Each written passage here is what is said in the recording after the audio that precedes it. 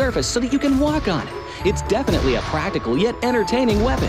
After transforming into a lively snowpal, you will be unable to use firearms to do battle. You'll only be able to rely on basic actions such as walking, running, jumping, and swimming to evade enemy pursuit. It takes some time before you can revert to your human form.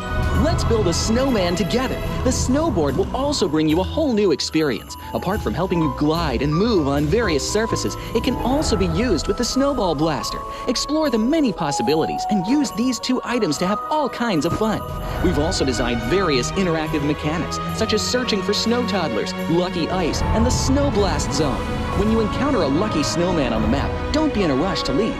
There are 4 lost little snowmen hidden near the lucky snowman. Search for the 4 hidden snow toddlers and bring them back to the large snowman. You'll then receive a token of gratitude. There are lots of lucky ice scattered across the map. Shatter the ice to get the supplies inside. Try using a melee weapon to break the ice more easily. Furthermore, you'll find that snow has engulfed some red zones on the map, and the falling snow will bring about many interesting effects. Players within a snow blast zone will be transformed into a lively snowpal if they're hit by the snow. If the snow lands on the ground, a snow pile cover will be created. In this World of Wonder update, we'll be introducing a brand new transformation skill gameplay and a catch me hide and seek gameplay for you to enjoy the transformation skills to the fullest. Of course, you can also use this skill to create more interesting creations. We've also added a Snowy Village map template to celebrate the Frost Festival with creators. Additionally, we've also made some updates and improvements to gameplay devices, game parameter settings, and the editor. For more details, please follow the official PUBG Mobile community. We'll continue introducing the latest WoW content to everyone. As for Classic Mode, we've also made some improvements to vehicles, firearms, creation mode, emotes, settings, and more. First, we've enhanced the designated marksman rifles. Some DMRs can be equipped with the full auto mod to fire in full auto. We've also improved the attributes and handling of some vehicles to enhance your driving experience. We've also added a new garage mechanic. From now on, you can choose your dream ride during matches. Meanwhile, we've also added a custom SFX adjustment feature. You can adjust the volume of some sound effects to whatever best suits you. As for creation mode, we'll be introducing some quick view features for watching the victory dance and fireworks displays and the new Frozen Kingdom themed performance in order to provide players with more possibilities for creative content. Furthermore, we've expanded the emote backpack. Now you can equip more emotes before entering the battleground. That's a wrap for the main content in this new version. In addition, new content will be added to the Popularity Battle event, Metro Royale, and Season Rewards. For more details, follow our official PUBG Mobile community. Snow Battle is coming to town. Winner, winner, chicken dinner. 분위기 있었어 그러면 다 ямар гурван багийг том өрсөлдөгч гэж бодож байна. GG, Alpha 7, Alter Ego. At least a little bit of an anchor point to play around with going forward. That's Meki. Is it going to be able to obliterate Bra here?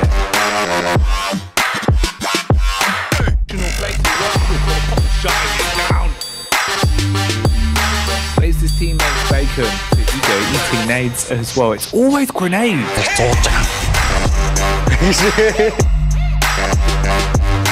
Couldn't have said it better myself, Yak. That is absolutely insane. It's so crazy. Contact found with a nade, hefty damage. That's a chunky one. And Tops so quick with the reactions. Pull this off. We've been saying this. Mate, just the fact that, like Nur said, go deal with the guys over the 1v3 over towards Luton.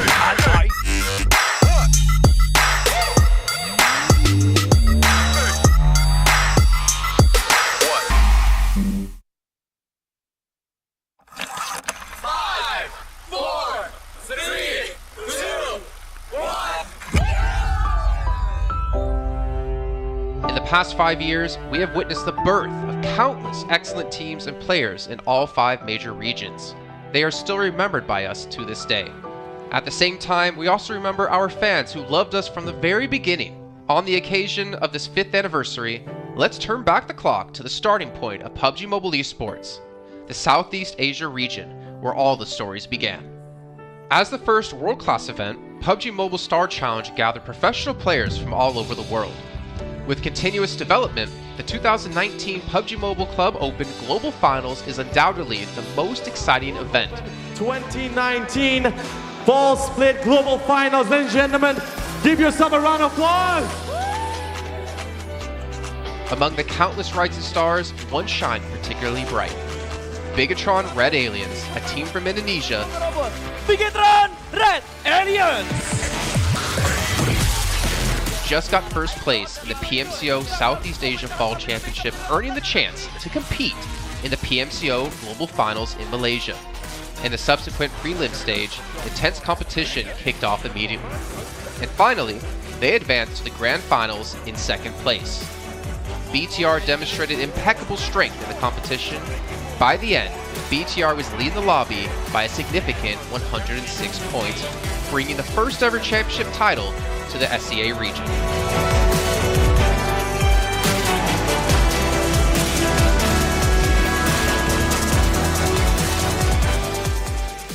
Di saat itu siapa yang nggak kenal dengan nama Bigatron gitu? Tim yang punya segudang prestasi, mereka juara dunia di PMCO Global Finals tahun 2019. Mereka banyak banget melahirkan pemain-pemain berbakat, Zuxi, Luxi, Ryzen, Microboy. Terus habis itu Zuxi, Luxi juga saat mereka menjadi juara dunia, mereka berada di masa prime-nya mereka banget. PUBG Mobile Esports always strives to develop and grow year after year. That's why we made sure to continue the support and build the SEA region. In 2020, the improvement of the competitive schedule introduced the World League, which later became the World Invitational. We also launched the PUBG Mobile Pro League, where even more outstanding teams joined the competitive stage. In the 2020 PMWL, BTR once again clinched the championship in the East. This had given Southeast Asia the title of the strongest region in the world. They hoped to continue their legacy at the PUBG Mobile Global Championship, the pinnacle of PUBG Mobile esports. However, BTR was not able to repeat their performance from the previous year. Two teams is going to get this round. Winner, chicken dinner. Nova XQL. With the rise of Team Nova, countless brilliant moments were had, but this also left many players with regret. After BTR Red Alien won at the Global Championship in Kuala Lumpur, we thought C region was the best. We thought nobody could beat C region except maybe RRQ Athena, maybe Illuminate the Murder, maybe Mega Conqueror, but C region was the best at the time. And we get to the league. We heard of a team called Nova. We thought maybe this team is not that good.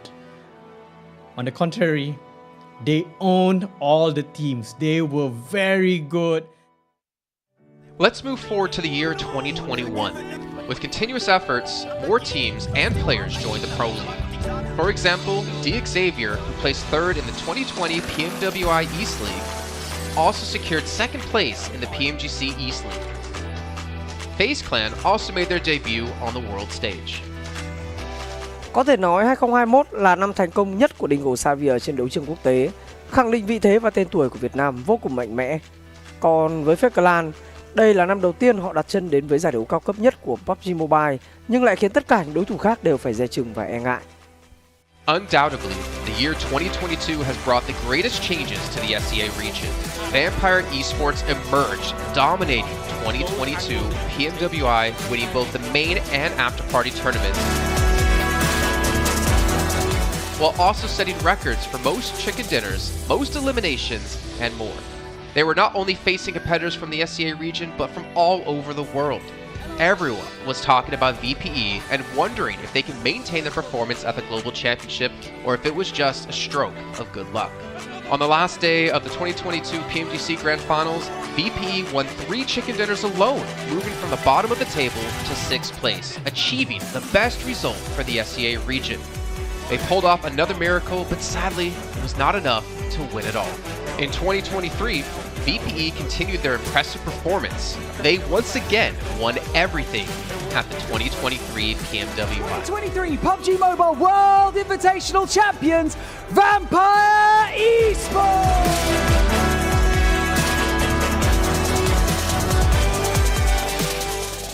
ก็ย้อนกลับไปในปีที่แล้วนะครับเอาจริงก็ผมมองว่าน่าจะไม่มีใครที่จะมองว่าทางฝั่งตัวแวมไพร์จะซักเซสได้ถึงขนาดนั้น นะครับเพราะยุคนั้นเหมือนทุกคนจะโฟกัสไปทางฝั่งของตัวอินฟินแล้วก็เฟคแคทที่มีแบบว่าผู้เล่นดังๆนะครับแล้วก็ถ้าจำมันได้เหมือน PMGC ปีล่าสุดมากินไก่แบบเบิ้ลติดๆกันในวันสุดท้ายเหมือนเอาจริงน้องๆก็เคยบอกเลยว่าเฮ้ยเราเครียดกันไปหรือเปล่ามันเป็นตัวเองดีกว่าเล่นแบบปล่อยจอยได้แบบจอยเลยสุดท้าย3จะติดจบอันดับ6ของโลกซะอย่างนั้นนี่นะครับแวมไพร์สปอร์ตหรือเชื่อจัด But don't forget, Alter Ego, an Indonesian team, showed a very strong performance by winning the Super League twice.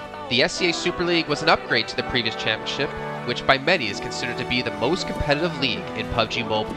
They could potentially become the next legend of the SCA region. Untuk dibilang legend, gua rasa belum sih untuk Alter Ego. Walaupun mereka sempat ngedapetin back-to-back champion untuk di PMSL 2023, itu menurut gua hanya sekedar untuk ngasih pembuktian gitu bahwa Indonesia tidak kehabisan pemain berbakat. Ya mungkin contohnya Rosemary gitu. Datangnya dia ke Alter Ego tuh bener-bener jadi ujung tombak untuk Alter Ego. Dan gak berhenti di Rosemary. Masih ada Alpha juga yang didatangkan oleh Alter Ego untuk mengisi kekosongan atau kekurangan dari Alter Ego. Dan gua rasa PMGC 2023 ini akan menjadi ajang global championship pertama gitu untuk Rosemary dan juga si Alpha. Jadi wajib banget kita nantikan performnya mereka di PMGC 2023 dan please di notes pastikan tonton Alter Ego sampai akhir. Of course, there are many more teams we haven't mentioned, but these teams will all take part in the 2023 PUBG Mobile Global Championship. So what do you think? Who will be the ultimate winner in this year's PMGC? Will they be from SCA? Well, there's only one way to find out.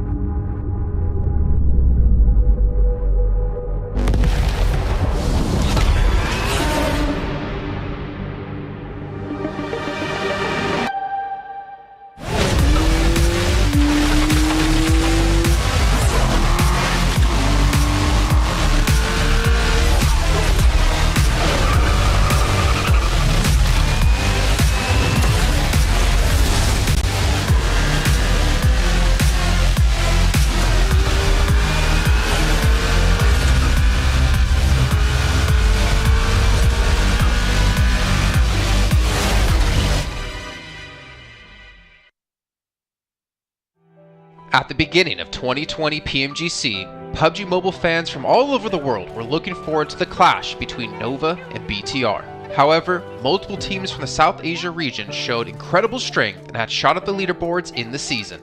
On the 5th anniversary of PUBG Mobile Esports, let us turn back the clock to 2020 and revisit the story of the South Asia region.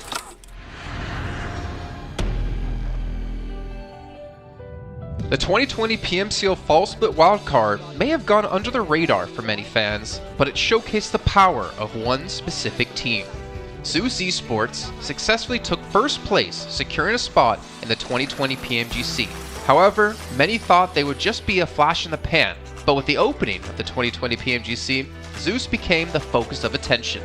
They defeated many strong opponents in 4v4 battles and became the biggest underdog of the year, finishing in 3rd place. And now he's breaking the fight head on! Zeus! Their strength remains to this day, and they have grown into one of the strongest teams in the South Asia region. 2020 put South Asia on the map. That year, besides the unexpected success of Zeus, 3 new teams also made their world debut. They were DRS Gaming and ASL from Nepal, and A1 Esports from Bangladesh. While Zeus climbed all the way to the PMGC bronze medal, A1 Esports and ASL secured their spot in the top 16. Zeus Esports, I would say, were the first powerhouse from Mongolia, and they came out of nowhere and shocked everyone. They did so well with the gunpowder and the tactics. No one was ready to compete with them. As we moved into 2021, more South Asian teams continued to have their presence felt on the world stage. Stalwart Esports had a memorable 2021 PMGC, ranking 3rd in the East League and 7th in the Grand Finals, while two Nepali teams, DRS Gaming and Deadeye's Guys, didn't make it out of the league stage. The world at least started to take notice of the region's power. The expectations from the South Asia region were growing. The question was, could they continue to improve? South Asia सर्किटको सबैभन्दा successful Tim स्टलवर्ट ई स्पोर्ट्सको पनि global कहानी एकदमै राम्रो रहेको छ। 2021 को PMGC को लिगमा 3rd पोजिसन अनि त्यसपछि ग्रान्ड फाइनल पनि खेलेको थियो अनि उत्तिकै शानदार उनीहरुको 2022 को PMGC पनि गएको थियो। In esports, it's the determined, the relentless, and the driven that succeed. This was the mindset of many teams in South Asia, and that is why they continue to grow in 2022. In the 2022 PMWI, Stalwart Esports took 3rd place and Action was awarded the MVP. Later in the year, 5 South Asian teams, Stalwart Esports, DRS, Skylights Gaming, Train to Kill, and IHC earned their slot at the 2022 PMGC. DRS and IHC had a rough start and were placed in the brutal survival bracket after failing to progress in the opening matches. However, they both incredibly broke through in the last chance round and progressed into the top 16 Grand Finalists. DRS found their stride in the finals and ultimately took 2nd place. Torn apart there, DRS now have that control on the northern side, Blank. This was the highest rank ever achieved by a South Asian team in the PMGC, and alongside their success, STE took 4th place and IHC took 5th place. Furthermore, STE Player Top won both the Finals MVP and the Gunslinger Award. Jakarta for top! The South Asia region showed they can compete and beat the very best. 4 grand finalists in PMGC 2022 from South Asia region clearly means this region is one of the most dominating out there. And by providing the PUBG Mobile world with the likes of DRS Gaming, T2K, STE and Team ISC, this region has got it all. And with the upcoming teams like Team Aegon XI8, 7th Element, NB Esports and 4MV, this region might just become the most competitive region out there. In 2023, we saw more growth and the emergence of new challengers across the region. Among them is Aegon XI8, who has won 1st place in PMPL Pakistan twice in a row and secured 3rd place in the PMPL South Asia Championship. They are about to appear again on the PMGC stage. It's 4 Miracle Vibes, a team formed in 2021 but finally making a name for themselves in 2023 by securing 1st place in the PMPL South Asia Fall Season and 2nd place in the subsequent South Asian Championships, successfully qualifying them for the 2023 PMGC. They will be joined by STE, the champions of South Asia Fall Championships, along with NB Esports and IHC, 2 more South Asian teams looking for glory.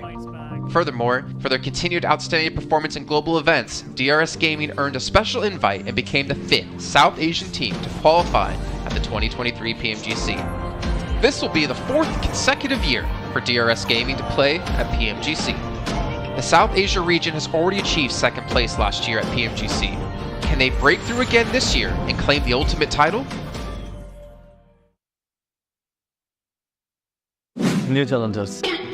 What do you say about them? New challengers. What do you say about them? New challengers. Just new challenge. New challenge. 네, MRPX 인상 깊게 봤는데 네? 이 팀 꼴찌로. Hello, I'm Lord. Hi, I'm Freak and we play for Enigma Galaxy. 안녕하세요. 덕산 e스포츠 혹시 김성환입니다. 덕산 e스포츠 준희입니다.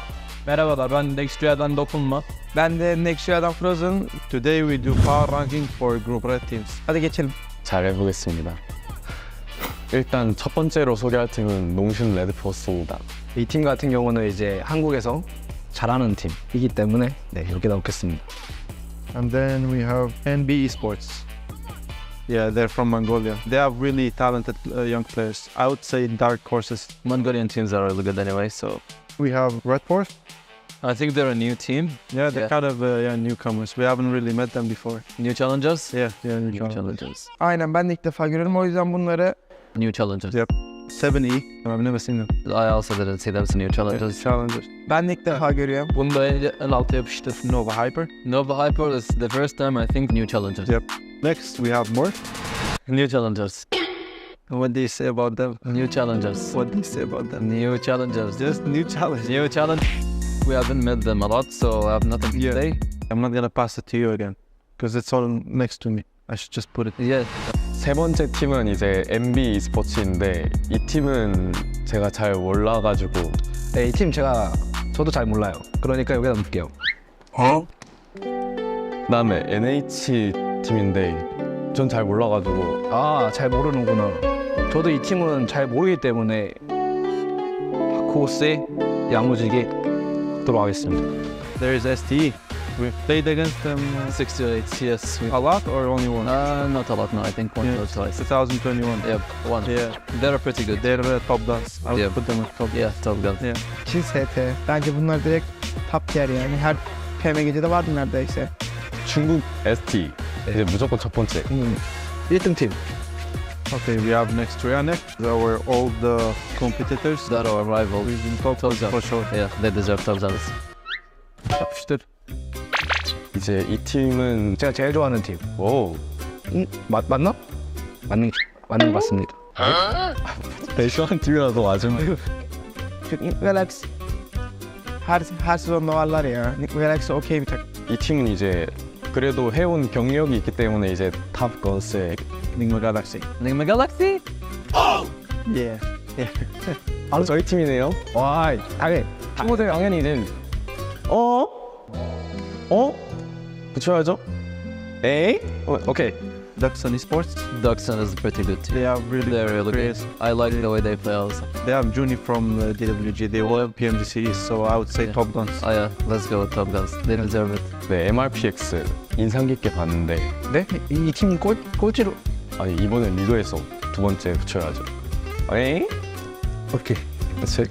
We have the Brazilians in co-gaming, which I like a lot. Yeah. They have a unique play style, but yeah. I would say top guns. Yeah. They had a really good result last year. So this is our power ranking for group red. Güzel oldu bence. Okey yaptık. Bence bazıları belki değişebilir. Siz de katılıyorsanız yorumlarda belirtin. Katılmıyorsanız da söyleyin yani bu takım bence buraya gitmeliydi falan diye yorumlarda belirtin yani.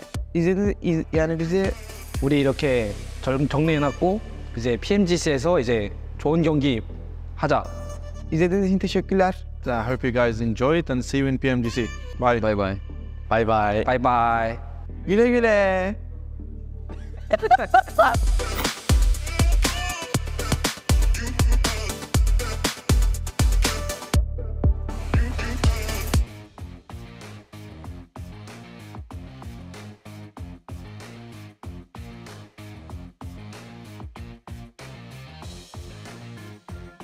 And we are back for a third day of PMGC 2023 League stage with me, your host in PJ Battle Arena, Malaysia.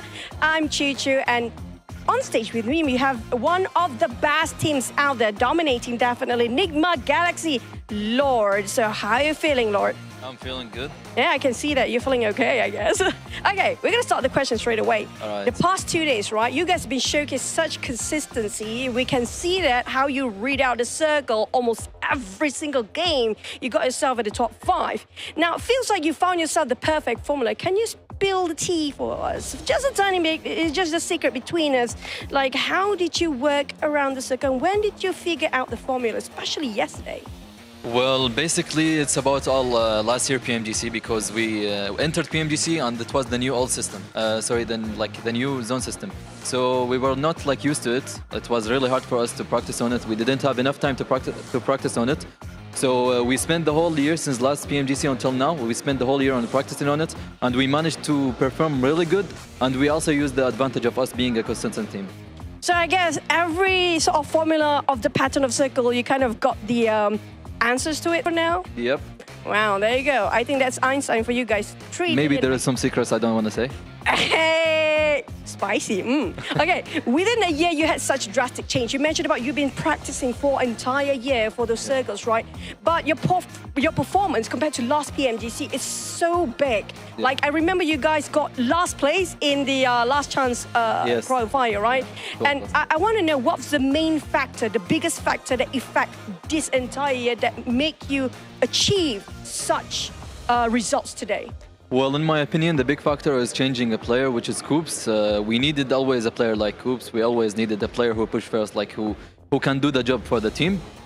So I think he's the big and main factor for us. Also, as I mentioned before in the first question, that we got used and we practiced it on like the new system.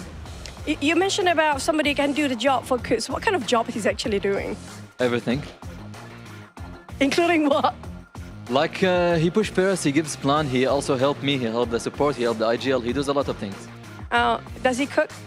No. Okay, Unfortunately, he doesn't. I guess that's not in the job scope for now. In real life, he's a lazy guy. Oh wow. But in game, he's really active. I think there's a lot of love he's showing for Coops right now. But yeah, now last question for you. Nigma Galaxy has been dominant, and we do know that you guys are super good at defending your compound, right? Especially yesterday on the third Erangel, 6-8 tried to crash your compound, but you guys always swiftly, out of nowhere, just eliminated, obliterated them when they try to push you. So how did you do that? And do you have any messages for all the openings out there who try to crash your compound for the next few maps? For the message I will say it at the end, I just want to mention something that whenever we take a compound, we set a plan how to defend it exactly. Which side is the most dangerous side to push, to get pushed from. So we actually like set a plan, and each player can watch each other. So if one side of a compound gets pushed, everyone can help this side. Like everyone can focus on this side. And the message for the teams, they're welcome if they want to push us. It's fine. We're okay with it. That's too nice of you. Are you sure there's like, what if there's more than one team trying to push you guys? Doesn't matter. It's just gonna be better points for us. Wow. Advantage. Thank you so much. Humble but yet sassy. I love that. Thank you so much, Lord. I wish you all the best in the tournament. And we do have lesser maps now. I think it's around only 12 more maps to go. And this is where I call it the Judgment Day, where we get to see the stretch of the gap. Who will dominate? Who will get that top 3? And who will be the bottom 5 to be eliminated? Now, Cassis, narrate our story of the day. Take it away. Judgment Day has begun here, day number 3. I like that. By the way, I will say that is the greatest interview that we have had in a long time. What's up, everybody? I'm Hot Jukes here with Seven and Cameron Davis. Seven, how are you feeling today going into day number 3? I'm feeling great, and I'm so happy that we saw some energy there out of Lord. Not just giving props to Kuz. By the way, he needs to give props to himself, too, because he's been putting up some clutch performances for his team, at least so far in the past 2 days. But are they going to continue to defend like that? Are they going to be getting some free points? I can't wait to see what's going to happen today. Man, me too. He said that Coops couldn't cook, but I think that we need to definitely let him cook today, Cameron. What do you think? Yeah, listen, it's something that we recognize as well, is Coops' ability to sort of be that X-Factor player is the term that I like to use a lot. Really kind of go in, upset the opponent, make a moment for your own team, but then also Lord saying what we all can see with our own eyes, they're just so good at defending compounds, and they're just so good on knowing where the zone is going to go, whether that's some sort of secret about zone movement that they know that we don't, or they just head towards center, which obviously is going to give you an advantage in that anyway. Either way, their play style, they know exactly what they're doing, and they've been successful so far. They're currently in second place, and so I think they're going to be contesting for that top spot, and they're going to be in top 3 no matter what. Yeah, I think the one thing I really enjoy about them is not the fact that they're just going towards center, it's how they're getting to that center spot, right, Seven? Yeah, I was hoping that she would kind of pinpoint that, because they've been doing some crazy circles. I mean, we've seen the reaction on YouTube chat as well from everybody watching. It was like, how did they even make it there? We heard John say it, we heard Sute say it. Was like, wait, nobody got knocked? They just freely went between 4 teams and nobody even got a slightly touch. So their timing is definitely on point. I'm hoping that continues, but I'm also hoping they get a little bit challenged, because it's kind of helping them here in Group Red that some of these teams are not as aggressive as we might have seen last week, right, in Group Green. Maybe a little bit of challenge for them and on those crazy rotations. Yeah, I think this is great for them overall. I mean, if it happened just one time, I'd be like, okay, all right, that was a little stroke of luck. But the fact that it happened so consistently here shows that I think they do have some of that secret sauce, some of that formula. Hopefully we see it come out today, because day number 3 in my eyes is always one of the most important days, because this will really set up how that top 3 is going to line up. Before we get into that, of course, we got to talk about the official sponsor here for PMGC, the official smartphone, the Infinix GT10 Pro. If you guys want to, of course, check out the lobby and dominate it, you got to go ahead and check out that GT10 Pro. Besides that, of course, make sure you check out the TikTok as well. Search that hashtag PMGC 2023 so you can keep up to date with everything that is going on. So when it comes to those rotations, right, the fact that they were doing it so consistently, I think we got to give a little big props to the Lord and the rest of the squad. He's definitely getting it done. But you know what? There are some other teams that have been getting it done, and one other North American team is EnHyper7. I think it's a huge day for them today.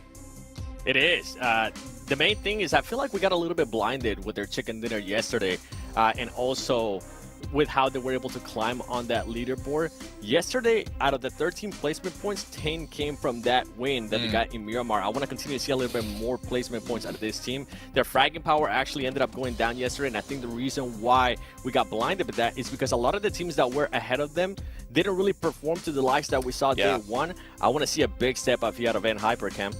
Yeah, no, I know what you mean. I'm just looking at the overall rankings right now, and all the teams that were ahead of them, outside of the top 4 of Nongshim, Nigma, Morph, and STE, all these other teams really struggled. Inko struggled, Duxon struggled, NB struggled, and it was the teams at the bottom like FaZe and Alliance and a little bit of IG and Nazar that really stepped up yesterday. And so EnHyper, I think, even though their performance wasn't that much greater than it was on the first day, it was basically in line with that. They were able to pick up points that way.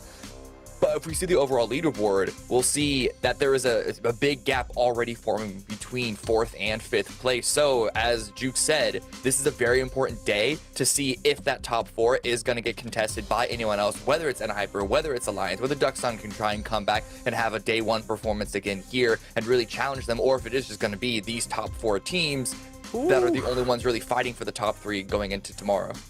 Yeah, you can even see it right then and there. You can just look at that big gap, right, from 4th and 5th place. And for those of you guys that didn't watch Group Green, which was last week, you know, after day number 3, it was such a huge gap that nobody was catching them. And we didn't see a change in, 3rd and 4th place in the last day. So I think if teams definitely did their homework today, 7, especially teams like EnHyper, Udo Alliance, Duxon in particular, I know you got a lot to say about them as well. Yeah, Duxon Esports, it was a big disappointment for me yesterday, especially what we got a chance to see out of day 1. Their performance was just nowhere near first day. I mean, they ended up with 50 points on day 2. They went down to 7th place and only got 11 points. So a big drop off there. And I want to continue to see some performances out of Beanie. I mean, day 1, we're talking about, I think he ended up with something along the lines of 9 elims in 1 match. I want to see that player step up again. But something that we actually need to take our eyes to is within that leaderboard. From 5th and 6th place all the way down to 12th place. The only difference is just 11 points. So these teams need to make sure they start performing. There is a bit of a gap, Cam, between 12th and 13th place of about 9 points that teams like Inko, Hell, 7E, and Korea Power, if they even want to get a chance at making it to survival stage, they need to start reacting today. Yeah, I love this graphic though. Yeah, I was about to say, I got excited about that. Yeah, and it actually doesn't really surprise me that Enigma is going to be at the top there, because if you're in a defensive position, more center, you get the most opportunities to steal eliminations from your opponent. So it doesn't surprise me that they're at the top, but to see more edge playing teams like Nongshim and STE also up there, I think just shows how proactive they are on their edge positions, even though, a little bit of a different execution, quality of performances from Nongshim and STE yesterday. Nonetheless, both of the 2 really strongest edge teams so far. Unbelievable. So we talked about the teams at the top 7, right? That's obviously the big goal, is you want to get that golden ticket all the way to PMGC Grand Finals, right? At the same time, you want to just stay in this tournament, right? Wouldn't that be great, right? At least going into the next stage. So that means that you have to make it to that survival stage. And the only way to do that is by not being in the bottom 5. And there are some big names still down there here, 7. There is. I mean, this is kind of what I was hinting at when I was talking about the overall. Like, it's so tight between 5th all the way down to 12th place. Any of those teams need to be careful and need to start continuing on their consistency of performance here today, because we really haven't seen it. It's been very up and down for a lot of these teams. I'm going to be looking at some of the teams that are outside, however, out of that top 11, the teams that are pretty much at risk to go home. And IG is definitely one of them. I mean, they did have a great performance yesterday. We saw them being able to get a chicken dinner and back it up with 11 plays. We saw them get 2 4th-place finishes with an average of, I think it was 7 elims, something like that, which is a great performance considering I think this was the last place team out of day 1. But not only them, Inco, this was a team that even yesterday, at the beginning of the day, we heard them say, yeah, we're going to continue to be aggressive. We're going to continue to focus on that center circle. And I feel like right now, at this moment, from what I see from watching the map feed yesterday, it's not working for them. Every single time they try to push towards the center of the circle, everything backfires. I want to see a little bit of variety within their game plan today. You know what, we need to, because 2 of their Brazilian brothers are already in the big show, right? We had 2 teams from Brazil qualify. That was Alpha 7 and, of course, Loops. But now, I mean, we have 2 teams at the bottom, but it's still so crazy, Cameron, at the fact that it's possible that we see the 5th place team not making. Wait, 5th place what? Yeah, I mean, it's the fact that Hyper is at 69 points, right? There's only a 10-point gap, right? It's so crazy that they could swing that big. The team that's currently in 5th could fall out and be in the bottom 5. Yeah, that just shows that not only how tight it is there in that whole middle section, but how many points these teams at the top are getting, like Noxious Medforce, consistently putting in the damage here, getting the elims. Then we heard it on the interview, I think it was yesterday, that he felt a little disappointed by their own performance. But the fact that they're at the top, just such a strong team to contest against. And so looking at what the teams that are currently on the graphic, IG continue to step it up. Alliance have been sort of flying under the radar, getting a ton of placement points, always going to be up there in the podiums and really getting points that way. But something extra needs to happen for all these teams if they want to really knock him out of that #1 spot, because that's a solid position for them to be in so far. All right, well, here are the top Sandhawk performers. We're going to start off with Sandhawk, going to 3 Erangels, and of course finish off with a couple of Miramars towards the end. And those Miramar matches, 7, we've seen some big, outstanding performers, and I know that you have one name in mind in particular. There is, and it's going to be 628. This team, I was a little bit worried about the performances on day 1 in Miramar, and then yesterday they were able to start at least a little bit hot with a great start in Sandhawk. Hopefully they're going to be able to do that again here today. Hopefully we're going to be able to get a lot of the eliminations, because yesterday they were able to get 7 eliminations. And I want to continue to see that throughout the day, because I felt like it was a bit of an odd performance yesterday for what a lot of people expect STE to do. They're a very aggressive team, and I feel like it got a little bit too much for them. We saw some great third parties yesterday, and I hope that continues. But I also want to start seeing them position themselves a little bit better towards the half of the match. And that way they can excel even more with their fragging power towards the end, when sometimes you could say that the elims become a little bit easier, especially with what we saw earlier with those stolen eliminations for some of these teams. Yeah, for STE, both days so far, the first Miramar is the only round on the day that is an objectively bad round for them. The problem with STE yesterday is that none of their rounds were amazing. They had a lot of really, really good rounds, but you always need to have 1 or 2 rounds if you're trying to get these top spots here in these lobbies of outstanding play. Not just good, not just great, you need absolutely amazing, and we didn't see any of that yesterday. No, we did not. So we're going to start off in Sandhawk today, guys. This is crazy, because we're now at the second half of this tournament, and this is that final hour. You got to be able to clutch it up, and you got to be able to get it done, especially in a map like Sandhawk. So 7, I want you to take a look at the leaderboards, and I kind of want your opinion here, okay? Okay. How far down, where do you think the cutoff is for it to be possible for a team to make it into top 3 if they did well both, today and tomorrow? Ooh. Okay, I'm gonna be an optimistic here. Okay. I'm gonna go against with what I'm actually thinking here, because I want to see more than just one team challenging when it comes down to the end of tomorrow. And I would like to say all the way down to 6th place. I think Euro Alliance, as Cam was mentioning, they have been quite consistent with their placement points, and Hyper, with what we've seen out of them in regards to their elimination points, being able to at least get a chicken dinner yesterday, it's nice to see that they can definitely finish the game off and get that chicken dinner. And at 6-8, I mean, I expect them to come back. This is such a strong team that I'll be absolutely shocked if they don't end up in the top 3 by the end of tomorrow. Yeah, Cameron, I see the wheels turning in there, bro. I see the wheels turning. Tell me. Seven said optimistic, so I was expecting something down like, oh, even FaZe could make it into the top 3. But yeah, I mean, down to 6th place, like that's. I mean, I could see why that is considered optimistic, though. I would call that optimistic just when you look at the points overall. Nocturne at the top, 122. Alliance in 6th place with 68 points. That's almost twice the points from 1st down to 6th place. So it's a huge gap, a huge push for those teams down to 6 in order if they want to make it to the top 3. And it's not just about them performing well, it's about the teams at the top, multiple teams at the top performing poorly for that to happen. So I honestly don't even think that's really that much of a possibility. I think at least 2 of the current top 3, top 4 are going to be in the top 3 at the end of tomorrow. I think we're going to need to see amazing games by NHyper or Alliance in order for one of those teams to get upset, because at the moment it is just looking like it's going to be Nongshim, Nigma, Morph, and SD as the only teams in contention. 100%. Well, you know what? It's time to get the day started, baby. Let's head into Sandhawk. Let's take it on over to John Allen and Zute. I always love a good dose of Jukes and the boys in the morning. We are excited for this 3rd day of Group Red, a judgment day to be sure. Are we going to see that top pack, that leading group of teams start to extend that lead, or can the consistency of the 5th and 6th place teams keep up? We'll have to wait and see, but we're going into Sandhawk Zute. Yeah, today is one of the most crucial days, right? Today is the day where all of the teams looking towards the top 3 are really going to start, implementing different changes if they need to. Today is almost a do or die, because once you head into the last day, if you're still in the middle of the pack, you're almost potentially worried about just qualifying to the survival stage. So today's the day for everyone who has a shot, who has a chance at making it into the top 3.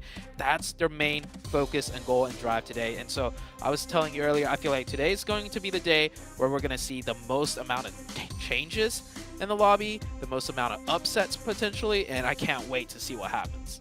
Yeah, it should be pretty interesting to see how this is all going to pan out. On Sandhawk as well, it's a little bit more interesting on that front, because you've only seen 2 of these maps played, right? For Erangel, we've had 6. For Miramar, we've had 4. But we've only had 2 Sandhawks so far. So there's a limit to the amount of research that these teams will have been able to put in. Fortunately, there were some quite, I guess, replicable circles on this map previously. A lot of focus around that group of players moving through the bootcamp to quarry area, so hopefully teams have looked at that and figured out paths through that sort of a rotation. We've had a very southern, or not southern circle, we've had the Pine On circle, right, on day number 1, and then a very northern circle ending right on Paradise Resort. So those 2 circles do overlap quite a bit, so there is a lot of VOD review of like how teams decide to rotate. One thing we noticed yesterday was that not many teams like to, wrap around with the wrapping rotations if it is a northern circle.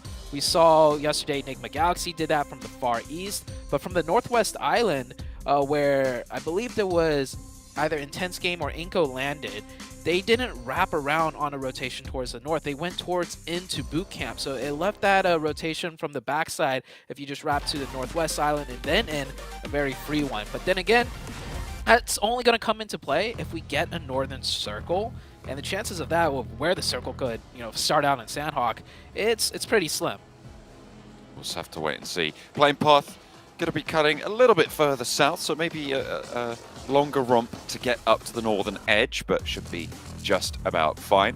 Let's take a look at the top eliminators on Sandhawk. You see Coops sat there right at the top, looking pretty smug with himself. Apparently he's lazy, according to his teammates. Not in-game, that has to be said, out of game, but hopefully he's going to be able to find some energy for this day. Yeah, I'm pretty sure he put all his point stats into gaming, right? You can't be good at everything. He's already extremely phenomenal at PUBG Mobile. If he can also cook and do everything else IRL, that's just not fair. This guy he doesn't do chores. He's busy. He's fragging every single time you look at him. We'll see if he's able to keep up that record here. A lot of teams on that northwestern island. Well, 3 spread it around that sort of area. I was looking at Hale and thinking, oh, there's a 4th team on there, but no, that's just the outpost. A wide split for Hale. I kind of like this position in general. It gives you a lot of options as a team. The vulnerability, of course, is that a team on that northwestern island just drops on one of your players and you lose that outpost instantly. Yeah, that has not been taken advantage of. Oh. But we've had like these little, okay, this is a new one. We have not seen this circle yet, and from my experience, it's not very often, so I'd love to see which team takes advantage of this. And that player, surely he should have known that there were enemies nearby. He dropped right next to them, parachuting in, and he just ran out on this open. He should have known. He should have known better. There's 2 players from 7th Element there. And Intense Gaming lose a player very early on in the day, which is not a good sign for their run. They had a little bit, I think it's fair to say, a little bit of a resurgence yesterday, but that trajectory has just dropped off the edge of a cliff. Can they spread their wings to keep it going for the rest of the match? I'm not sure. Yeah, it's going to be hard for the 2 Brazilian teams, I feel like. Day 1, like, I know they said they're not under pressure from how their, other brethrens of Brazil performed on week 1, but I feel like if day 1 you did terrible, day 2 is supposed to be the day where you really prove yourselves, right? When there's so much focus and talk about you guys, and if on day 2 you still can't get it done, coming into day 3, in my mind, the pressure mentally is greater than ever, right? Because this is the do or die day for everyone.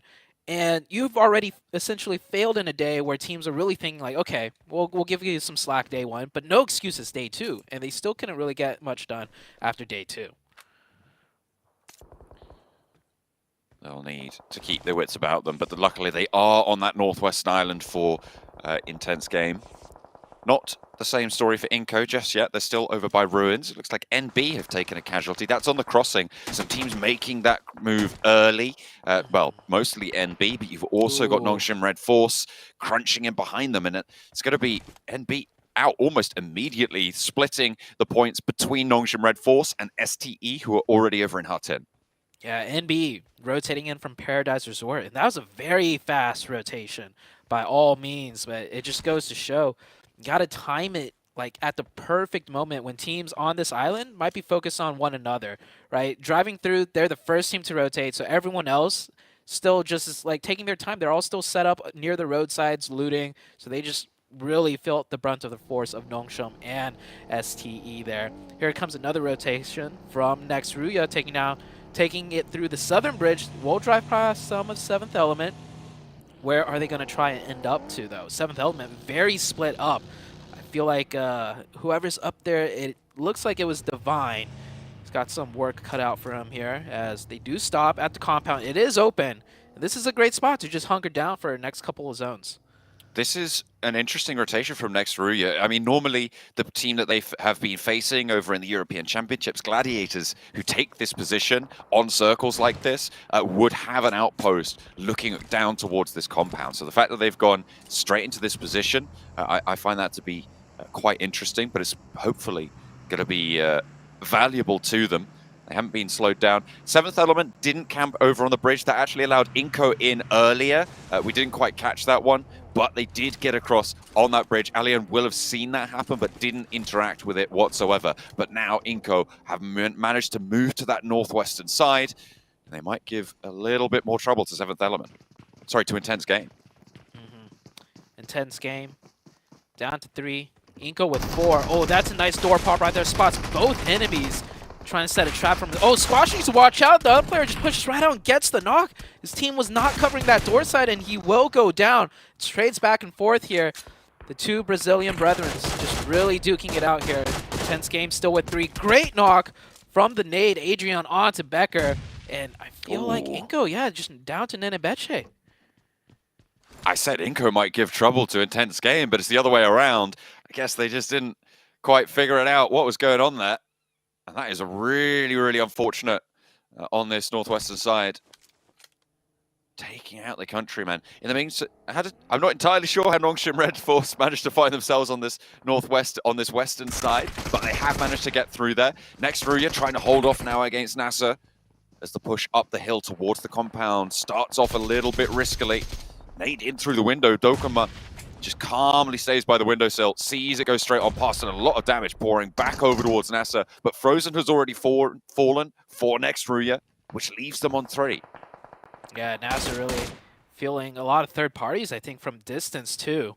Forced down the hillside. And this just goes to show you can rotate extremely fast really early and still not be successful, because we saw the first team that rotated was MB Esports. And they were taking out. Some other teams rotated, found that timing, made it up the hill, and now for everyone else, they're just feeling all of the pressure. And Nongshim cleaning things up here, up to 3 elimination points on that western side. They'd have a nice control on the west if the circle does continue to shift there. And so many teams still trying to break onto this northwestern island. Hale, they controlled that trifecta from the drop.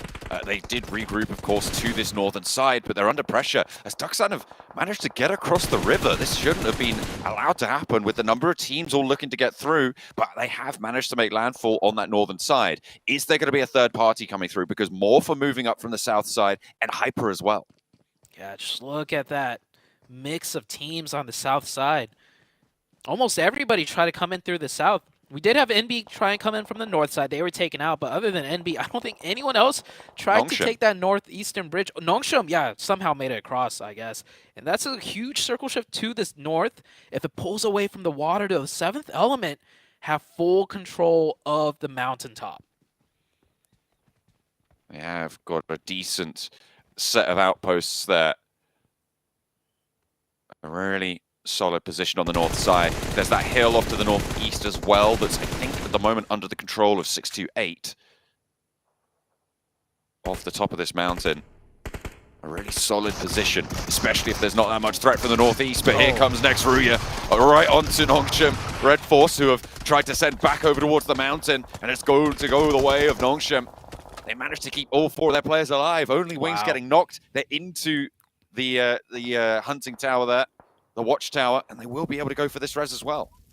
This spot may not look like much, but it is a great spot when there's so much chaos going on. They are already up to 6 elimination points with 4 players still up, and they still have vehicles to work with. So if they do need a full send in further north, it could very easily be done, because we can see from the mini-map, everyone's still stuck on the south side. Everyone is still fighting on the south.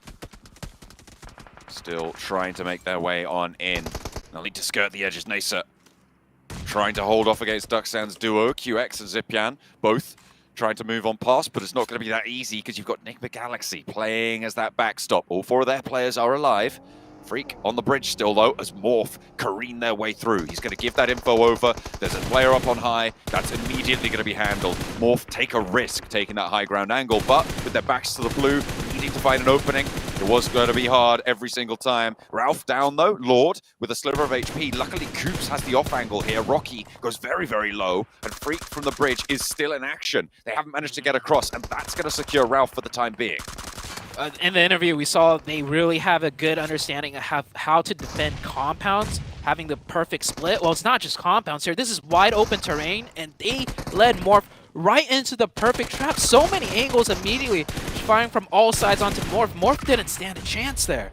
They didn't have an opening given to them. They were baited in, allowed through by Freak, but he shut the door just as quickly. In the meantime, Hale and FaZe are going head-to-head. 2 players from Hale and only 1 player still up. And sorry, 2 players from FaZe are up and active. Mormon potentially going to get rezzed here, but in go Hale. They get the 1 flush. Mela steps out for a 1-2 punch with the DBS to close down the fight. Yeah, just rushing into buildings near impossible with the DBSs in play, but they ran out of util. They felt like they had a moment. They tried, they went for it. FaZe holds it down. Morph cut down just to the singular player now. Forced to heal in the blue zone, doing whatever he can. Still 11 teams left, so no placement points anywhere close yet. And taking a look at the minimap, another team that made a great rotation, like right up north, was nHyper. So nHyper find themselves in a nice little pocket as we are about to head into the next circle shift. And look at that southern side. I was saying so many teams were south, and there were, John. They just all got taken out pretty much.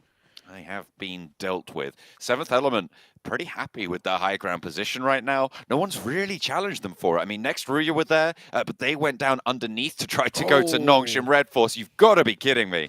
That is a dastardly circle. It's going to go all the way up to the northwest point of this northwest island. It's not going to be fun, especially for those teams on the south who have already been through the wars. Oh, Nongshim's full sending it in on the minimap. I see that. I don't know about this one. There's a lot of teams looking their way. They stopped short. We'll see very soon where they ended up as STE picking up some points, really holding it down. And, oh, yeah, they made it in. All in one vehicle, too. No one getting knocked. Something about these rotations. You just have to really go for it and full send it and believe. And they get in. Seventh Element on the top of this mountain have been relatively passive, and I think that might contribute to some of these available rotations. What I'm interested in is what Enigma Galaxy are going to do here as well, because they are going to be playing from the same angle. Can they find the same sort of rotation?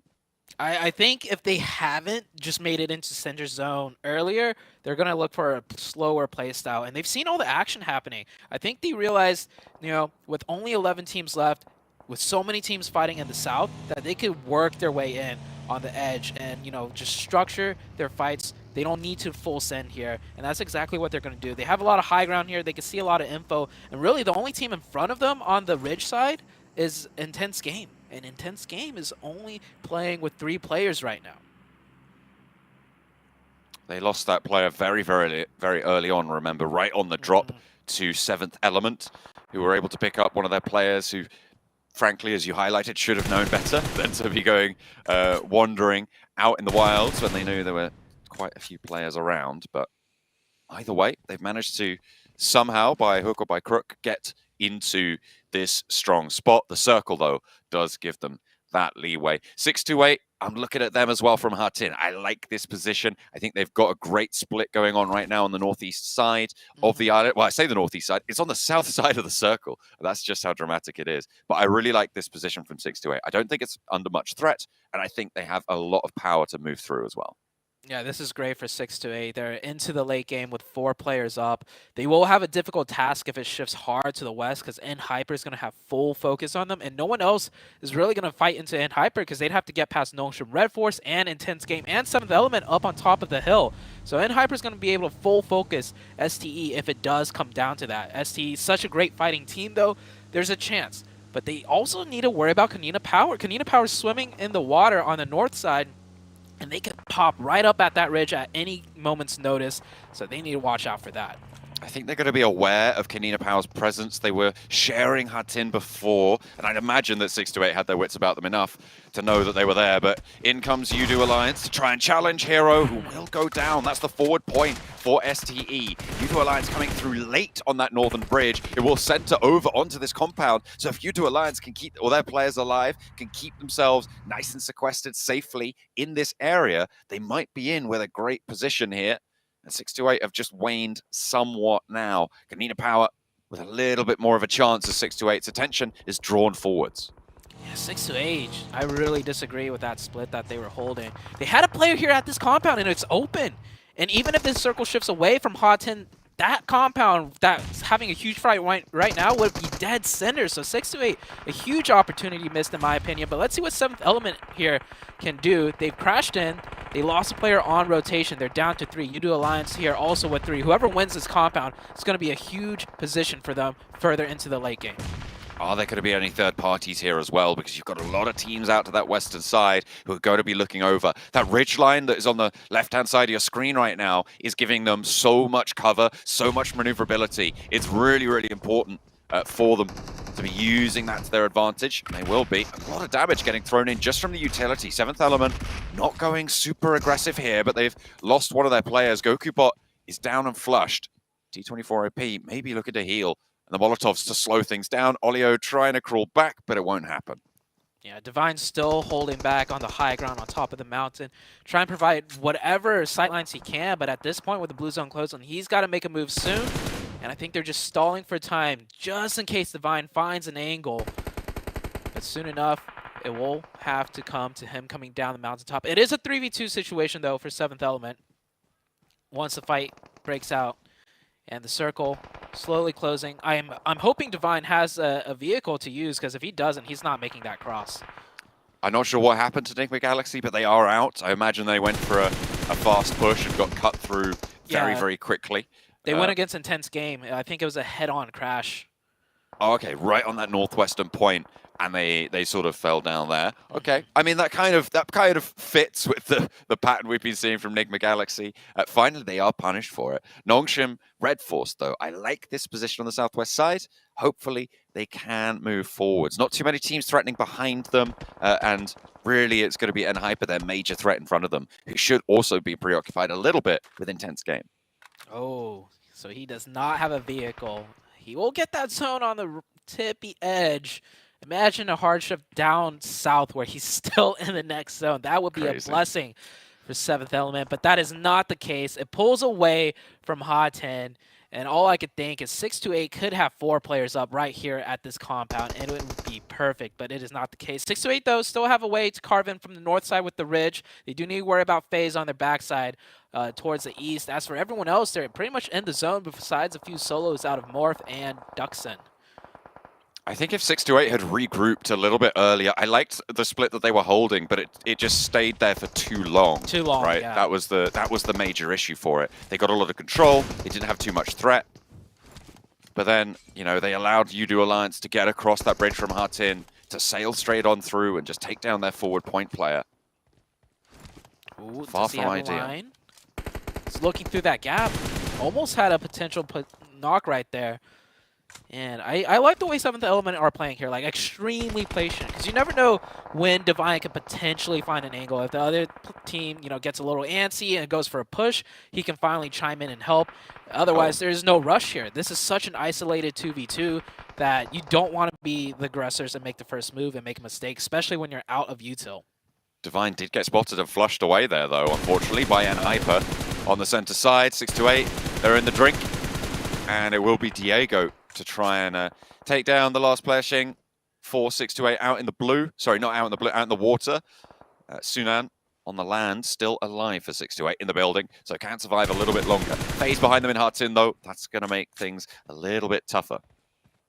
Yeah, 6-2-8 really struggling here. Trying to stay alive, but with FaZe coming in on the backside now, it's going to be tough. Intense Game and Kanina Power both looking this way, trying to pick up whatever points they can. And, oh man, does not look good for STE here. Gonna have a very, very difficult time, but they've made landfall. FaZe are pushing in now, but down the hill they go and straight into the sightlines of Diego. This could be a lifeline for STE, as they are going to be able to hold on the bottom of this hill, and FaZe, they're just torn apart. Diego doesn't have that sightline over towards STE directly. That shack gives them some cover. They can regroup, play on as 3, but they've still got their work cut out for them as the circle yet again goes to Enhyper. Yeah, this zone is, I love the way these zones are playing out. Pretty much the teams on the north are going to focus on each other. And the other two teams, Nongshim, Red Force, and Hyper, they're pretty much in zone. They're going to sit. I don't believe they're going to try and peek out and try and get, you know, more aggressive here. The Udo Alliance and 7th Element fight now finally forced into effect with such little of the compound in zone. Only room for one team here. Intense Game have found 8 eliminations, by the way. Ooh, okay. Straight through the window. Going for a little bit of a duck shoot there for 7th Element. Takes down one of the players from Udo Alliance. But Intense Game have got 8 eliminations so far this match, just holding on that northwestern side. A really big turn up for them to secure higher placements over on that northwestern side. We said that match didn't start out super well from them, but they have definitely been able to pull this one out of the bag. Yeah, with 3 from the very beginning, they really made things work. And I do believe with 8 eliminations, 4 of them are from Enigma Galaxy. So I don't know how Enigma Galaxy lost the 4v3. It might have been, like you said, one of those full sends, and this time it finally got punished. Intense Game playing really on point here. I thought with losing one player that early to such a, you know, amateur mistake would get them, you know, a little bit worked up and riled up. But they're holding their composure, and they're doing great. Now, we really need to focus, I feel like, on the northern side, right? Because the next circle should put the teams on the north out of zone here, in which case STE really needs to make a play. And it looks like Intense Game's setting up to potentially get some sightlines on both Nongshim and Enhyper once the circle shifts. See if it goes to the Enhyper compound. Yes, it does. Is there a team that's going to have a good time pushing into this? Because I feel like both Intense Game and Nongshim, I mean, it's It's difficult on this western side. Seventh Element, though, still yet to conclude this scrap that they've been so patiently waiting for, and slowly tagging away with the shotguns there, will finally close out and get Yudo Alliance swept off the map. But they're going to have to leave this position now. Looks like Sunan might want to put a nade on through. 5 eliminations, 6th place guaranteed for 7th Element. Over into the vehicle, the nade from Sunan doesn't quite find too much. What's going on in the picture-in-picture, though? It looks like IG are making that push, trying to get on through, and looking to run past Nongshim Red Force as well on the southwestern side. It's going either way, though. Both teams are looking to take casualties. I think NHyper might just be able to sit back and relax here. Oh, NHyper's definitely relaxing here. And all the fighting's going out on elsewhere. I didn't even get a chance to see how many eliminations NHyper has, but potentially 0 to 1, I feel like. Next circle's out. It looks like SE did manage to find some safe spot in the zone for now before the blue zone starts closing once again. Yeah, Sunan in a very tricky position. I don't know if the windows have line of sight there. 7th Element forced to crawl in. Does get some nice shots onto NHyper. NHyper need to be careful here. He does get taken down. 7th Element right next to STE. Alien, can he spot it out? He for sure knows there's a player there. He saw that nade go over his head and will be checking these bushes, or certainly should be. Might spot an ankle there, should spot the projectile, immediately stands up. This should be Sunan down. No, hang on a minute. No! It didn't go his way, but Sunan has been eliminated in the meantime from across the way, and now it's over towards NHyper. 5 eliminations on the cards. It looks like Nongshim Red Force cowering back behind that wall. Might be able to get a res or 2 off, but IG not so lucky now. 2 teams remain, and NHyper have it right on their doorstep. A really solid start to today. They haven't pushed out to deal with Nongshim Red Force just yet, and it has allowed one of their players to get back up, but that's swiftly dealt with. Koi now trying to push on through, spots the player around the edge. Can this DPS make something happen here? There is an off angle though, and it will be dealt with. They fall, Nongshim Red Force finds second, but NHyper rise to the top. What a rotation out of NHyper. I mean, they held that fortress down towards the end, but with so many teams fighting around them, all they had to do was sit and chill, and they could take their time. And yeah, big win to start off the day. And NHyper was the team in 5th place, the team closest into breaking through that little point gap that was being created between the top 4 and the rest of the lobby. So with that game, NHyper are looking really strong. And not only that, you've got to think Enigma Galaxy didn't do super well there, Morph didn't do super well there. That's 2 of those big teams, right, that they're chasing. So a really, really great start for day 3 on NHyper's game, with some really dastardly shifts out to that northwestern side. All the way on the northwest side of that island, keeping the coast in right towards the end, Zute. Yeah, they're definitely happy with that win. They know how much it means to them to start off this day strong. They did get those circle blessings, but hey, so far from what I've seen on Sandhawk, it's the team that makes that, one rotation, that full send, and ends up getting all the circles that have been winning. I mean, it just goes to show the level of competition here, right? If you're fighting your way in on Sandhawk Fall maps, no matter how good of a squad you are losing players, and you're not going to be able to make it to the end game and getting that chicken. So it comes down to the rotations now on Sandhawk. I mean, you could see just how little they kind of interacted with the rest of the lobby on those throwables used. 1 smoke, 3 nades, and I think most of those were right towards the end. But either way, they're able to hold that compound, get quite a few eliminations to boot, and look for their chase to continue towards the top 4, and NHyper put a dent in it.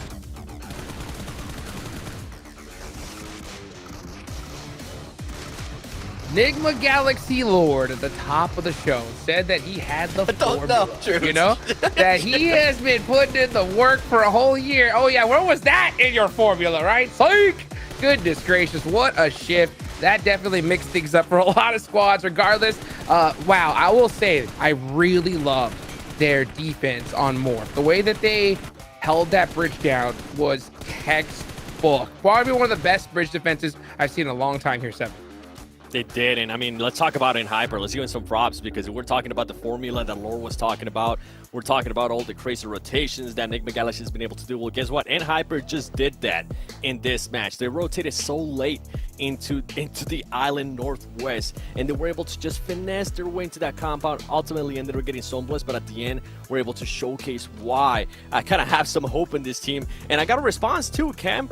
GK. with that amazing performance. 5 elims out of 500 damage. That's what I've been wanting to see out of him. Yeah, I mean, really good conversion, which is what you expect from a team that's just hiding out center. I'm sure a lot of those eliminations were stolen from the chaos surrounding them. 9 elims is definitely a good amount to get, especially if you are getting blessed in the way that NHyper were. It's very feasible that if you keep getting zoned, you just don't have that many options for eliminations. So they're able to get, you know, as much as you could expect out of it. But IG, 11 elims. This team is trying so desperately to get out of the bottom 5. And then, of course, Nongshim Red Force. They were also part of that bless that helped NHyper. But when you're already at the top of the 122 points, you get 14 more. The teams below you, they're still not going to be particularly happy about it.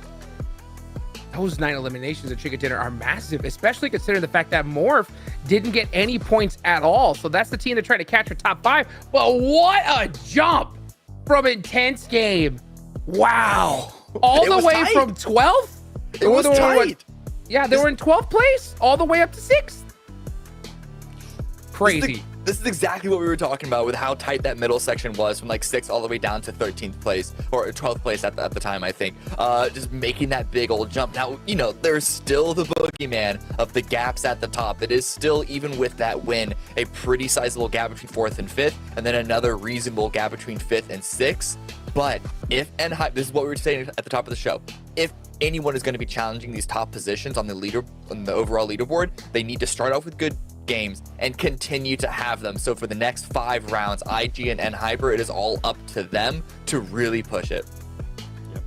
One good, wow. Top Air and Gale performers. Here's where we're going to start getting into the meat and potatoes here of day number 3, all right? This is where it all comes down to, especially in these 2 maps.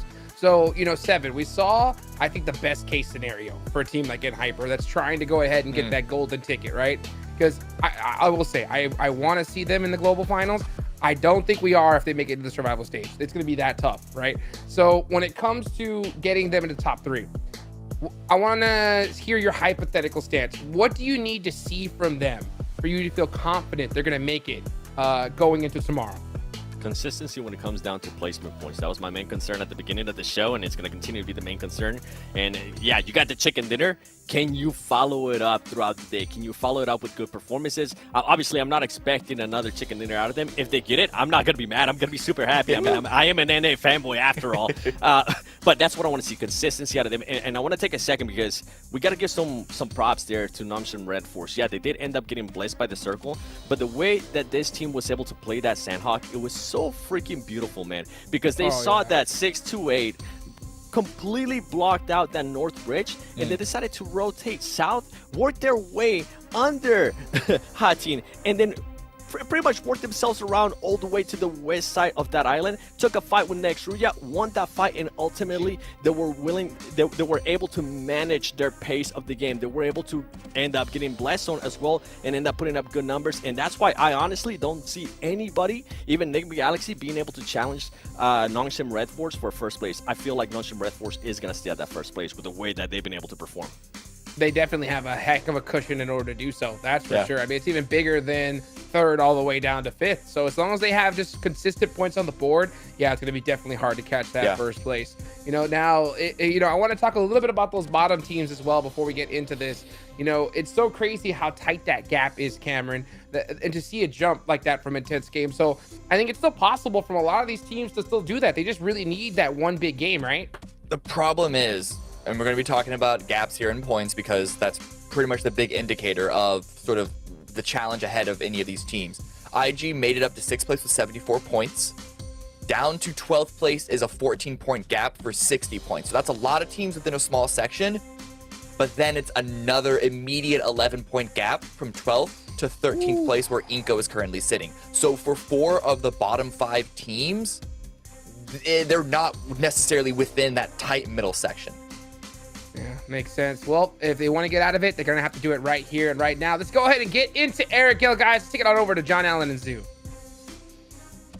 Hey, man, Kanita Power can do it. I believe. I think they've got it within them. They might be like 1,000,000 points behind, but you know what?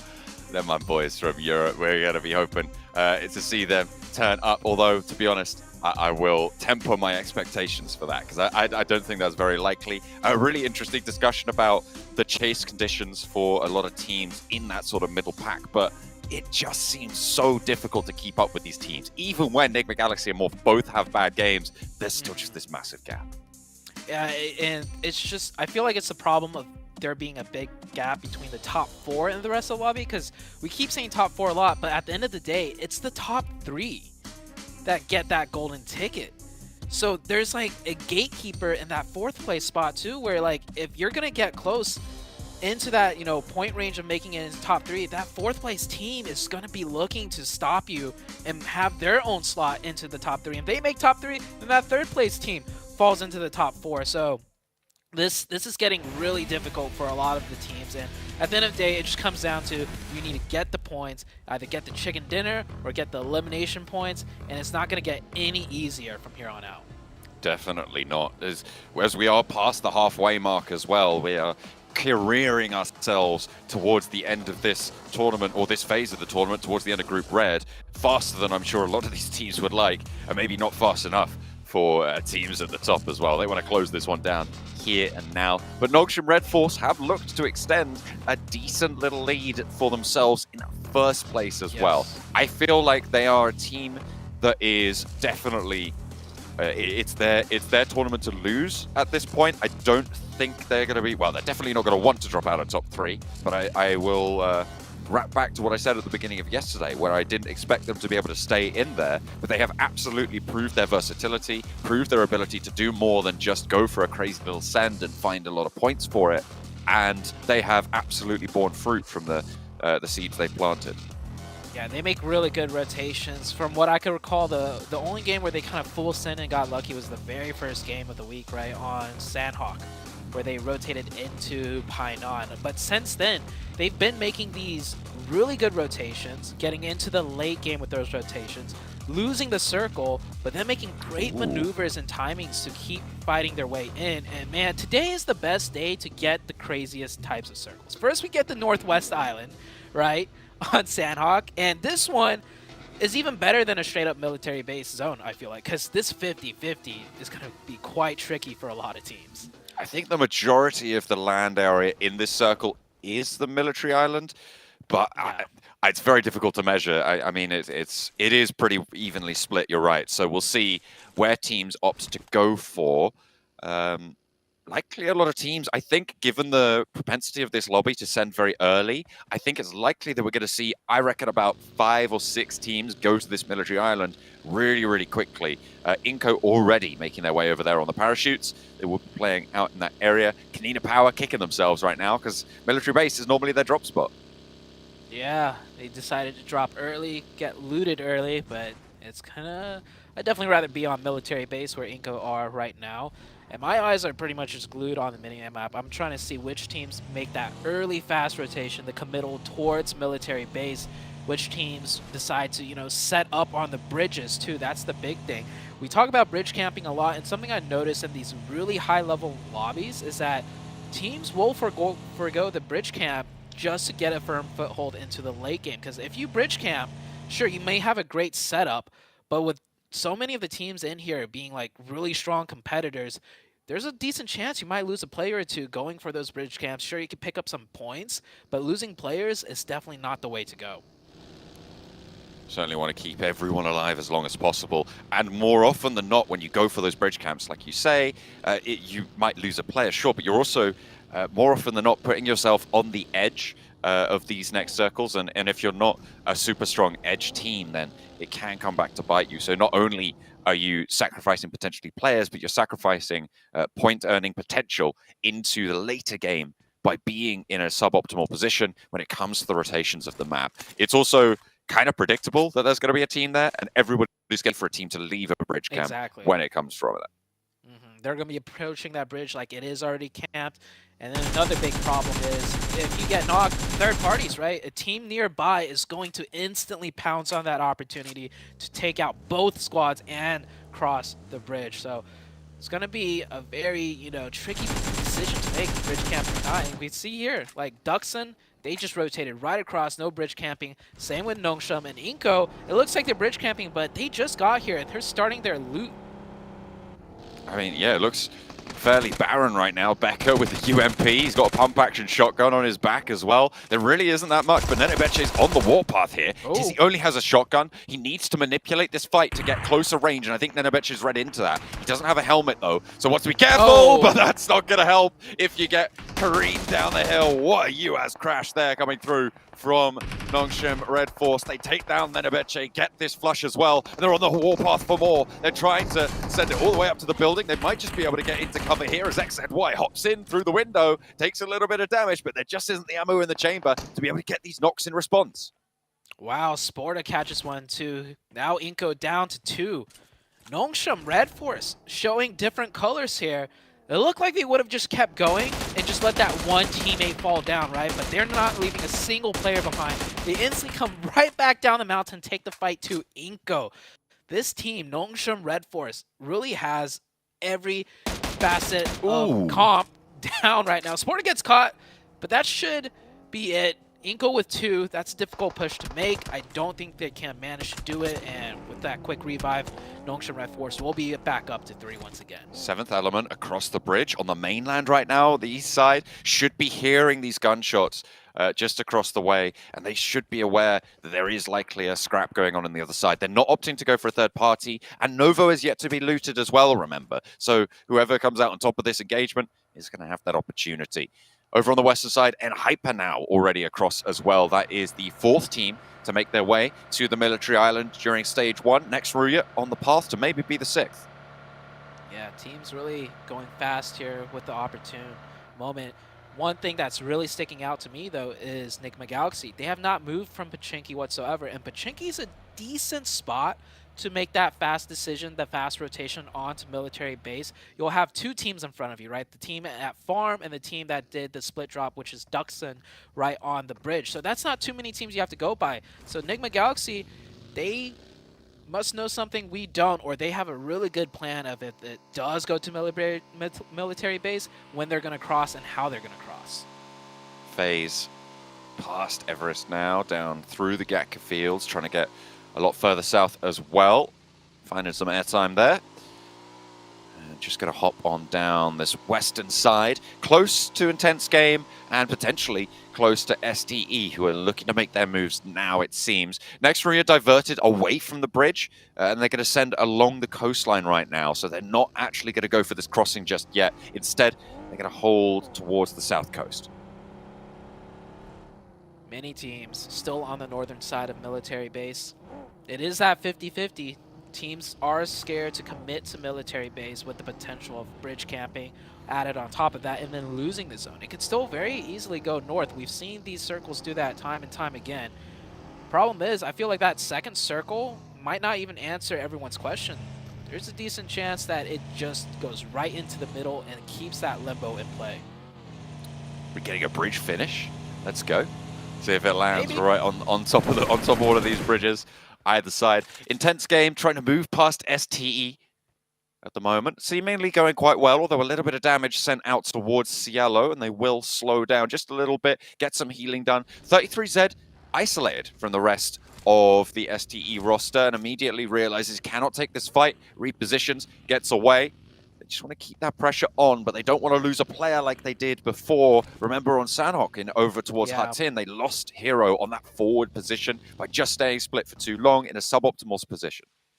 Looks like STE is trying to secure down that pier, so their plan is to take a boat or swim across, most likely a boat, as they are stacked there. Nigma Galaxy has moved to the bridge, and it is clear for them, so they will end up taking that position, and they have the option of going into military base, which is going to be the case. No one camping the bridge on the other side, so it's a clear shot for Nigma Galaxy. We see Nongshim definitely wanting to now play the rest of the game in military base, picking up a nice central position as they're rotating that way. As for everyone else, it is going to get very messy.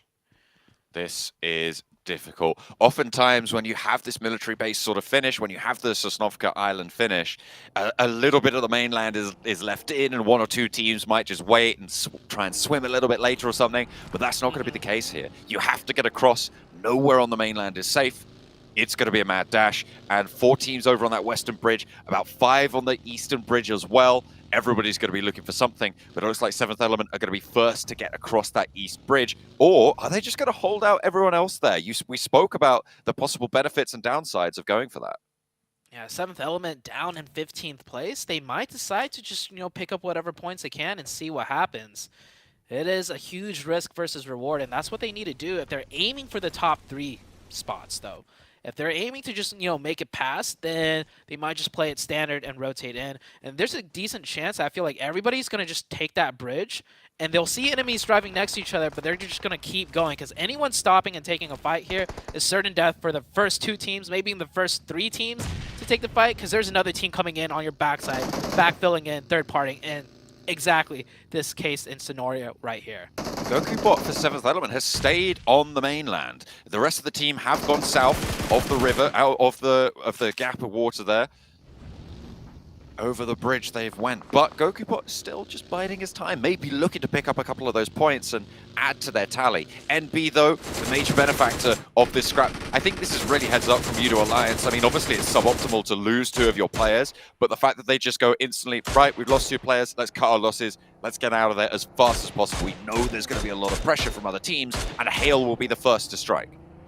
Yeah, Hale third-partying this fight.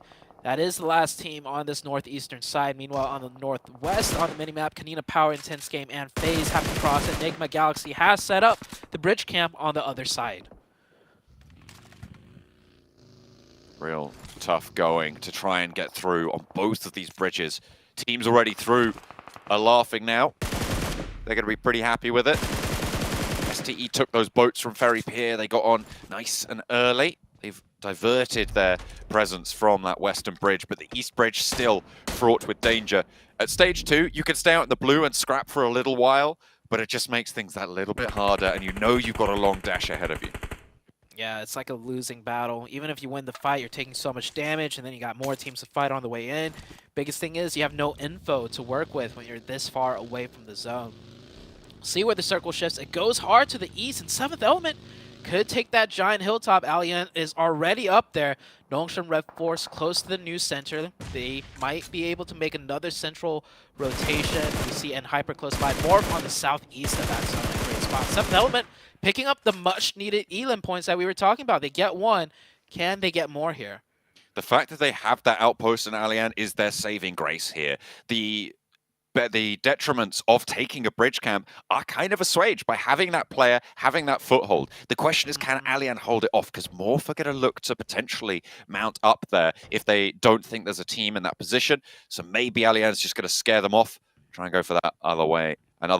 But look at that western side. There is so much going on there.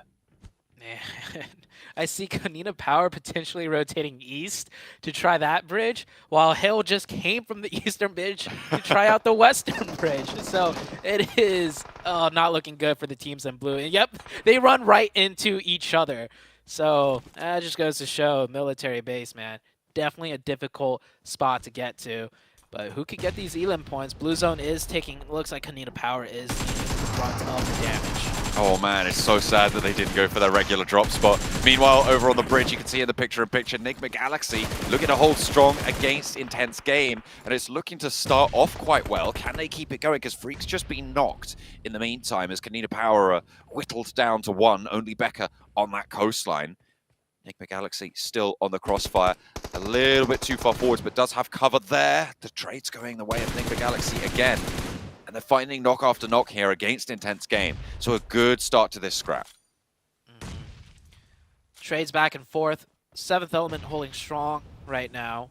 NB Esports down to the 2. Taking a look at the minimap to see what has happened. Nongshim has moved into dead center at the power grid compound, just right below the giant hilltop. Inko have also made it into one of the bunkers that are very close to center, so that's the central teams for now. The bridge camp, so difficult too, because once you fight in a way where, they're not going to get across, they're just not going to peek you. They're just going to sit still and deny the points, which cuts down on your time too. They find an angle on 1, the wide angle from Alien. Alien actually came down from the hilltop, so they really are looking for the Elim points. I like this out of 7th Element. They could play passive, go into zone, get another good position, but they realize they really need points, so they're going to go in later after they confirm these points, and they're up to 4 Elim points. No one has taken that observatory position just yet, though. But getting back up there is going to be a lot harder for 7th Element now, with NASA where they currently sit over on the Western Bridge. Enigma Galaxy disengaged from that hold. Intense Game lost a lot of players, and now FaZe are potentially going to lose 1 or 2 in a scrap across the bridge. The circle shrinks over towards Inco, over towards Nongshim Red Force. Wow, great opening for Enigma Galaxy there. They ran right into STE, and that was definitely a huge advantage for STE, holding this and looking at their backsides, but they get the opening knock. Will they be able to confirm the point? Oh, this nade should be good out of Lord. Tosses it a little bit wide. Oh, cooked a little bit too much. STE need to start moving, because Lord's got another nade. If they don't do this fast enough, 33Z needs to find this final finish onto Enigma Galaxy. Actually, Enigma Galaxy has a 3rd member who just revived the first down player. So Enigma Galaxy now being a thorn in the side for STE, and the circle has shifted away from both teams. And it's Hero again getting caught out for STE. Don't want to see that as a pattern starting to emerge. In the last 2 games it has been, though. Stage 4, the blue zone still survivable. Enigma Galaxy going to make the choice to rotate around to the northern side. They've held this one long enough that the health bar on Hero is quite low. It's going to force a very fast response. I think 6-8 might be able to stay as 4, which is going to be a saving grace for them. But they're going to have to get on soon, and it might be that Enigma Galaxy can get ahead of it. Yeah, 6-8 being extremely cautious to go for that revive. They don't know it's only a 3-man team. If that's a 4-man team, going for that revive is definitely a big mistake. Shing gets a knock and an explosion. Now Enigma Galaxy forced to play along the wall sides, down to just Coops.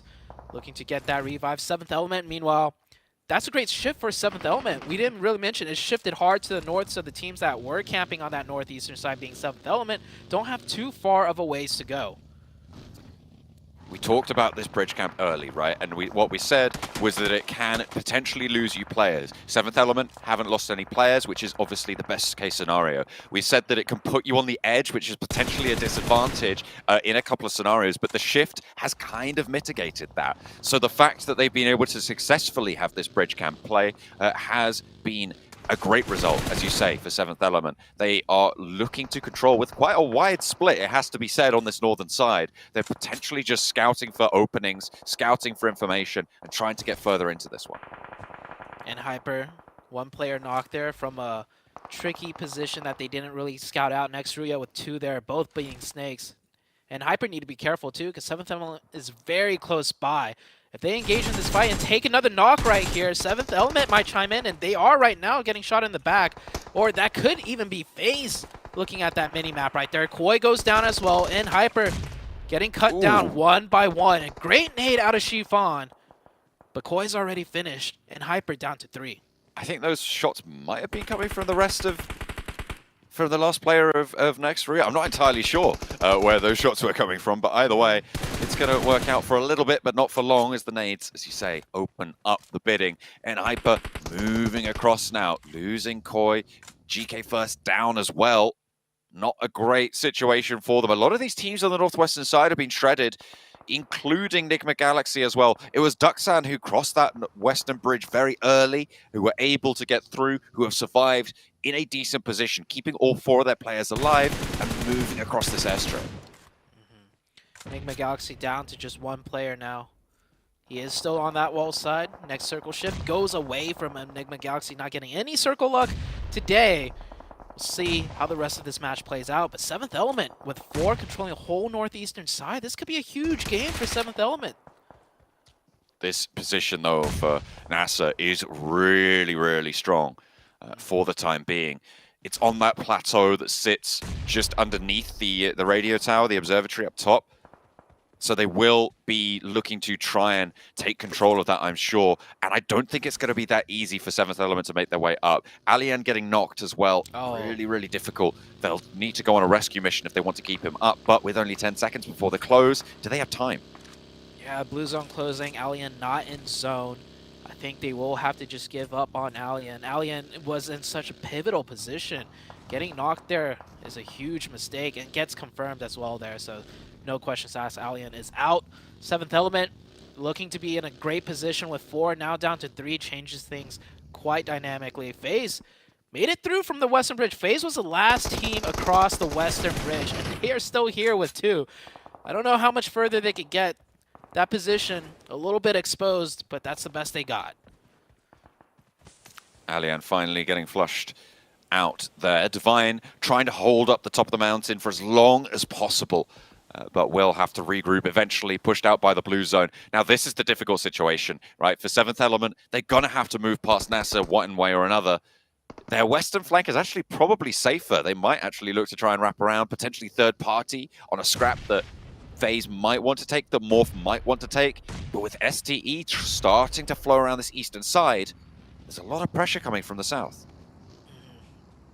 Morph will decide to back down and just go right into the low ground here, just playing the next zones. It gives STE a little bit of breathing space.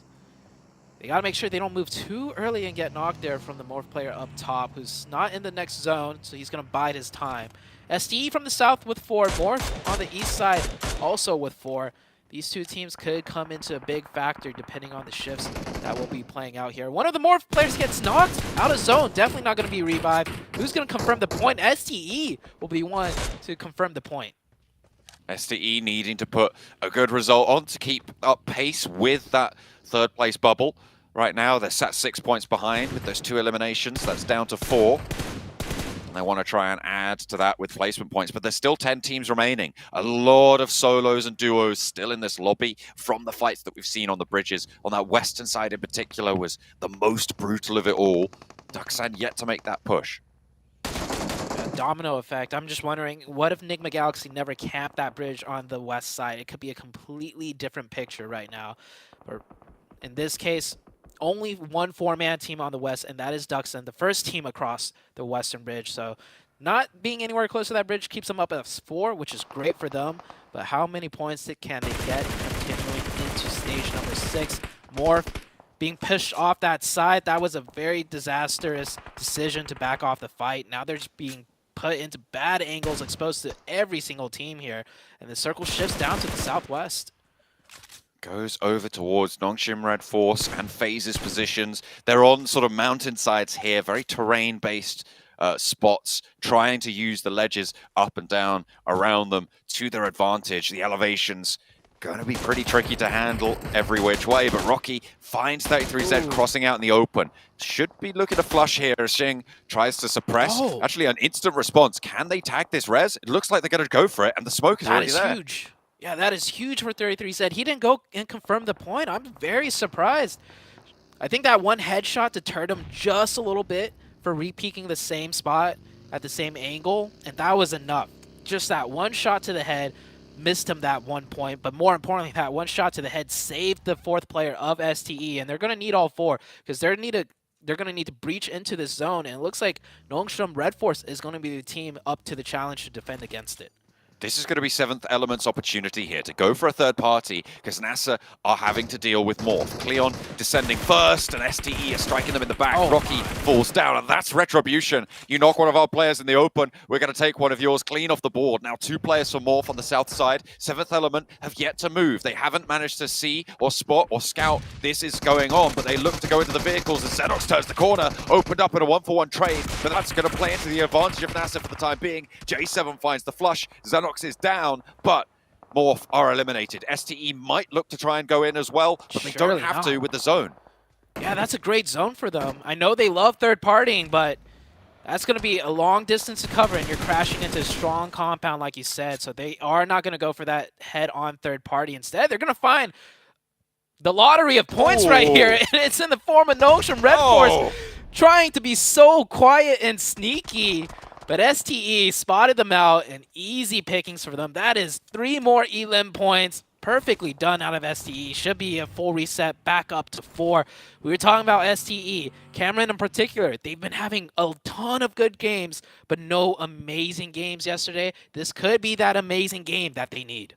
I mean, they've been manipulating really, really well. I liked the early rotation from Ferry Pier in the boats to get across the military island. I think one of the very few teams to actually go for a boatation as opposed to getting across those bridges. It's obviously paid off well for them. They took on Nigma Galaxy. Now they've taken on plenty of other teams on this other side. And it's Sunan's turn to get knocked. Wait to get res. They've had 33Z.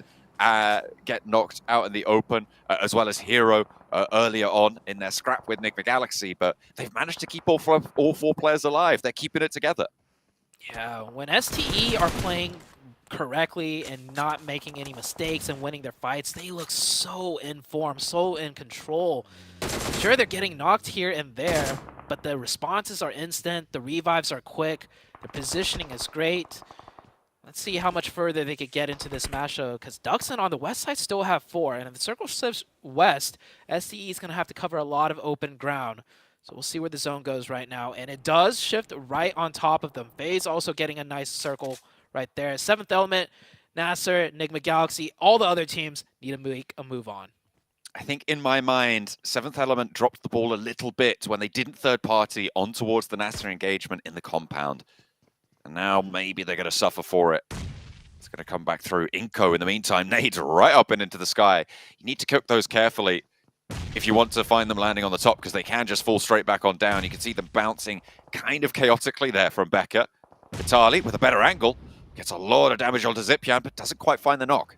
Yeah, Duxon should just go aggressive here. They've been here for a while, so they should be able to tell from the audio cues it is not a 4-man team. They hear one running around. There's like at most 2 arms of util heading towards them, right? They need to just take this fight, finish it out, overwhelm them with numbers, and then move in. But Duxon will forgo that option. Now they're going to have to worry about their backs, because Inko's just going to try and backstab them as they move in.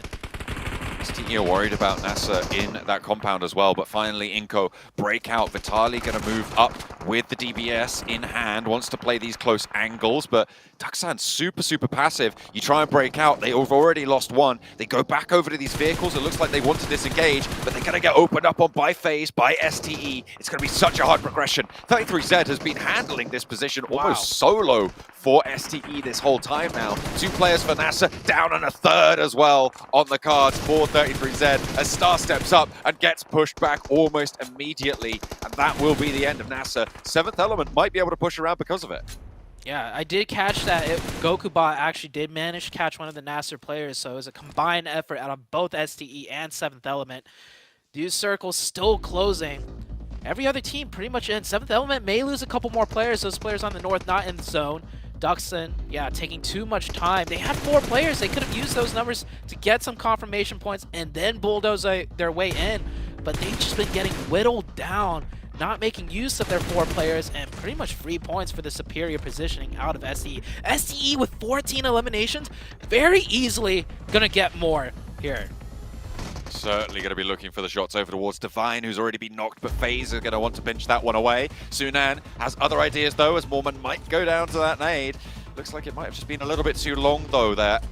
Not quite long enough on the cook. Ching steps up. Divine flushed out. That's a 15th elimination on the cards. T24 OP with the MG3 out in the open. Might have a shot over towards Sing, who's very low, slips down the hill as well, needs to dash for cover here, and actually gets caught. T24 OP able to capitalize on this position. 7th Element still need to push in, but Mormon's there, and he takes the flush. A deadly slip up right there.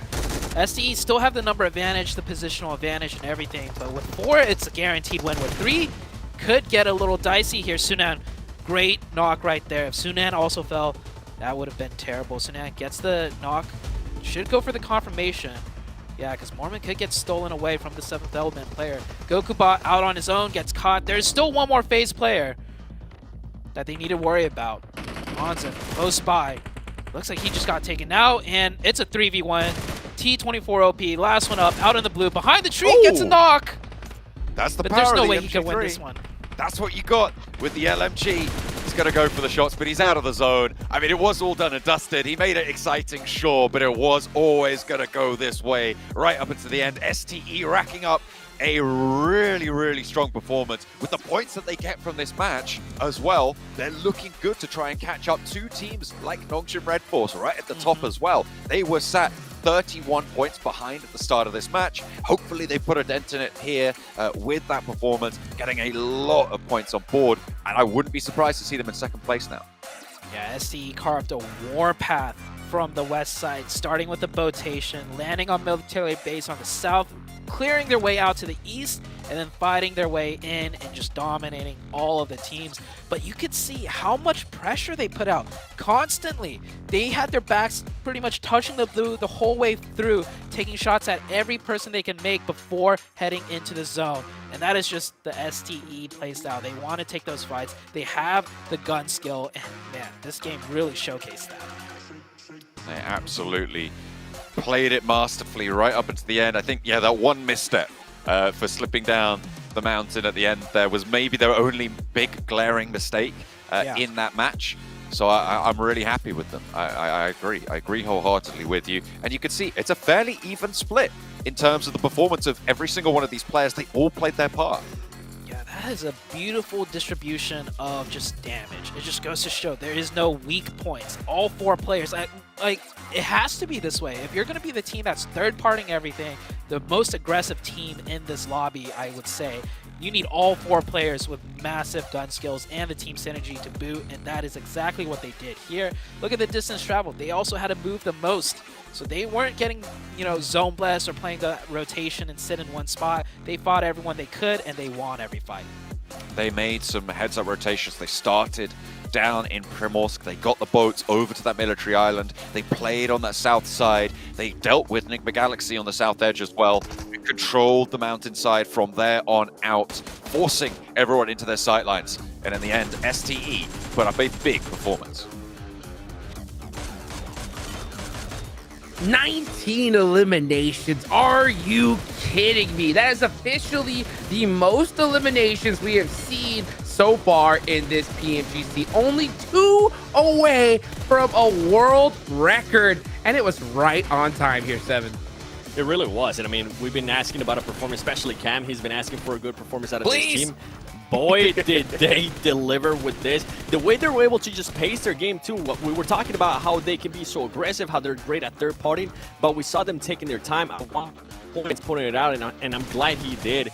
They were like, okay, are they gonna go for this third party on Nasser? They decided not to, and it worked out wonders for them. They caught Noxium Red Force pretty much with their pants down. They weren't really doing anything. They were laying down to see what was gonna happen. Meanwhile, ST came in like, you know what? We're just gonna nade you guys. We're gonna take those points and move on. Wonderful play by 628. Yeah, it just beautiful to watch, beautiful execution on the playstyle that they've sort of shown us that they're so good at right now. And, you know, from the struggles yesterday and then the opening Sanhok, we were starting to question, did these guys, you know, are they too greedy? Are they, did they sort of get, their egos get a bit too big after day number 1? Someone must have come in and just slapped them after that Sanhok game with that big, holding that big wide split, because this game, as you guys are all saying, was so well coordinated, so well calculated with the timing, with the pacing. They knew exactly what they needed to do to get the eliminations without giving anything up in return. They barely received any damage in returns of getting like eliminated themselves, right, towards the end of that game. And listen, Sanhok is... Sorry, not Sanhok. This is the military base, which is basically like Sanhok in terms of it being a huge upset area of Erangel. But STE used that as a great opportunity where so many other teams around them were just getting cut off. Because, guys, why were we still seeing 5 teams in the blue on phase 3? It's unreal. It's unreal. Let's go crazy. If somebody slapped the heck out of 628, they slapped the rest of this lobby in return, man. These guys were mad. And they have officially jumped into the top 3. Oh boy, this is gonna be a heck of a show here. And now Morph is in a position to not make it straight to the global finals here, Seven. That's a big question for Morph, and it's one that's been scaring me for such a long time. Yesterday, they were able to save their day by getting that chicken dinner in Miramar. Today, we need to start seeing some consistency out of this team. If not, I'm actually gonna put this out there. I don't think they might even end up in top 4 if we continue to see this kind of performances out of this team. Luckily for them, and Hyper wasn't really able to follow up after their great play that we just saw in Sanhok.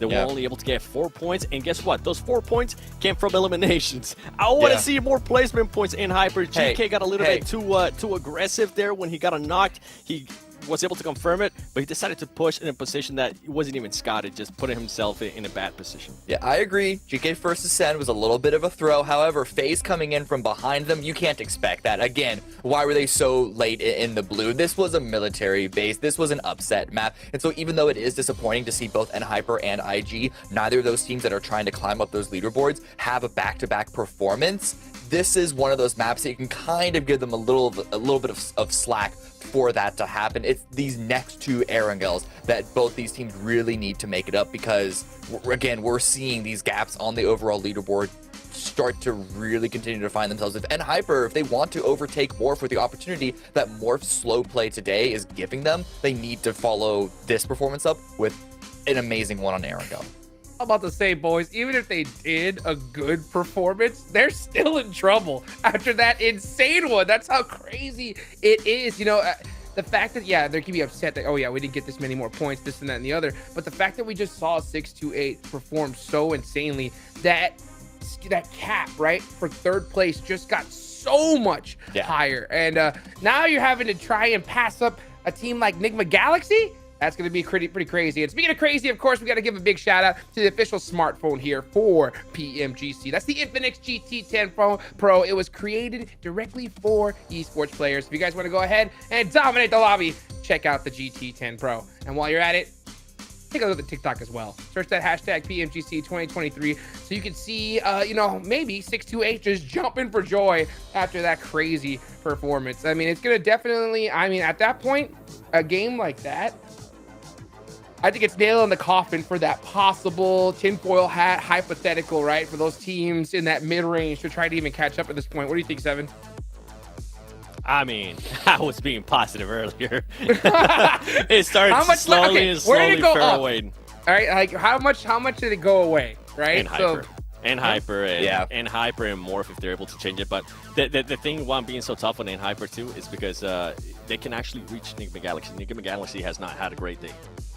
Good point. Well, you know what? We're going to go ahead and just cool off a little bit after that crazy performance, and we're going to be right back.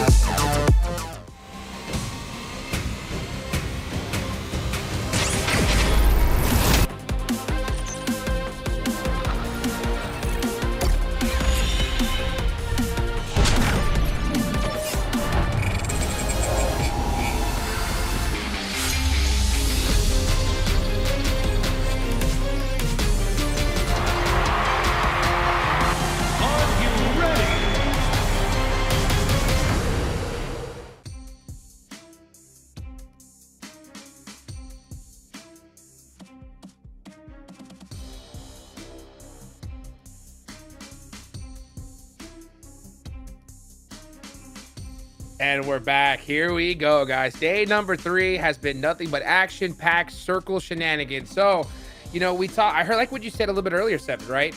You know, we think that NHyper possibly has a chance. Morph has a chance. But now you're saying that even Nigma maybe have to put in some work here. What do you think about that?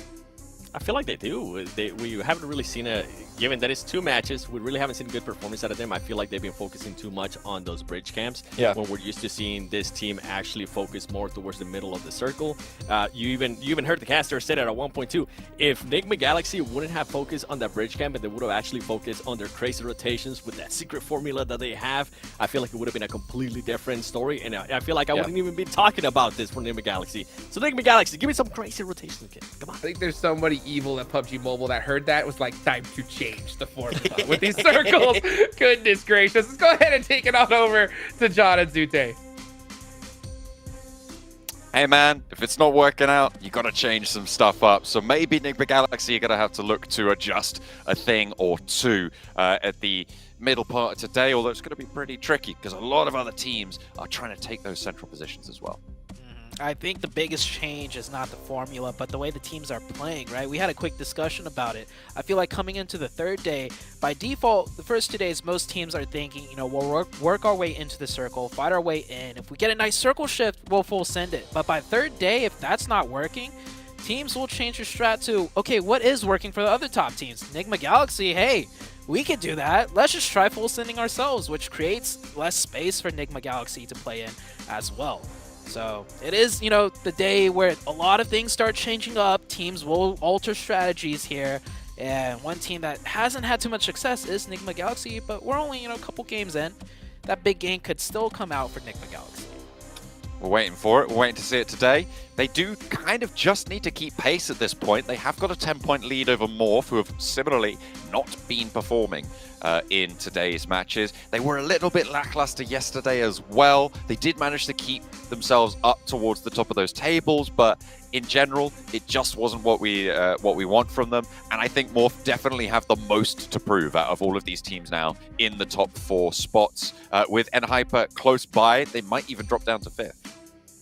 That is a big possibility. I'm looking at the leaderboards. I still think it's going to be a really tough task for any team to break past into the top 3 simply because of the point gap and because of all the teams' performances that aren't in the top 3. Obviously, the most consistent are in the top 3, but we've seen exactly how they do it, and it's a formula that they can replicate throughout the other games. As for everyone else, it's seeming like, you know, sometimes they get a big game and then they're nowhere to be seen. And if you keep getting those big games and then nowhere to be seen, you're not going to be able to catch up and pass up the consistent teams, which is the current top 3. Primorsk up to Severny on the plane path. Going to be good news for SDE to get that loot on nice and quickly. Although there's going to be quite a few teams around them, so maybe not the best of news. We'll have to wait and see how they progress forwards, where this circle's going to take us. Are we going to go back to the military base? We'll have to wait and see as teams start to drop out here.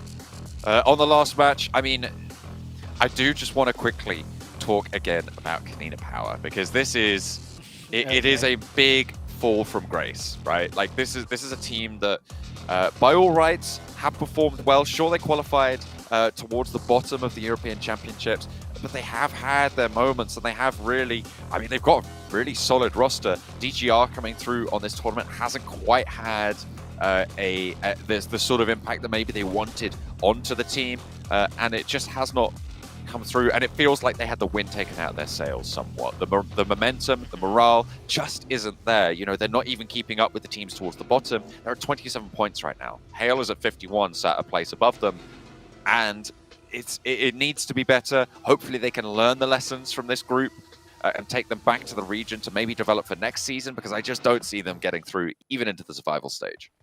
Yeah, points-wise, it's very easily possible, because just the bottom of the group, it's easier to pass up teams, because the other teams near you aren't doing too hot either. So statistically easy to do, or not easy, but very possible. But I think you're absolutely right. I feel like Kanina Power, I'll go out on a limb and say, even before the first match started, their mental was probably not in the best spot. Because like you mentioned, Kanina Power, fall from grace, they have what it takes, but to do this poorly, something was off from the get-go, I think.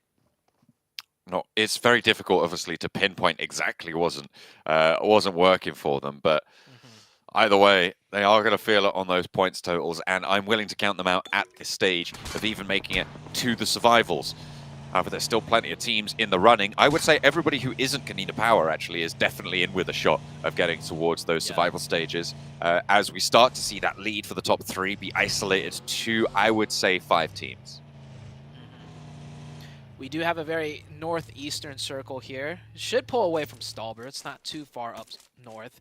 I will say this week has been great as far as circles go. A lot of just different challenging ones. We haven't seen like too many same boring circles repeated. We've had a military base, a Stalber one. We've had one in the riverside, you know, just next to the crates. So all of these teams really being challenged with these unorthodox zones. And then we have sprinkled in, you know, a lot of good standard zones for teams to play in as well. So with the way the points are shaping out, I think the teams definitely, you know, near the top have their homework done. They know how to navigate even the trickiest of circle. I mean, that last one, military base, was won by STE. And it wasn't won in the standard fashion of rotating early and then getting the zones, they were, moving it around and chasing kills down and chasing more and more points. And then finally, just with a dominant position, Team Synergy took the win on that one. Absolutely. It's been great to watch, been great to see. A lot of interesting circles, and I'm happy that it's going to continue. The position to the north of Stal, but probably not going to be finished up towards again. It's very unlikely there. North George for Kanina Power. They'll rotate most likely along the top of that central river and look for a crossing at some point there. Over on the eastern side, it's fairly sparse. No one in Lipovka. Obviously, the plane path started Primorsk to Severny, so that western edge going to be a lot more dense, densely packed with teams. I do see NB Esports close to central position, but that is just their loot position. Taking a look at the timer, we are quite a bit, a couple minutes into this match. No team's really making a fast rotation center just yet. I see Intense Game on the west side starting to get a move on. Nongshim Red Force right here on screen from the south, moving up more north, looking to take some strong spots. And there's a lot of strong positions in this first circle, but this is one of those circles where it's like a little bit too dynamic with breaks in the map, where if it goes north of Yasnaya, it's a totally different battlefield. If it goes west, if it keeps the river in play, that's a totally different battlefield. That teams are looking to wait a little bit for that second zone to really prioritize what power position they want. FaZe rolling up. They spotted a player from Intense Game. Adrian doesn't really have the backup just yet, but I think that's going to change in just a moment. You can see the rest of the team up on that hillside, and now Mella's in trouble for FaZe. They're going to have to answer and suppress that ridgeline, try and keep them away from supporting Adrian. They are actually going to reposition a little bit with the vehicle. Try and drive away, but the team is here, and they have got Adrian's back now. However, FaZe controlling the bridge. This is quite an early setup here, but both of these two teams have got plenty of loot.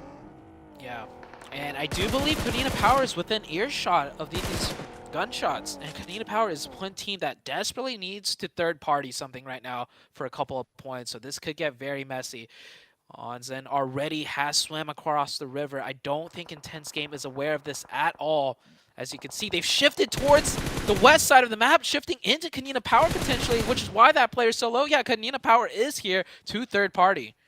Becker opening on the open ground, knows he can't step out too wide. There's plenty more players in the wings, and Onzen will start to strike now. Adrian forced to try and crawl away from it. Mormon now on the northern shores as well, and it might be a little bit of a crunch coming through from Intense Game on this northern side. Kanina Power pushing in from that west edge. And now FaZe, having surrounded them on the east, crossing undetected and forcing them to make mistakes here. Diego wants to try and take these trades, but you're covered off from two angles now. You're just going to have to find what you can, and you're out of ammo as well. It's just not going to go your way. Diego falls next. Yeah, and now they're getting pushed by Kanina Power, completely different squad from FaZe. This is probably the worst way to start the game. Well, I mean, there is no worse way to start the game, but mentally, you're going on a rotation, right? One player gets caught, you decide to come back and help, and then you get crunched by two different squads. That's not good for the mental right there. In an Intense Game, this would have been a big one for them to kind of, keep pace up and maybe get some more points to have that conversation where you could be in the top 3, but getting a big donut here in that fashion must be very demoralizing. It's not going to be the best of news. In 6th place, though, they are one of the safer teams in terms of those survival stage spots, but still very much at risk. Do not want to be putting those sorts of numbers up. You're right. NB shots over towards NASA, but it is just jousting at the moment. No one really looking to take a head off at this stage. Just damage the armor, absorb some of the medical supplies. You see SDE here rotating in from the far southwest, and SDE definitely saw that fighting. They're keeping in mind where those teams probably are, who was in the elimination feed, and I was gonna guess they're gonna go up north into the blue to maybe get more fights in, but they're staying on the south side. So with that knowledge in mind, they aren't gonna look to do some third partying in the north. They're gonna play their own game on the south. Next zone shift about to come out, and oh boy. Yasnaya finish potential. Oh, that is Could be dastardly. Udo Alliance pretty happy about it though. They dropped there, they stayed there, they won't have to move too far at all. You can see immediately all of the vehicles being taken on board. Those hillsides to the south of Stalba going to be densely populated as well. You can see next Ruya trying to make their way through them. Morph a little bit higher on up. Nigma Galaxy, this is all the way on the south side now, playing around on these mountain splits on the God compound there, the overlook. STE on the southwest side. This is near Rozhok. They're trying to leave towards Hale. Yeah, this is a very isolated fight. The only team close by is Ducks, and they're a bit far away. This 4v4 is going to play out, and we know STE love their fights. No openings just yet. I did catch Hyper losing a couple players on their rotation. And Hale does have 4. Their 4th player on the north side of the river. That could be the ace up the sleeve they need, that off angle that SE may not be aware of. They're getting crunched in hard here. These 3 players just need to survive. Maybe their 4th player could get an angle.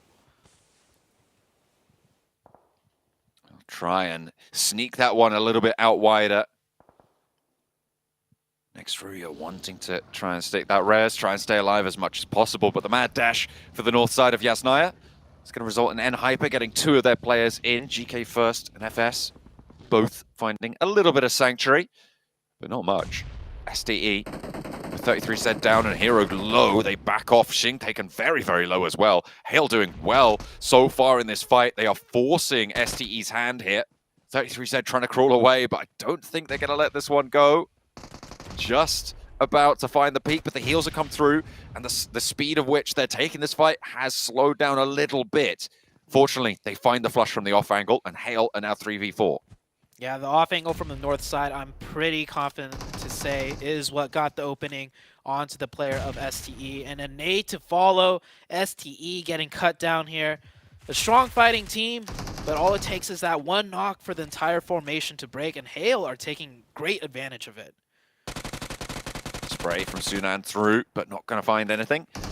They have repositioned away from it. Xing, somehow safe from the fire there, has just about found a corner that won't be lit up. As Tiger holding down these windows, they know where this player is. They should know where Sunan is. I don't think 628 are going to be able to replicate their performance from the last match as we hop on over to Kanina Power. This is on the north side, looking for that flank. Kanina Power wanting to try and keep this fight going on the northwestern side, but they've taken a knock against FaZe. Yeah, next circle is shifting too, so a lot of engagements here. Teams are caught on each other. STE, Sunan, last one up, is forced to rotate away, rotating into Inko, and Yasnaya still in zone, but a lot of the open fields to the east of Yasnaya will be the central focus point. A long slope that sort of goes away. Underneath Morph, it's basically sort of long, slopey terrain going all the way around for this next stage. I think NB probably have the best side of it in terms of the ridge cover that they have. FaZe still scrapping it back and forth with Kanina Power, and it's going well for FaZe right now. Kanina Power not really able to stand up in the face of it here, as FaZe are keeping the pressure up. Agori trying to get the reses onto the backline. Becca down. I want to try and pick it back up. Ventura's back in action as well in the meantime, and only 2 players of Kanina Power to deal with. Yeah, this should be another 2 points for FaZe here, putting them up to 6 elim points this very early on. And if you look at the leaderboards, FaZe is in 6th place. That's a good spot to be in. Get a couple more points, put your names in the conversation for a potential top 3. Good nade. Only 1 player left. Should be a clean finish. Shouldn't lose anybody. Onzum pushing in. Does get knocked. Should be a quick trade though. And there it is. Able to shut out Kanina Power yet again, who are only able to find 2 points on this match. Unfortunate news once more for the European representatives. But good news for FaZe, keeping all 4 of their players alive. And like you say, 6 eliminations this early on is good. The question is, can they sustain? Have they used too many nades? Have they used too much utility and expended that armor supply too far? We'll have to wait and see how much further they can go, because they are cut out a little bit, and Hale swinging in behind them. Nongshim Red Force on the south side, getting shot up just a little bit by Inko, trying to push them away. So Nongshim's playing this slow from the south. Nigma Galaxy is also playing this slow from the southeast side. Those are 2 big names we've got to keep track of. We do know SCE down to 1. Most likely won't be able to do much this match. And Morph, the other big name that we haven't seen too much on, they're scrapping it out on the north side against Nasser, right just south of Stalber Hill. Going to be trying to defend that 4th position, although 4th is kind of probably one of the worst positions to find yourself in. It can be so demoralizing to be just on the edge of getting that direct qualification spot to the Grand Finals, but we'll have to wait just a little bit longer. They will be denied. Hale trying to move in behind NB, and right now all 4 of their players are alive, but 2 of them are knocked. And look at how difficult this is going to be. A single nade into this bathroom sees the majority of Hale completely dispatched of. Mondo around the edge with the DPS, steps out, spots the player on the inside. This should be it through the window, but he's not connecting with the DPS. Finally cuts the cross, and that's 3 points added to the tally of NB. A really good pickup as Hale are down to 1. Yeah. Hale getting picked apart there. Tough position to defend, however, when there's a team on the northern high ground, and that team on northern high ground gets the zone dead center. Ooh. Great zone shift for Enigma Galaxy as well. This could be the game. You know, they've had a couple bad games, which is, we could say, uncharacteristic because they've been very consistent, but this might be the big one for Enigma Galaxy to boost their way back up the top of the leaderboards. Still very early into the match, though. They have a lot of work out to do in front of them. A lot of work indeed. It's not going to be easy. Enigma Galaxy, like you say, look at a snake all the way up on that eastern edge. Sneak their way through with NB successfully taking a fight. They are only left at 2 players though, as FaZe rotate around on the north side as well, looking to get a down shot on towards Morph, and maybe third party there. Standoff with Nasser, sorry. Looking for any sort of ground that they can cover, because Morph are going to look to control this north side as well, and I think Morph have the inside track. It'd be very difficult for FaZe to take this from them, but with the high ground, maybe there's something they can do. Yeah, there might be a huge exploit here for FaZe. I mean, FaZe are fired up this match, already up to 6 eliminations. They're feeling confident here. Don't know if FaZe spotted them. Oh, shots ringing out. You can see it on the minimap. They did spot the location of Morph. So Morph's position is known. Mormon maybe trying to bait out shots to gauge just how strong the opposition is here before they really commit to anything. And scouting around at the same time. This may be a position that they don't even need. Looks like they got the edge of zone here. And with FaZe, majority of them not being on the high ground, I don't think they're going to look for an angle in to contest the spot that Morph has. Still very early into the game. We still have 14 teams up, but Morph will instead take that high ground away from FaZe. FaZe slipping up just a little bit, but oh, another team. Duckskin coming in from the blue, far off on the north side. They've swept all the way around from this western edge and are looking to completely encircle this. They might have just taken Morph's position from them. This is really, really unfortunate timing, but brilliant for Duxan. They've taken that compound away from Morph, forced them into FaZe, and to be fair to Morph, they're very much pushing FaZe off that position as well, but they have had their position taken away from them. They'll have to move further south. The good news is that compound not really going to be a priority to be able to hold on to for this next circle. Yeah. Morph needs to win this fight now too. 4 elimination points. 4th in the leaderboard. This would be a great fight for them to win. Duxan with the nades. And Morph in a way worse position. They're all kind of funneled into that bowl, making it easy for nades to come in. Cleon trying to separate off. Will catch the brunt of the force. Now it's a 4v3. Morph not able to do anything here. And you can see the positioning going towards the high ground. This could be over for Morph. Morph have eaten quite a few nades there, quite a lot of damage, but Duxan still have a little bit more to do. The res from Morph still potential to enact there. Boo-hoo looking to reposition on the south side here, get that low ground under control, the inside track to the next phases of this circle, splitting the difference on the players with the nade, but there's a weapon trained their direction instead, and Morph lose yet another knock. Is this a third party from the backlines? I think there might be an angle from Inko across the way, potentially taking shots out towards the backlines of Duxan. Duxan playing this way too passively.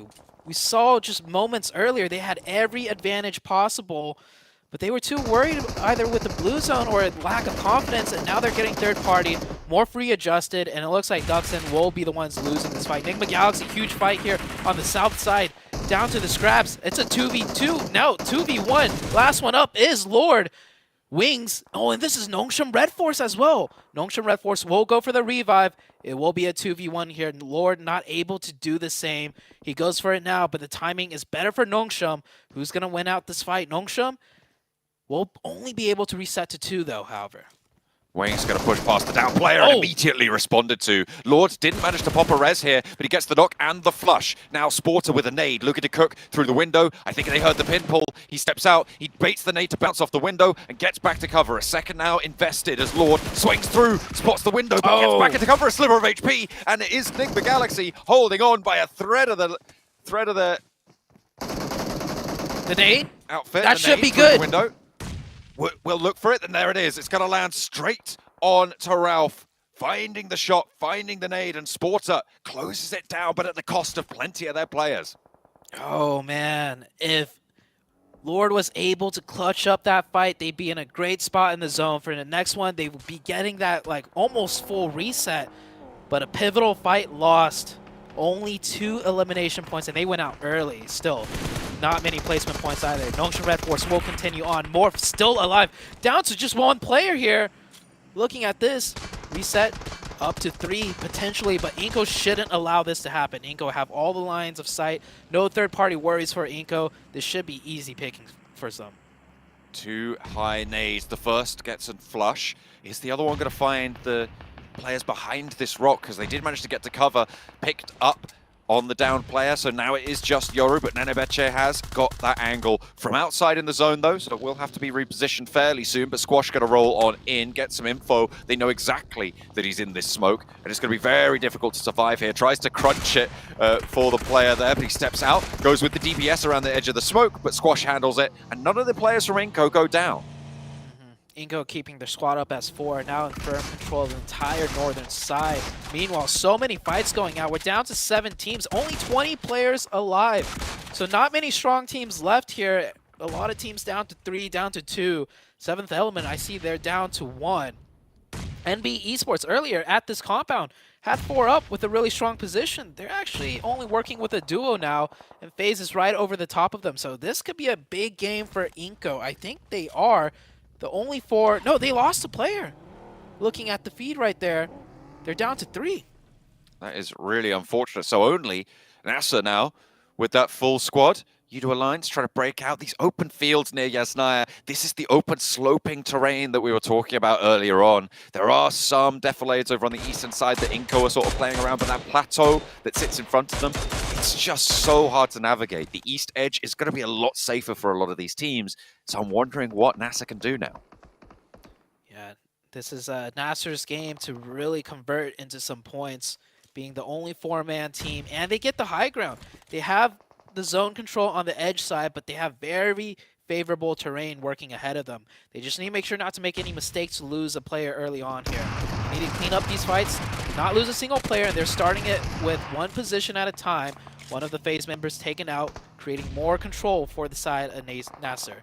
A really important position to be able to take control of. A little bit of high ground, some hard cover from that shack. There is a FaZe player close by, and they might want to deal with that fairly soon, but are Inko going to have sightlines over towards it? Are they just going to rotate on through? Because Inko are going to have to make their move. Nenebeche is close by, and he's going to try and get that angle away from them, but he's spotted. Ooh. J7 takes down Nenebeche.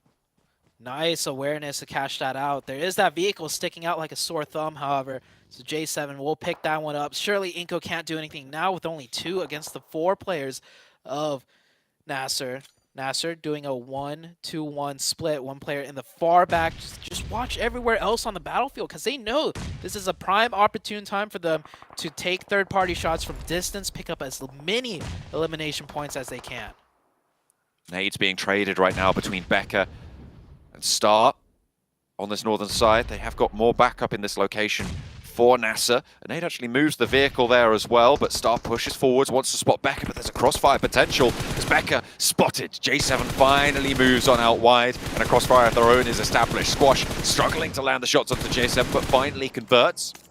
Hits the deck, gets the reload. Now turns his attention over towards the rock and pushes forwards, but he's the last player for Inko. Yeah, Squash does need to play this a little more aggressively because he is a solo. Nasser will get that revive as there's no real pressure. I mean, there's some third-party shots from distance, but that is at such a steep angle that Nasser could really just disregard that. Nasser looking to close it out onto Squash. Now Squash did push up, but not enough for him. And they will take that player down. Up to 8 eliminations for this team on the high ground with 4 players up. Mela is still on that rock for FaZe, playing just up the hill from where Spec is right now. You can see him there. He's waiting for players to try and crash onto this location. I don't think there's a vehicle nearby. I'm not entirely sure, but Mela might be a little bit camouflaged here. If he bides his time, could rank up a little bit for FaZe, who have already got 6 elimination points here. And they're on the chase for N-Hyper. Udo Alliance trying to leave from the Asnaya fields, and NASA will shut the door. Nasser doing a really great job here. Really took their time with this match towards the late game and then started to make their moves, securing all the strong positions. The circles were not nice to any of the teams either, with shifts constantly to the northeast. Udo Alliance will get that reset to 3, but working from the low ground with almost no way in. I don't even know if them having a 4-man team will be much help. Look at the linear fashion of these teams right now. This is what happens when you have these open slopes to play around. Udo Alliance going to try and swing wide. Nongshim Red Force have been afforded some of the few bits of terrain cover on the hard eastern side here, and the circle shifts down south. So Udo Alliance get a little bit favored here, but they are completely in the sightlines of basically everybody else. Yeah. And with this little hillside or ridge side in the zone, XCY will be hard to evict from this position. Taking a lot of shots, putting out a lot of pressure. Nongshim Red Force, they're just happy all the other top dogs are out and they're getting placement points. They're picking up a couple elim points. They're already in first place, so this is a great game for them. How far can they stretch it though? Because 5th place still doesn't get you super large amounts of points, right? And Morph already got 7 eliminations on this game. But I think the big news here is that this is a big shift in the middle of these tables, right? 4 teams are currently in these survival spots.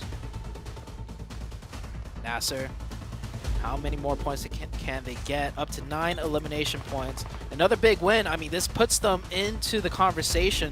But so many teams, you know, they get this one big win and they need so much more right afterwards to really break into that top 3. And that's the name of the game today for everyone in the middle of the pack. Getting into the conversation is about as good as you can hope for, you're right. Can they convert here? All 4 of their players still alive. Nongshim Red Force, I think that ridge might just be pushed out in this phase, but they are very, very close to the edge. And either way, it's very nadeable on their position. You can see just how close to it they are. Where do they go from here? I mean, you move forwards potentially towards that loot crate that sits just at the front of their screen, but that's going to have to be allowed by NASA, who actually might do so. They've repositioned further west, sorry. Nasser does have a tough decision to make here. Because if they crash in at an odd angle, and that's a great angle to crash in on, they crash in from the side where nobody can really third party from the sloping hillsides, but one of their first players does get knocked. Star is down. They got the player at the off angle at the shack, so good trade. NB down to 1. We see a lot of shots on the minimap. Teams may be gearing up for a third party here. How can Nasser clear this one out without any more casualties? It's getting dicey. Xenox out inside the bathroom. Mondo knows exactly where he is, turns the corner, perfectly timed, and that is disastrous for NASA. It's going to allow Nongshim Red Force to potentially have an impact here, but they're going to have to shift away again. Look at this zone. It is cruel, it is brutal, but they force Udo Alliance back, and now NASA are more preoccupied with NB's position. They're Kyle on the north side. Yeah, NASA down to 2 now. That firm, strong foothold they had with 4 players up against a lot of scrap teams, it just went right out the window. Now this could be anyone's game depending on the next zone shift. Sporter goes down to a nade. He will not be able to get revived here unless XCY pulls out a miracle. Yeah, it gets confirmed as well. Udo Alliance with 2, now in a good position, and numbers-wise, no one has more than 2 players. It is really, really scrappy on this mountainside, south of Stalba, north of Yasnaya. Desolate plain for everybody, and they're trying to move forwards. XCY actually might get to some terrain cover there if he can hit the deck behind the buggy. Maybe looking to just sweep through and take control of this high ground himself, but he's going to have his work cut out for him. M249 in hand, plenty of rounds to handle a duo. XZY hits the deck, wants to go for some healing, but J7 has other ideas. A nade up and high. Will it be able to find the mark? Will it be able to be on the money there? It's going to be looking pretty solid, but not quite connecting. Not just in time. The next zone's still closing. Everyone down to solo besides Nasser now.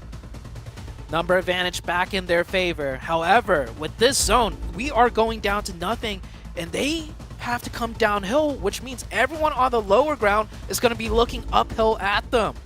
This is going to be tough. They have a vehicle to use. They might be able to make a play with that. But for now, everyone just still scooching into the zone.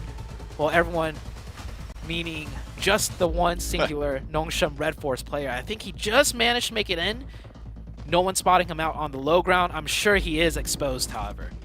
J7 absolutely saw him approach on that side. You can see the nades that they're throwing out. NASA have got 5 nades still in the pocket. They are going to expend quite a few trying to deal with XZY. Those Molotovs still in the back pocket. They are really being thrown out now. The smoke as well being put into the mix. That was the last smoke in the lobby. So all of these players just looking to crawl around now, but XZY has gotten so close to J7. I wonder if he knows about this, because it looks like he's worried about further down the slope. He steps up and immediately gets the knock. It's a brilliant step up, and now Mondo has a chance to try and take down Spec on the forefront. It's all to play for, because the north side now has been assuaged. Spec is down, and it's all on the south side of the road. Mondo versus Olio.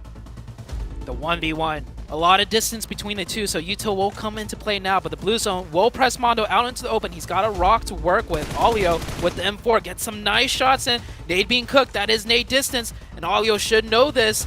Should have seen that nade come in. Will dodge it just in time. Takes a couple of damage. First aid and another nade for Mondo. 3 first aids in the back pocket for Mondo. 1 now for Olio. Another nade on target would give a massive advantage to Mondo. With the zone pushing in, Olio has to move. He knows exactly where he's fighting off against. He's got to cover off this rock. Has the M4 and the Bison in the back pocket to try and unload here. But no utility. It is just going to have to be aim skill. He's moved out wide to dodge the majority of the nades. Mondo takes a huge hit of damage there. Has to hit the deck, but he can't take the time to go for the heal and will fall down out in the open. The Bison switch to an Olio, makes it work. Pulls it back, and it's Yudo Alliance to extract themselves from Yasnaya and make it happen. A chicken dinner. What a game ending. We were on our feet the whole time. Anybody could have taken it. I mean, we thought it was going to be Nasser with 4 up, but they made a push down, which lost 2 of their members, and then it was anyone's game. Yudo Alliance ultimately, and the end come out on top. That 1v1 so close. The util, the first aids all came into play. Really, really solid to be able to just stay alive. I mean, it didn't look particularly spectacular, I have to say, from Yudo Alliance. They made some good crossings, sure, but they just allowed the lobby to wane around them and struck while the iron was hot. And what a clutch from Olio. Certainly silencing his opponents there. Mondo taking that hit of damage was so important for their progression to get this chicken dinner. Yeah, a lot of teams did not manage to get the points needed, though, to put their name into the conversation. I mean, it's great that some of these teams are securing the points, because come tomorrow, the next worry for them is just making it to survival stage. So it's a big win for Yudo Alliance. Nonetheless, NB Esports also having a really great placement finish. Nongshim Red Force, I mean, they are just kind of padding their points, which they need to, because STE was right on their heels as far as points was concerned. Absolutely. It's very, very good news for them to be able to stay alive as long as they did and keep that gap going, because Morph as well went down fairly early. Yudo Alliance, however, secure their first chicken dinner of Group Red. The Malaysian team are able to put those placements on board and stay alive right until the end. All right. Y'all, Yudo Alliance get a chicken dinner right here. Hey, they're looking a little bit stronger going into the survival stage after this. No, I'm just kidding. Who knows? Who knows, right? Hopefully they can continue this on, right? A little sign of life. Like to see some hype from the players here, Seven. See, I usually don't mind hype, but the whole shushing, look at the camera, shushing, that boy's feeling himself. Brother, you're not even near the top 3. Calm down. Hey, winning a 1v1 is always going to be a good moment, especially on the biggest stage. I guess the second biggest stage in the world right now. With the biggest stage is making it to the Grand Finals. Despite this win, Dukes, they're not going to make it to the top 3, okay? Let's be honest right now. We're too deep into the tournament. The teams at the top have way too many points, that even though this is such a good turnaround for Yudo Alliance, a team that we really weren't talking about at all day 1, we talked about them a little bit day 2. Them, along with a couple of other compatriots from the bottom of the leaderboard, have been really climbing up. It's not going to be enough to really challenge the top 3 or top 4, what it is, for those top 3 spots, but they're being more stable in that middle section. The name of the game for so many of these teams right now, because of how tight it is towards the bottom, is just not be in the bottom 5. And Alliance have cleared that goal, I think. Yeah, you saw, a couple of teams that still had a contention, right? Honestly, it was just Morph and Hyper, right? Morph put up 7 eliminations at a nice little, placement point there. So they did something, and Hyper, unfortunately, going out super early here, Cam. Yeah, that just can't follow up. And I want to continue to give the acknowledgement that Sanhok is Sanhok. It was the most Sanhok of Sanhoks with that island. Military base is like Sanhok with the chaos. And then even up here, north of Yasnaya is very open when you hit the end game. So there were a couple of teams that usually play center that we didn't even see them try and go to center this time around. But that's the name of the game, right? Like, you can't just continue to give teams an out. You have to perform at least sometimes, and they're just not being able to follow up. And looking at these overall rankings, I mean, like, they're close to Morph, right? And Hyper? Not really, actually. I thought that was 109 for a quick second there. This is like over 20-point gap between them and 4th place with so few games left to play. We're almost 2/3 of the way through. They need to follow up with a win, like on the next Erangel, if not today, if they want to be in that conversation for the top 3. Okay, all right, I like to hear that. One team that I think that you had your eyebrow raised up a little bit, Seven, right? I think it's Nigma Galaxy, right? They're what is that, 4 points away from Morph here? So how confident are you feeling about going into them for the rest of the day? I'm not sure, to be honest. They're showcasing a completely different playing style. I mean, I mentioned earlier about the bridge camps, right? Yeah. I'm just not seeing enough commitment out of them whenever they decide to move out of those camps. I mean, especially this last match, I saw Freak being the only player in that compound for such a long time, and I was wondering, okay, at one point is he gonna rotate? His team was kind of far away from him. They were able to get a knock whenever Namsen Red Force was pushing onto them. They had the advantage, but all the other players were just so far away, and it's completely different from what we're used to seeing out of Nigma Galaxy, because we're used to seeing the team closer together. We're used to seeing the team rotating together. Yeah, I get that the circles might not be favorable for being able to push to the center, but I want to see them being able to commit a little bit more towards one position. Yeah, that's the bigger question, though. Center play was not really viable. That sort of threading the needle into a strong central compound was not an option here north of Yasnaya. But they weren't able to really win even one team fight trying to hold out on the edge, which is something that they were able to do earlier. So again, I'm not using this as like, oh, Nigma are washed, like, oh, they're out, they're gonna flip out of the top 3. But it does show that there is at least a small gap in their play. And when you're saying Namsen Red Force constantly getting points, they're saying that they're not playing that well, and yet they're still always in like the mix for getting points every single time. Like, there is a clear tier difference sort of developing even with those top teams. Yeah, definitely. And I think that, we may see a little bit of a notch in their play, but I'll tell you what, if there's any place for them to kind of fix that notch, it's going to be here, right? So you want to be able to get that kind of figured out. It's tough because you are right. I mean, they did not have that viable option to really go central. Everybody was playing edge. I would feel a lot more comfortable, though, if we saw them at least putting up, 5 eliminations or just something on the board rather than that 2 here, 7.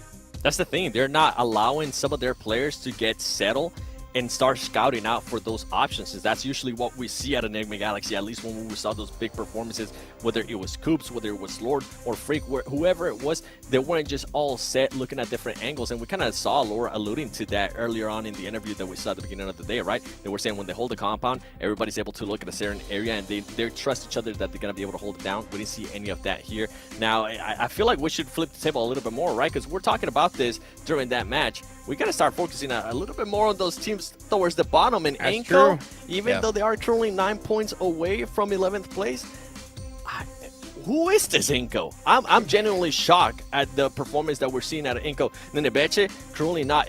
Every single time that we see him being able to make a push, usually from where we've been able to cover him, he's like, all right, he's going to clutch this up. I'm not seeing that confidence out of him at the moment.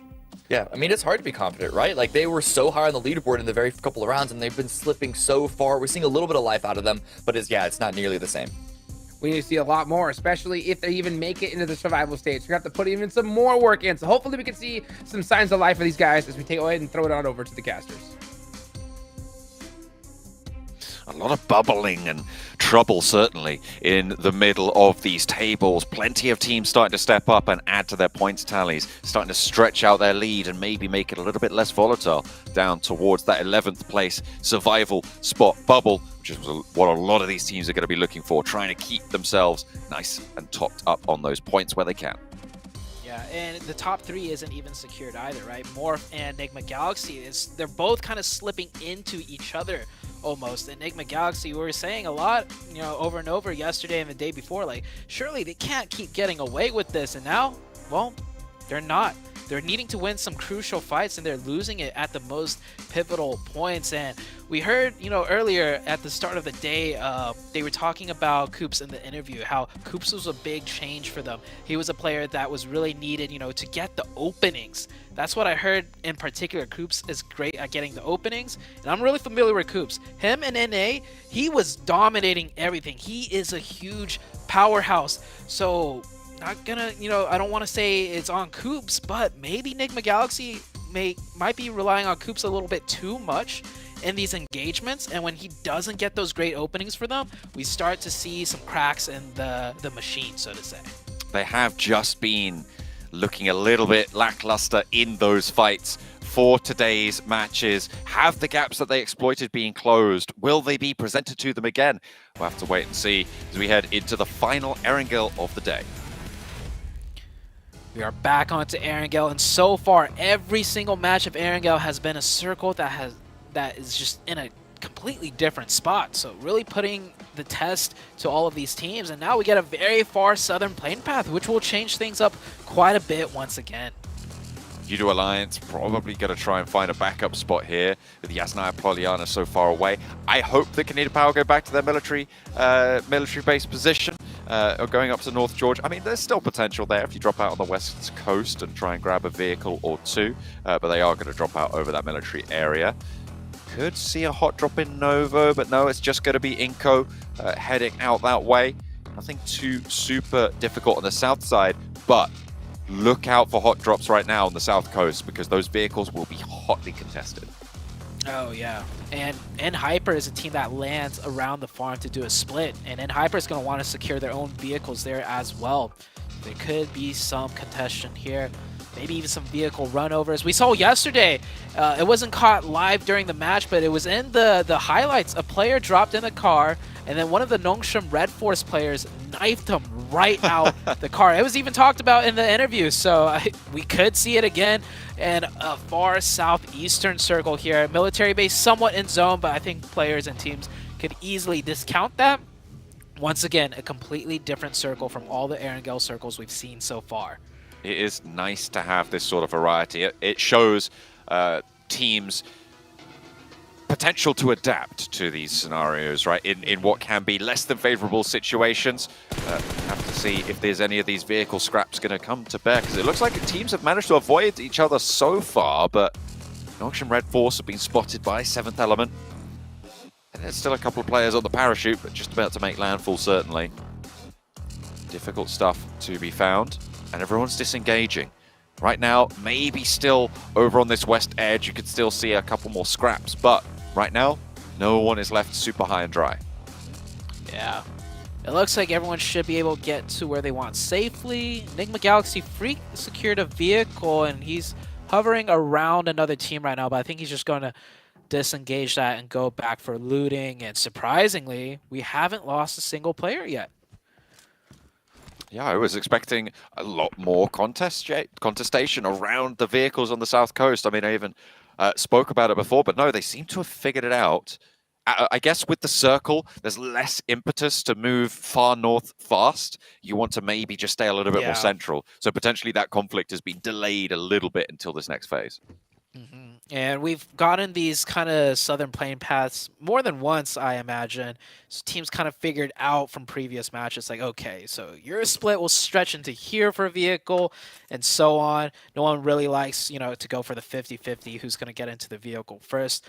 So everyone's split off. Looting is, commenced, and the circle far down in the eastern side, like we mentioned. So that giant hilltop will come into play. Shelter is going to be a huge, focal point, because we all know the shelter position so strong, and it can house up to, 2 to 3 teams potentially. And looking at the mini map, no team should really be able to, just get the best spot in this first zone, because it's pretty much divided between the west and east of that road. East is that giant hilltop, and you can stretch into Milton Power potential, and to the west of that, you just got a lot of strong compounds that are spread out with open space terrain. So really difficult to just pick a spot right now and potentially hip hop into the rest of the game. Teams started to migrate, but are still arm's distance for everyone. Duxan stretching out across that south coast from Ferry Pier, further out to the east to the edge of the zone. Nobody moving super fast. So I think this is probably the quietest start to an Erangel that we've seen so far. Yeah, definitely so. Looks like 7th Element have already picked their spot, though, and they're grouped up as 4. I can't, or not 7th Element. Oh, that team, their names are being covered right now.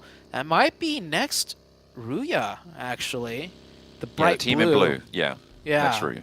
All 4 in one spot. I don't think they... Where did they loot? Oh, I think they looted Milta, and then immediately just went to that position and hunkered in. So there... It's a great spot. You can still have options, if you do end up surrounded, if the circle shifts off you. But I don't think it's going to be the best of positions to just hunker in all 4 players at.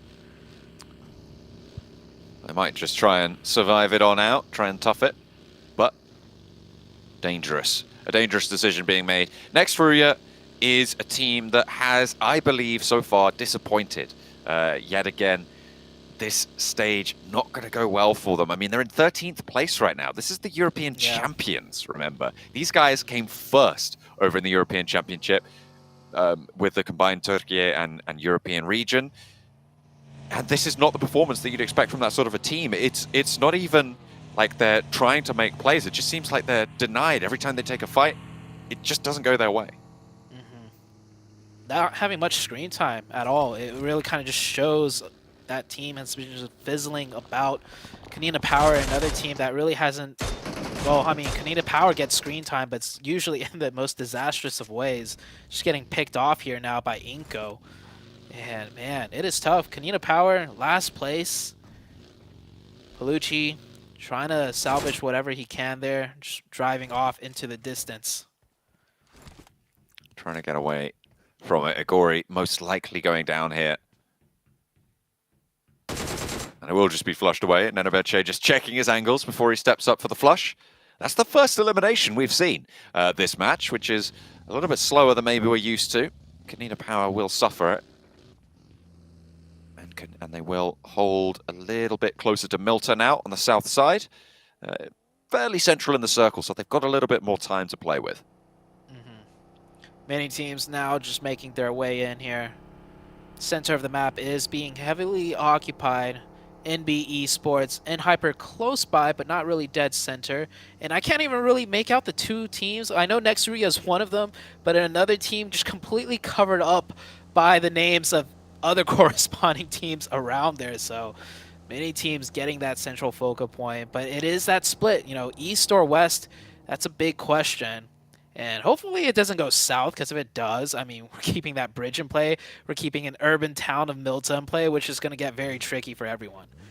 Yeah, it would be pretty nasty, to say the least. STE making their way in from the western edge right now, behind Duxan. They do have a backstop still yet to rotate through. I believe that's Sheng still waiting all the way out to the western side. So they aren't a full 4 just yet, so probably... a little bit hesitant to take a full scrap, but they're in the next circle. They're going to slow down a little bit, maybe take some overlook, take some information gathering peeks over towards the buildings that Hero's moving past now. I don't know if it's on purpose, but it is a strategy to have the last member, if you're especially if you're an edge fighting team, right, like STE, to have the last player rotate in very late. So when the team does engage in a combat, they get like about 10 seconds of information, and they can really pass that valuable 10 seconds to the last player to pick a perfect off angle. So we'll see if it comes into play. Enigma Galaxy, man, they're great for their rotations, but looking at that minimap with how many teams, oh boy. Enigma Galaxy, I'm imagining a fast Eastern wrap potential, I mean, that would be the perfect rotation for them to make. But this is a tough one. We're going down towards Milta Power. STE pick up a point over onto Duxan in the meantime, who have lost one of their players. This is, you're right, a hard southeast shift. These maneuvers are going to be really, really tough now over near that Milta area and maybe into that urban environment that you spoke about before as the eliminations start to pack themselves into the feed. You can see they are going to come on through. Morph actually taking a knock and a flush to Kanina Power as Kanina Power have made that move nice and early. Yeah, this is a classic zone too. Like, it's not very common, but the strategy involved in, you know, figuring out how to get the best power position here, or there's so many power positions. You have the wizard towers just, you know, elevated at different distances. You can still have that high ground of the forest. And then, of course, Milta Power, mini Milta Power, this compound in particular, so many strong positions with different dynamics involved. This is going to be a great match to watch. Sure is going to have plenty of twists and turns, I'm sure. The lumberyard at the top of that hill on the south side, currently being vied for by plenty of different players. Inco wanting their slice of the south, instead playing on the east side of Milta.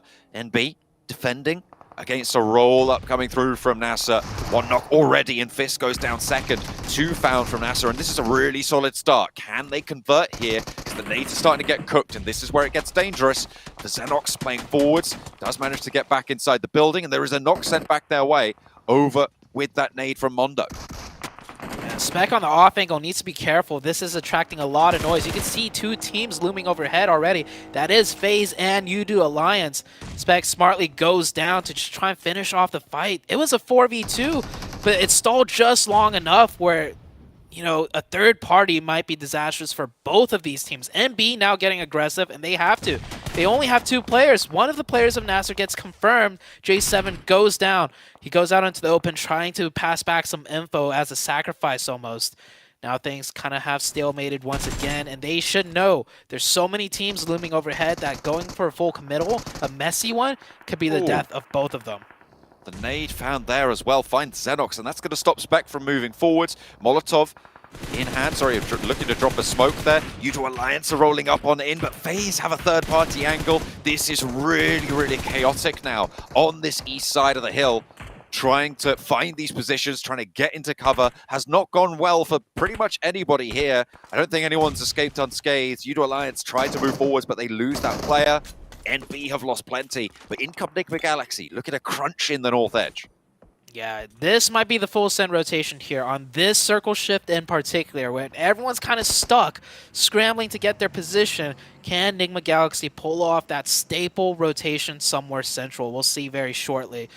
As this fight still continues to rage on, the circle did pull away from Milta Power. It did go hard to the west side. We'll keep a lot of that camp in the top of the hill. I mean that it can be continuing to be a pivotal position. I like Morph's position on the northwestern side. It is a shame that they are down to two, though. They might have a better chance of it if they had a full 4 squad, and Hale might look to try and take that from them as they move around on that northern side. Seventh Element, in the meantime, scrapping it out and not having the best of times, as they will go all the way down. Unfortunate turn of events there over on the southwest. And Hyper, meanwhile, was down to a singular player. So that was the first team today that, you know, really made some noise with the chicken, that put their names in the conversation for the top 3. But I just had a feeling like today's going to be a really tough day for all the middle of the pack teams. You win that first game of the day for you put your name in the conversation, but that gap is so wide and the top teams are so consistent. And we can't forget, it's the top 3, and there's a 4th team of Morph with a lot of points still to boast. Becca goes down first. Inco rolling on up, and it's only Palucci now with 3 nades in hand. Drops one out the window, perfectly placed onto Squash, so opens well. Still, 3 more players to deal with. A second nade in hand now. In being pulled, wants to find a second. Won't quite be able to tag it in the same way, and now there's a player upstairs. Palucci burns out the side room, stops the players from moving forwards. Banks a nade off the corner there, looks for another one. Nenebeche rotates around. Squash getting rezzed in the meantime means that Palucci has more to do, but he finds the nade over onto Nenebeche. Burns, hops into the vehicle, and will be looking for this heal. Palucci made 2 knocks so far, but one of them did get revived. And he will hop out and confirm the point too. I don't think Nenebeche was expecting Palucci to be out there. Otherwise, he could have crawled into safety from the other way. The fight continues. Palucci maybe looking to pull off the 1v3. That was a nice angle to take, but the pre-fire is good. And this fight, we're back at it. It is still NB Esports versus the likes of Nasser. Nasser playing with 3 players. Mondo breaks out wide, but Adrian from Intense Game looks for that off angle. And this is what's slowing down this fight. Not these two teams, but FaZe's presence and Intense Gaming's backstop. Neither team can break out with being exposed. So they have to just bide their time. Or maybe find a nade, but no, Mondo fades it. Enigma Galaxy still on this side. They did not elect to go towards a hard shift side, towards the west. Maybe looking to pick up some elimination points here instead of making that rotation now. Next circle about to pop out. Nongshim Red Force on the west. Same with STE. So those are the 2 top dogs. And the circle does go to the west indeed. A lot of real estate open. But which of these teams can find their way in here? Over to Milta. Very, very tricky.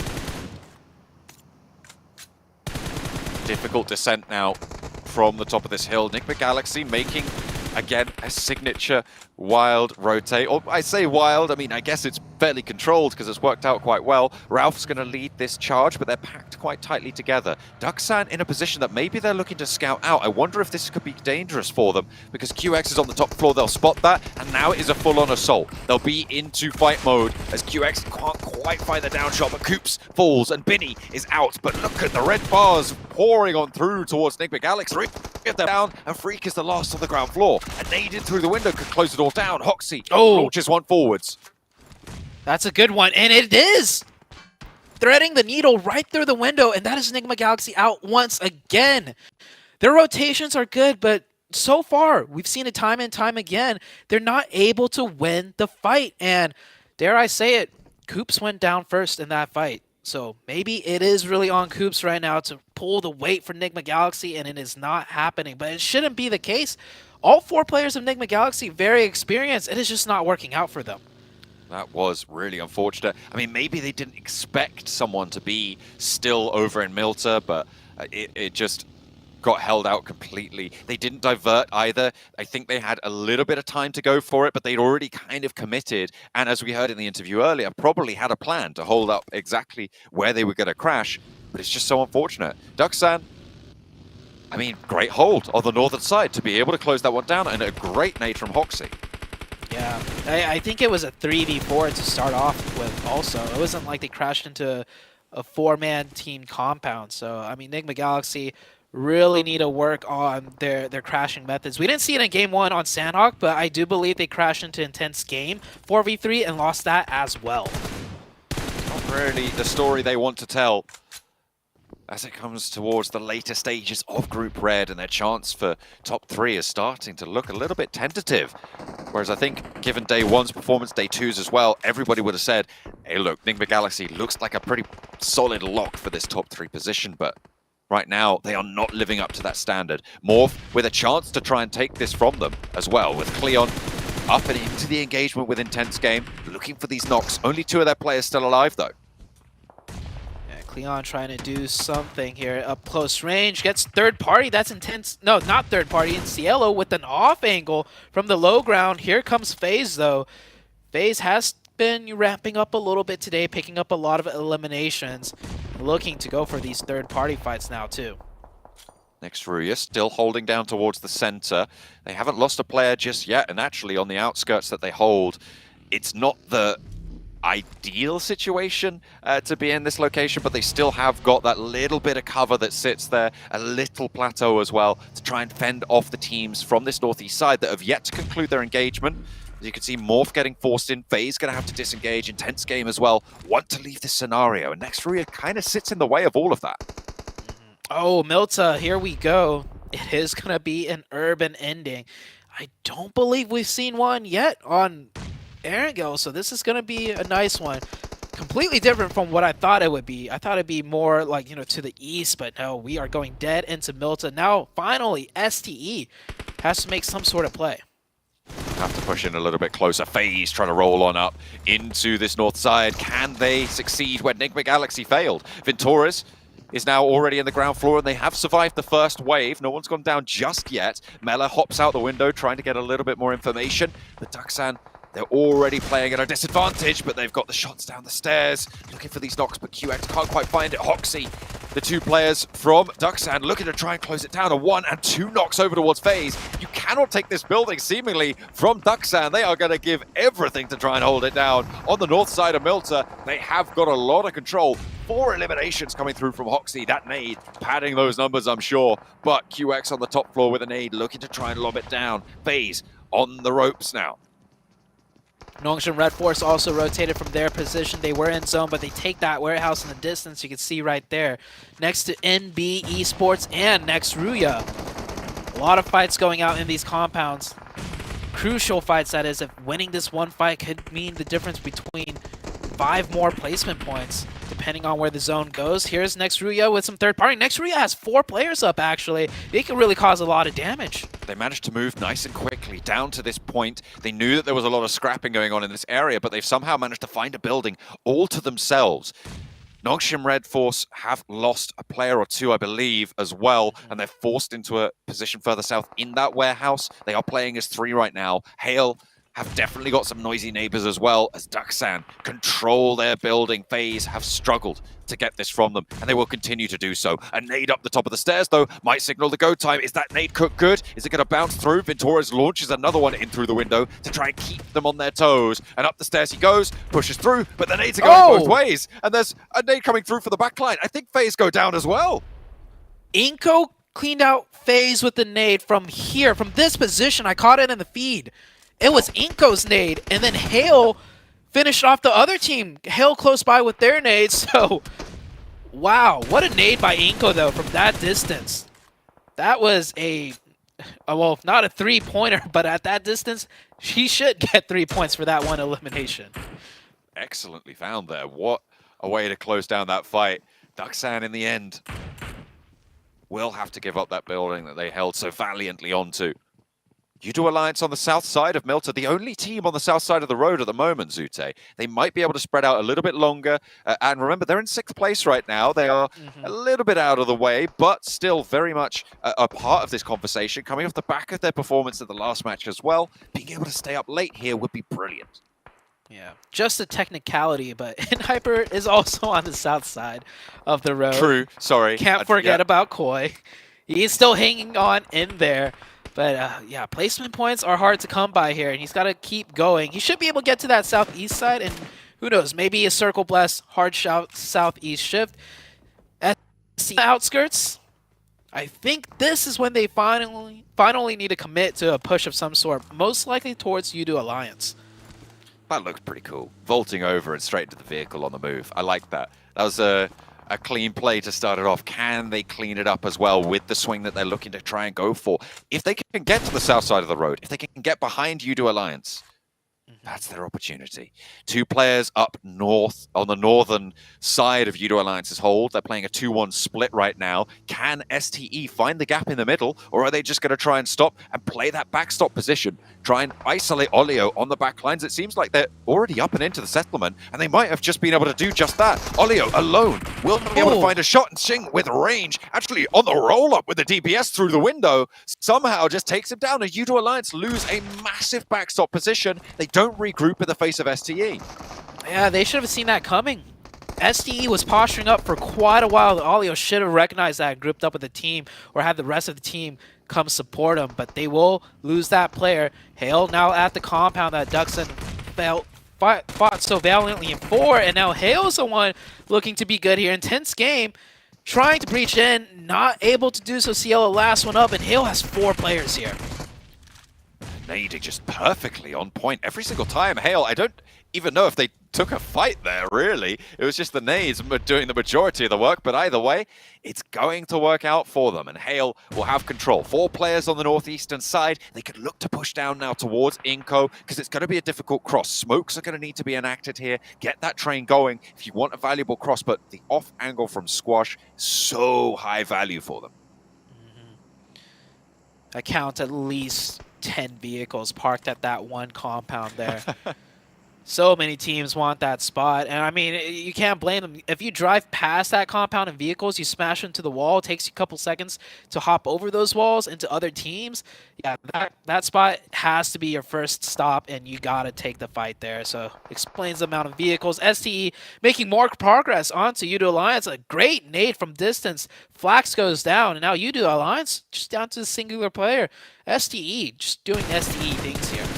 Just one by one taking these fights, and U2 Alliance, they tried to hedge their bets, keep too much of their terrain under control, and STE read into that. They've moved through, and still no one's moved to the south side of the road. I mean, as soon as you do, you are getting shot from the teams on the north side as well. But STE can establish a massive amount of control. Let's see where this next circle goes as well. Flax gets flushed.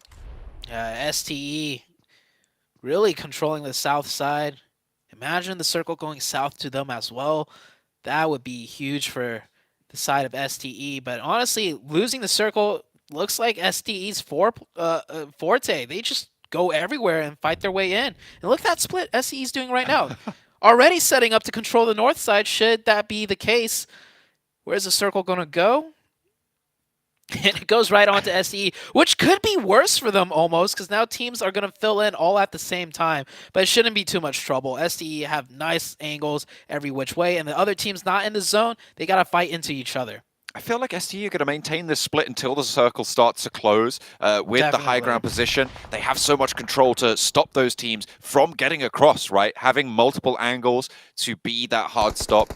They know that they're alone, except for the solo player of Yudu. And Hale gets spotted by Xing, who goes even further up onto the high ground now. Inko maybe looking to move, but they're going to be slowed down by everything across the way. Might be able to sneak something through, but it's going to be difficult. Xing takes a couple of bullets, and I think that might be the time for STE to regroup now. From what I've seen, they're going to go as slow as they can. They want to take that high ground and shoot as many shots as possible. They do actually leave a little bit early. I'm surprised they will regroup. No one going for that crate, honking the horn right there, letting their teammates know, hey, we're back over here. And here comes the fights. The north down to the south. Teams know they're not going to be able to cross that road, so they're going to go for the elim points now. In through the window, Tiger looks to vault first. Wolf around the corner with the DBS of his own. Staying quiet. Do they know he's on this angle? I don't think they've scattered it out just yet, but next Ruya looking to hold off against Hale to play as the north side team, but Tiger goes down first. Wolf traded off though almost immediately. The knock has not got flushed this time around, and next Ruya playing as in a 3v3. Wolf down, and it looks like Frozen wants to break out. Hale still gonna have to vault on through. They want to get the res, but next Ruya go down really quickly. The nades pour in through the window, and it's disaster for the next Ruya team. The Turkish squad having a real tough time of it. Sky only cooking a nade. There has been answers out their way, but they all go up in smoke as next Ruya fall last. And it is going to be Nongshim Red Force to close down that scrap. And everybody in that engagement is going to fall. Hale and next Ruya both eliminated.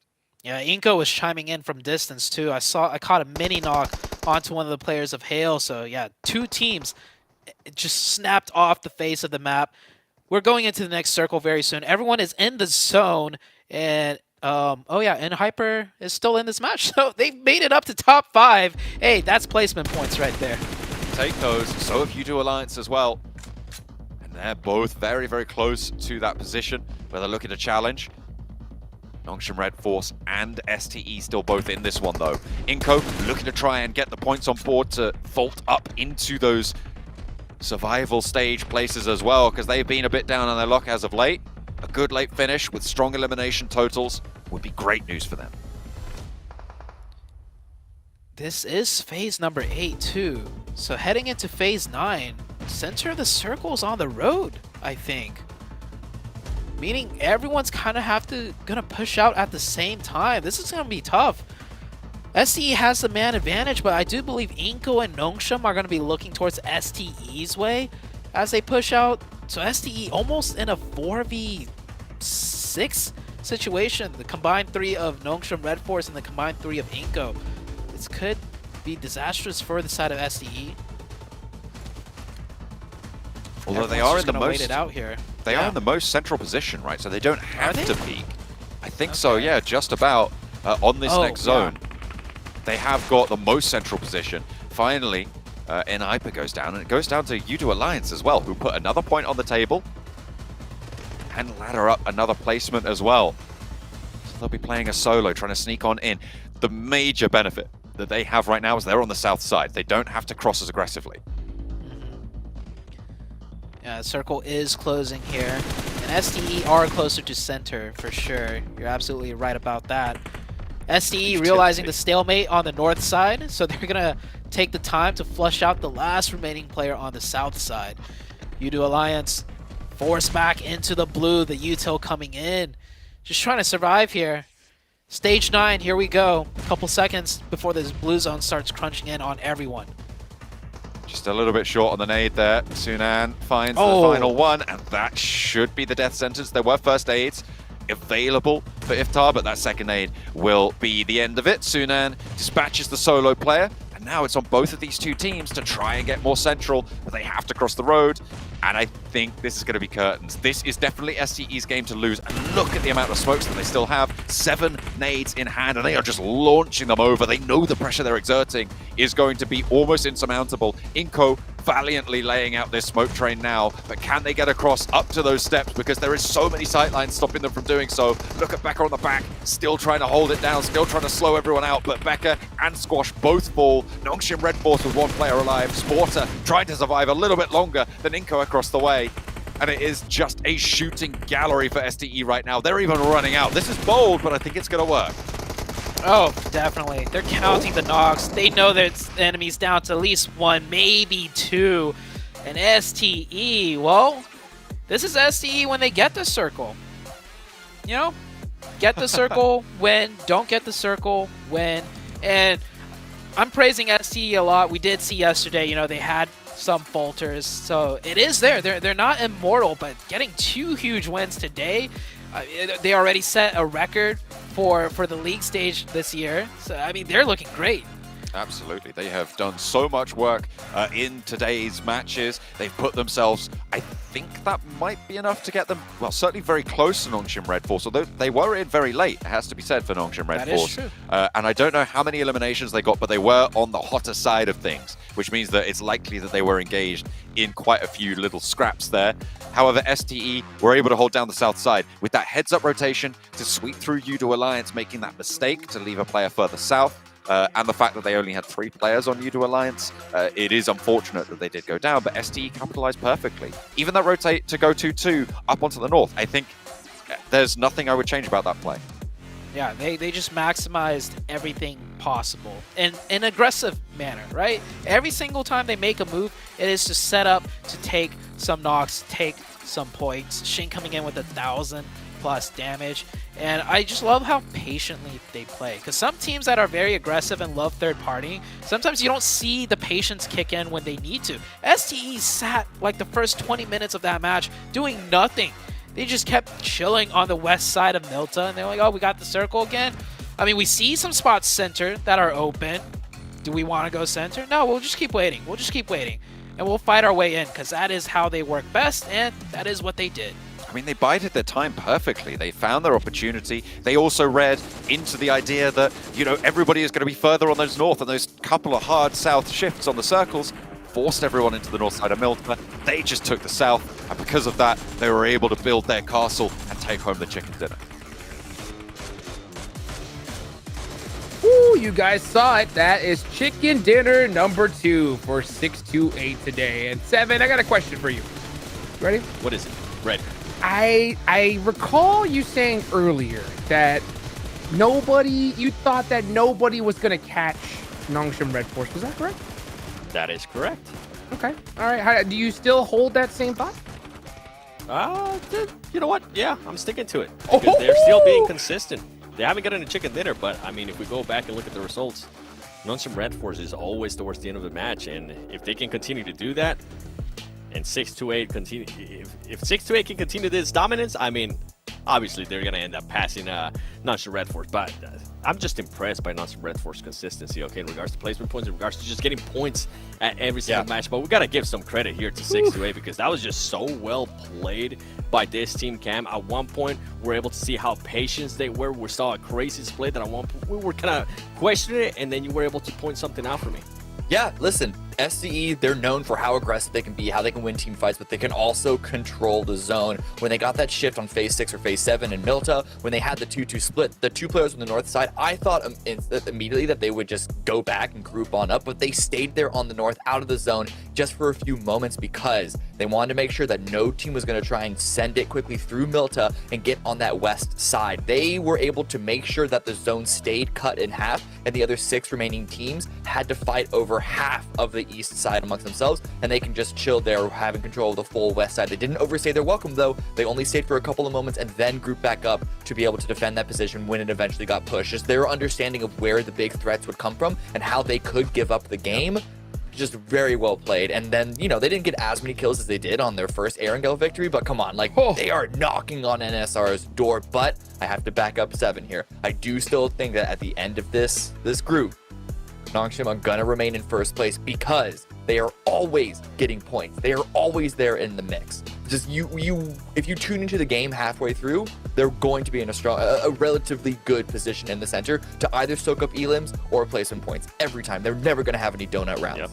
And I'm glad that you mentioned 6-8 being able to stay those 2 players, right, trying to cover their side. Even when they went in back and grouped up, those players were still holding off the angle towards the left side in case somebody decided to make some kind of weird rotation. So I really enjoyed that about a 6-8. Another team we got to be able to talk about here, Inco.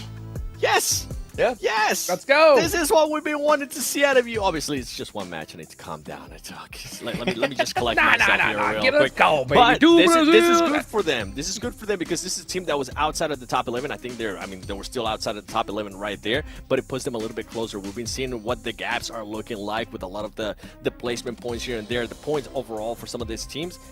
Now it gives them a hope. And if we go back a little bit of throwback to the interview yesterday with Nedeveche, he was even saying, yeah, we're prepared. We don't want to be in the last chance. We don't want to be in survival stage.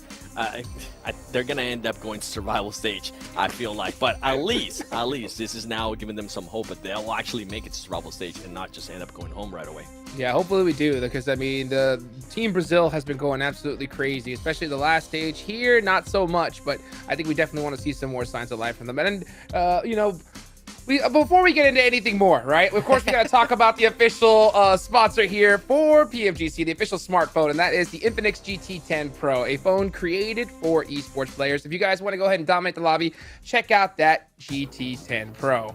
And wow, what a day indeed. We're going to head into Miramar soon. So we'll talk about that right after this break.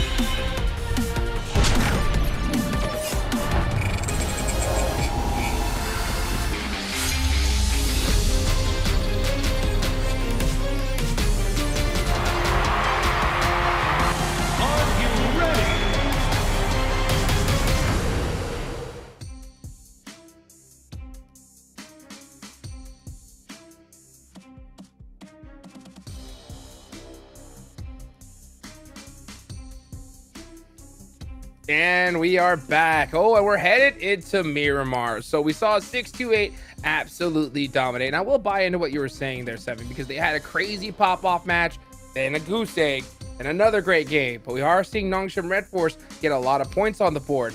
One team in particular that we know that dominates in Miramar is Morph, though, right? Yeah, I mean, with Morph, both of their chicken dinners have come from Miramar.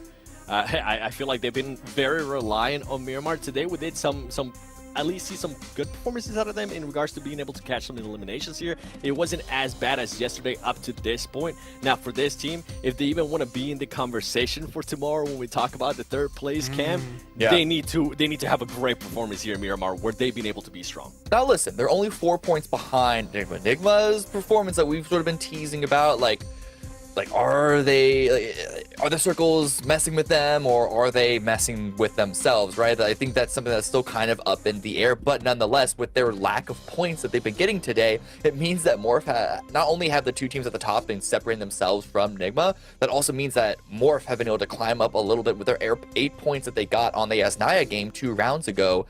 It's looking like it is going to be a two-way fight for that third place position. So going into Miramar, if Morph continue to really level up their game and actually get more points on the board, like you're alluding to that they might be able to, they could overtake Nigma and get themselves a really good lead going into tomorrow. Yeah, and for Nigma Galaxy, I mean, they've been able to be strong on Miramar as well, so maybe this could be a bounce back for them, save the day as well. True. Hey, time to save the day, right? It's going to be done in the desert. Let's go ahead and take it on over to our casters for some Miramar action. More of that, please. We are going into hopefully another exciting round of Miramar. That's what we're going to be looking out for. 2 billings of that today. Our final 2 matches for the third day. STE absolutely standing tall, but they still have not managed to catch up to the top of the tables just yet, but they're right there. Yeah, STE's performance have been insane today. Sure, they had, a goose egg, but more, I like to highlight more just how consistent Nongshim are then. Because Nongshim, we haven't really talked about them too much today, besides the fact that they're just still first place. They're just constantly getting first, and this is the most adaptable team, I'd say, out of everyone. And we did see today, right, they could get aggressive too. We saw on that one Erangel match with Military Base, one of their players got caught, and instead of leaving him behind, the whole team turned around and took the fight. So Nongshim Red Force, they may not be as, aggressive as a place out as STE, but they could still do that, and they want, close range engagements 4v4 against certain top teams too with a lot of gun power. Nongshim Red Force, they are the team to contend with here. Torre Hamada down towards Puerto Paraiso on the south side.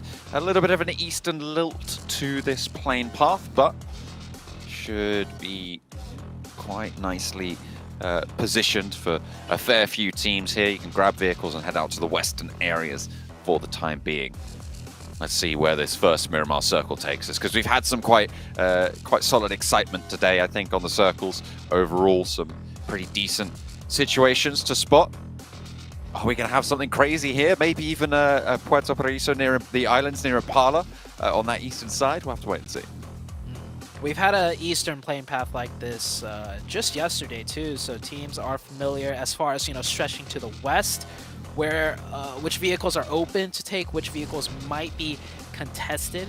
So we'll see some drifting here, and all the drops looking exactly like they did the other day too. So no real changes, but the circle, that's always the big question here. It's going to go down southwest. I think we've had a circle not too dissimilar to this as well before, with Monte Nuevo a little bit more central on this. I think this is a little bit further south than the one we saw before on Miramar, but still should be, as you said, fairly researched in terms of rotational paths. Hopefully the teams can combine all of the knowledge that they've learned so far and read into some strong paths. I'm looking at Nigma Galaxy particularly on this south side and thinking about how they're going to navigate their way through those Chumasera Hills, the areas near Minas de Valle. Nigma Galaxy, they really do need to step it up here. They're still ahead, but they're just slipping. And they do well on Miramar, but yesterday was really Morph that really showed out on Miramar. So this is a good chance for Morph to pass them up and take that third place position. Nigma Galaxy, my biggest question is, how's their mental, right? Like, we've seen them make good rotations in the sense of if they won that fight, after they made the rotation, that's a great spot, because the team that beats them out usually ends up in the top 5, top 3. The problem is, we haven't seen them win any fights on their rotations whatsoever today. It hasn't been the same team, really, who's shown up today. Morph as well, right next door to them as on the tables, currently in that bubble pop position. on 4th place, just outside of the top 3, which is really where everybody's gunning for at this stage. The final 2 matches today, hopefully they're going to be looking for a little bit more. Plenty of assists, though, on Morph. They are top of the tables there. And looking for Miramara Limbs, they're looking pretty good as well. They've got Yorusat right on top with 15. Quite a way ahead of the rest of them, all on 10. Yeah, and all 4 players in the top 4 from each respective team. Morph, Nongshim, Enigma Galaxy, and STE. Oh, that kind of just tells me, even with 2 games left, this one and the next, I don't know if any other team is going to break into that point gap, right? nHyper's the closest, but for me, nHyper, they just do extremely well when the stars align for them, meaning like they just get the zones, they maybe have to make 2 rotations, one a little bit more difficult, and then they get all the circles and then they do great. But I mean, the same could be said for everyone else below nHyper. Yudo Alliance, FaZe, Nasser, none of them really come off as a team that could break into that top 4 for me. Honestly, I think right now in my mind, the top 3 as it sits are the 3 that I would send if it was up to just me out of this lobby to the finals. Given their performances so far, I think that Morph have lacked a little bit, where Enigma Galaxy have shown prowess in areas that I really enjoy watching. So I think that these top 3 right now, for my money, are the best going. But I'm willing to be proved wrong, and that has certainly happened in the past. It might indeed come to pass once more, but there is sort of those 3 sets of pairs right now towards the top of the tables. 1st and 2nd, 2 points apart. 3rd and 4th, 4 points apart. 5th and 6th, 1 point apart. Very, very close duels that they're going to be fighting on out, and to be able to break up to the next one, there is a significant gap, so they're quite isolated as well. Definitely so. Money definitely being involved as well. It's not just the top 3 that the top 3 are going for. There is the difference in the prize winnings. So we'll see which team comes out in 1st place by the end of this week. The team I would like to mention, though, is FaZe. FaZe started off extremely poorly. I believe they were sitting in 15th place at one point, maybe even on day 2. FaZe, one of the teams that haven't gotten too much spotlight, that I feel like if everything starts working out, they could pop off and maybe break into that, top 4 position. But besides them, it's looking pretty dire for all the middle of the pack teams.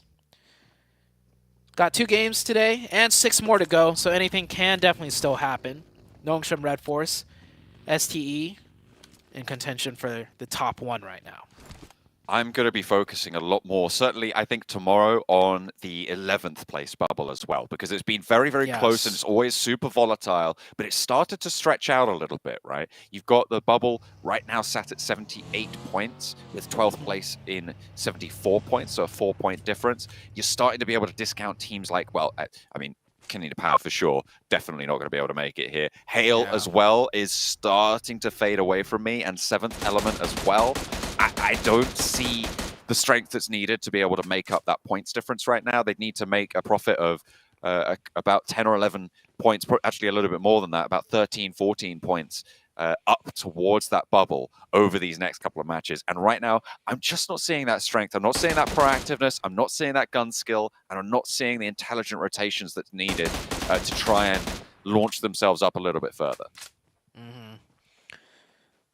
Definitely true there with all the statements you've made. Looking at the minimap, a lot of teams have made their way in already before heading into stage 2. Nongshim Red Force pretty centered up right there, right in Minas de Valle. They are in the city and hyper close by. Enigma Galaxy looting Valdemar far in the southwest. That is their loot location. We'll see where the circles shift. The only teams that haven't really made their way in is, well, there's a couple, but a big one to pay attention to is Morph. They're all the way in the north in the blue right now. Close to 7th Element as well. They have swung all the way to try and get further to that western road. I mean, that western road rotate is probably one of the more viable for the teams all the way up there. It's obviously very, very treacherous to get through on the east side of this circle, moving past Picardo into a terrain that's very occupied. But that west road, in general, is quite smooth, unless you run into a roadblock, which is certainly a possibility, given how these teams have already moved. The west road definitely favorable because you don't even have to take the road. You could take the hills even more west, right? But all the roads east of that are just intersections with strong compounds, with a team potentially being there. And then even if you veer off meeting opposition, you're veering off into other compounds, which could easily house another team. So a lot of teams are looking to take that western path if the circle shifts there. So everyone in the blue on the north, I think they're waiting to see the second circle before really committing to something. And well, with that one, you could take that western road still, but that just leads you into wrapping into the south, which isn't too great either. This is classic Miramar rotations, one of the hardest things to do here. It is very, very tricky navigating these early circles. Always a challenge, but it's still phase one. The zone isn't going to be super dramatic on the health bars right now. You can keep that stim up and you can survive for a very, very long time out in the zone. So even now, if you're Morph, if you're 7th Element, you don't need to make a decision. Although at this stage, with the circle as it is, it's probably likely that you're going to want to get nice and close because teams are going to pack themselves in tight towards Chumacera as the circle falls on top of it. Wow, and Hyper forced to give up that revive from the suppressive fire, and probably good for them that that suppressive fire came out, because if he stuck that revive, Inko would have pulled up right next to them. Inko with the 4-man, Nongshim picking up the first point of the match right now. Nongshim Red Force still looking to defend their top spot from the top of the hill. They've moved in right into this central glut there. Pretty much slap bang in the center of this circle, as are Inko. Both of them looking to try and control a nice slice of ground there. Everybody is really packing into Chumacera now. Oh, what a knock from distance for NB Esports. That was a very long distance knock and confirmation. Nasser definitely not expecting a team way on their backside out of the new zone. We'll lose one. Nasser's had some shines here, but I feel like the big one for me was that one match where they had 4 on Erangel towards the late game and they couldn't close it out. And I think that was their last chance to really make a statement here. Intense game, close up to Hero from STE. STE do have plenty of players in this angle. And there's a nade coming on through to find Cielo on the front. So Intense Game lose one of their players close by. Diego super low, hops into the vehicle, but Hero's more preoccupied with the flush. It's going to allow Diego to get that heal off, potentially, in the vehicle. I don't know if they think he's in the vehicle. I think they think he's behind it, trying to use it as cover instead. I don't think he's got a first aid either. It looks like bandages are being applied slowly but surely. Adrian from the backline spots 33Z and gets the flush in the meantime, though. Yeah, that is a big loss for the side of STE. If they manage to keep that player up, they not only have 4 players up, but high ground to oversight everything. They did already get 2, so getting the 3rd should be good, but Adrian gets one in the backline. It's a 1v2 and a molly coming in. This could change very quickly into the 1v1. Sits it down right underneath and he is still burning. Is it enough to find the knock before the heal comes through? I think Hero might just be able to get it, but the nade is there. Forces the reposition, and it's now a 1 versus 1. The res on the backline can come through for STE, but this is not good news. Either way, they're going to have to get out of there with minimal supplies, with minimal players compared to what they should have had, which is all 4 of their players in a decent scenario. And there's an oversight position as well. It just gets worse for STE as NB roll on up from the west. Yeah, this is very bad for the side of STE, especially with Nongshim just chilling right now with 4 up. And we know Nongshim Red Force is such a consistent team. If you're not getting points, Nongshim is. So STE, they may have picked up 3 elim points, but probably not the trade that they were looking for if they're shooting for that top 1 spot. Not ideal. STE playing on us too now. The circle shifts out to the east side. And again, keeps a lot of Chumacera in. Maybe another urban finish for us. If it shifts that way. Treacherous terrain around Chumacera. It's a really difficult area to play. There's a lot of complex topography that sits in this area. Some really solid high grounds that are great to hold but difficult to leave. Some interesting side defilades that sit around the area as well. Yeah. With STE losing 2 players and Nongshim with 4, my focus has shifted to the 3rd place position now between Enigma Galaxy and Morph. So Morph with all 4 up on the northeast side, very clear of enemies. They have full control of it pretty much. So if they get a nice shift, they are good. Enigma Galaxy, however, coming down from the southwest, many teams in their way in opposition, and like you mentioned, treacherous terrain for them to navigate. This is definitely favoring more so Morph than Enigma Galaxy for the top 3 position. Morph have got a little bit more isolation on their side.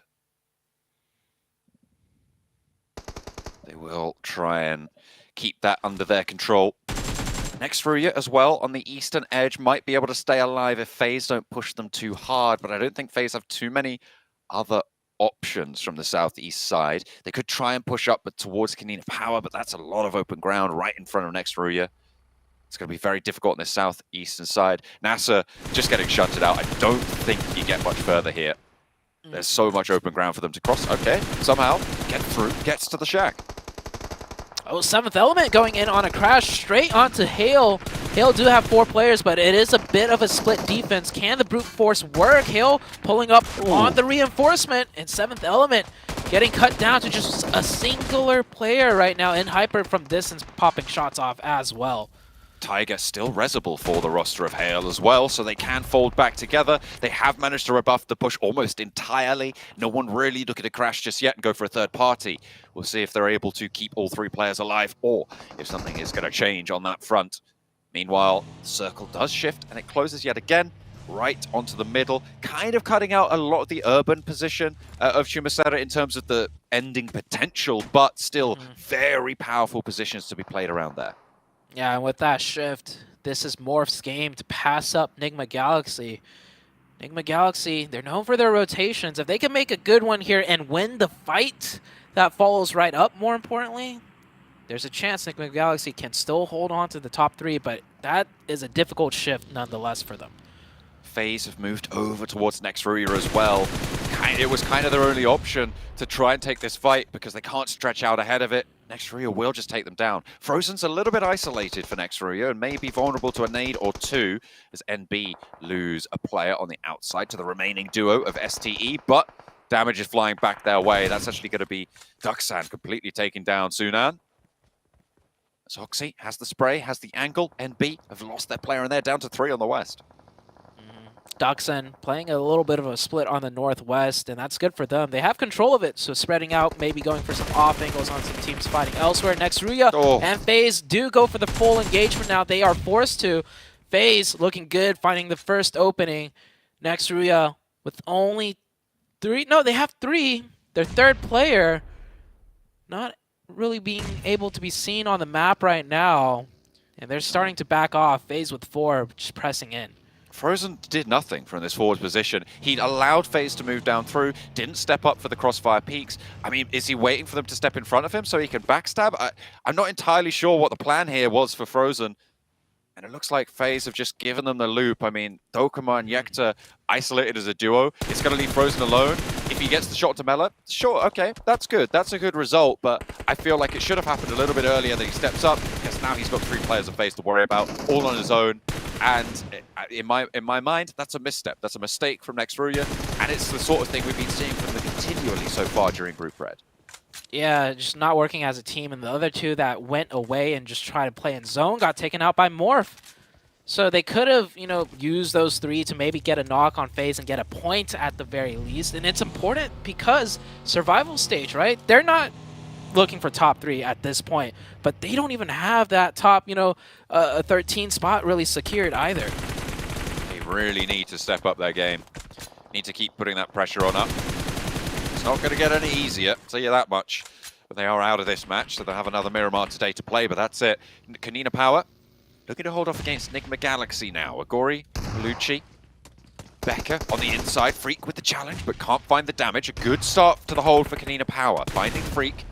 Enigma Galaxy again, losing Coops.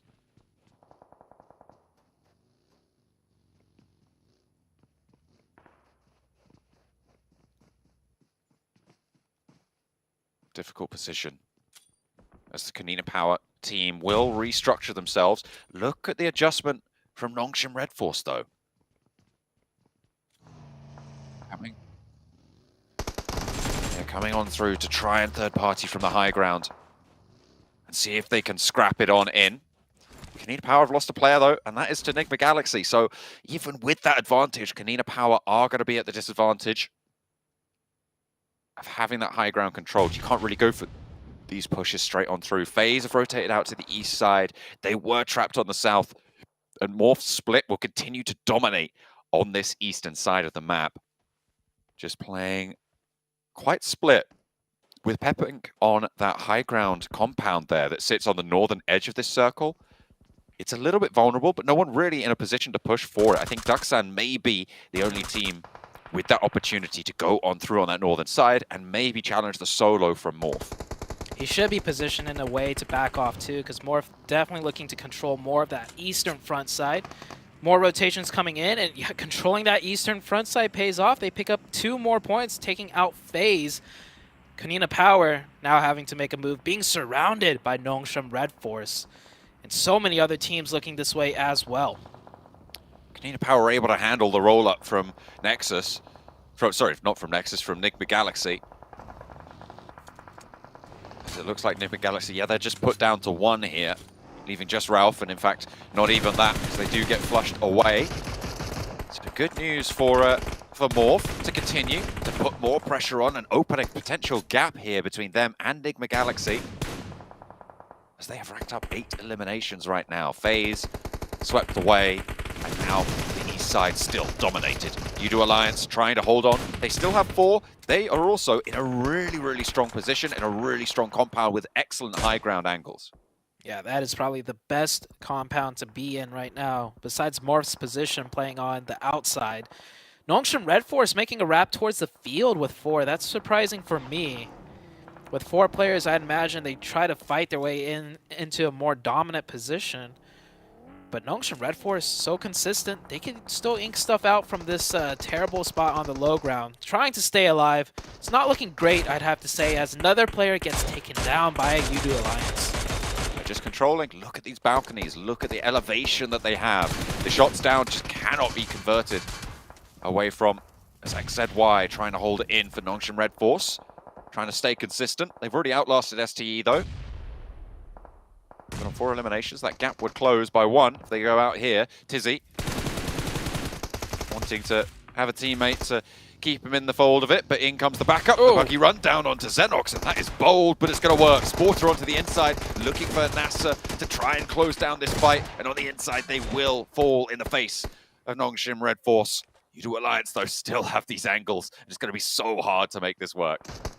Nongshim Red Force playing that so well, but I feel like Nasser really dropped the ball there. They threw 2 nades towards the player of XZY, and both of them just overshot way too far. The target was right in front of them, and that allowed for the backup to come in. Nongshim Red Force do it once again. They pick up elimination points and make their way further into this match, just keeping on that point streak going on. The Morph spread still dominates on the east side. And it doesn't get much better for Udo Alliance than this, to be honest. In their current position, they still have got excellent isolation and high ground control. The difficulty is that if they have to leave this area, it is similarly isolated, right? They have a very tough time ahead of them if they're going to have to leave. And Hyper trying to stay alive on the west side. They'll have to push a little bit closer, and they've only got 1 elimination so far. They'll have to do more than that to keep up with Udo Alliance. Yeah, Udo Alliance now passed them up, and Udo Alliance definitely going to stay that way. This compound so strong, 4 up, still getting shots off. One of Inko getting caught, and Enebeche looking to get revived and just out of sight. However, the other player of Udo Alliance on the other side of that wall should be able to find that angle. Nongshim Red Force, did they get that zone? No, just out of reach. They're going to have to move a little bit more. Morph, meanwhile, I mean, easy pickings for them. Up to 8 eliminations. Des talked about it, right? Morph, this is their best map, and they are showing it. I said I was disappointed. I said I didn't see in them what I saw in the other teams towards the top 3. And right now, Enigma Galaxy, I mean, they failed at their game plan today. I think there's no 2 ways about it. It just has not worked for them. and Morph are ready to capitalize. This is their opportunity, and they will be able to do it. A wise decision to keep this spread going for so long. I mean, even Bubuhu as a solo, they know nobody's going to threaten on the eastern side. They know that Yudo Alliance is such a stronghold. Ducksan trying to move south, but Morph just control them from this high ground compound. Hoxie is alive in the mix of it. We've seen what he can do with a nade. See if he can repeat that performance. You've got QX on the off angle, but there are only 2 alive coming on through for Ducksan. The shots come on through. 5 eliminations now for Yudo Alliance as they start to continue to ring out the shots. Yeah. Morph really want those points, so down in that dip, looking so juicy. And Yoru might have overstepped a little bit as he does get knocked in that elimination feed. However, Morph cleans up the side of Duckson, at least one of them. And Hyper getting taken out right now, eliminated in 7th with only 1 point. Nongshim surely must be stopped, and he does go down to Inko. Shots from Inko and Yudo Alliance, just too much to handle. Inko in a decent spot as well. They've got mobility along that ridge line that isn't afforded to Yudo Alliance, but they have the sight lines to worry about from that area. Morph wanted to keep everyone nice and safe. They haven't managed to fully get rid of Ducksan just yet. There's only 2 players now instead of the full 4 that was there before, and they can get this res with the carry. Yeah. Hale right now, the biggest threat, probably to Morph with only 3 up. They're just making sure their sides are clear. Inko doing the same, taking shots way out into the blue. No one's there, just making sure no one's hiding behind any bushes maybe. And we are going to go into the next zone shift before anything really major happens. I mean, Duckson just trying to stay alive. They will finally go out there. We're down to the last couple of teams. This is interesting now because Morph are isolated to the north side. They don't have a great amount of mobility here. They can move down. There's a little ridge that they can get across the road to, but I think Hale is really controlling that crossing at this stage. I think Morph don't really have a choice, though. They're going to play a little bit closer to the east side and get across where they can. There is a bit of a couple of bumps in the hills on that east side that they could use. You can see Bubuhu going towards that way right now. The position he stopped in just now is a defilade. I think if you go further south of that crate that dropped, and they could use a crate as well as a position. Inko, some of their players getting cut down here. I think Inko lost the zone. Yeah, Inko lost the zone inside that shack, so they're trying to make some plays happen. Gonna have to make a move. To be honest, Yudo Alliance don't have the best of positions, but they are still in the zone, which is going to be a major factor. They've actually sent a player out on that off angle. They've left Iftar all the way out to the east side to try and control where Morph are going to look to go, and Morph have in fact looked to make this crossing. Inko trying to slow Hale down, will find a knock. I don't think that Hale are going to go for this res. Actually, he turns around, he's going to cross back over open ground, and maybe they are going to go for it. I mean, I don't think they should, but then again, I'm not in the game. Tiger is the closest. Doesn't really have a vehicle. Sorry, he sat right next to his car, but hasn't got into it just yet to enact this. The smokes need to be there first.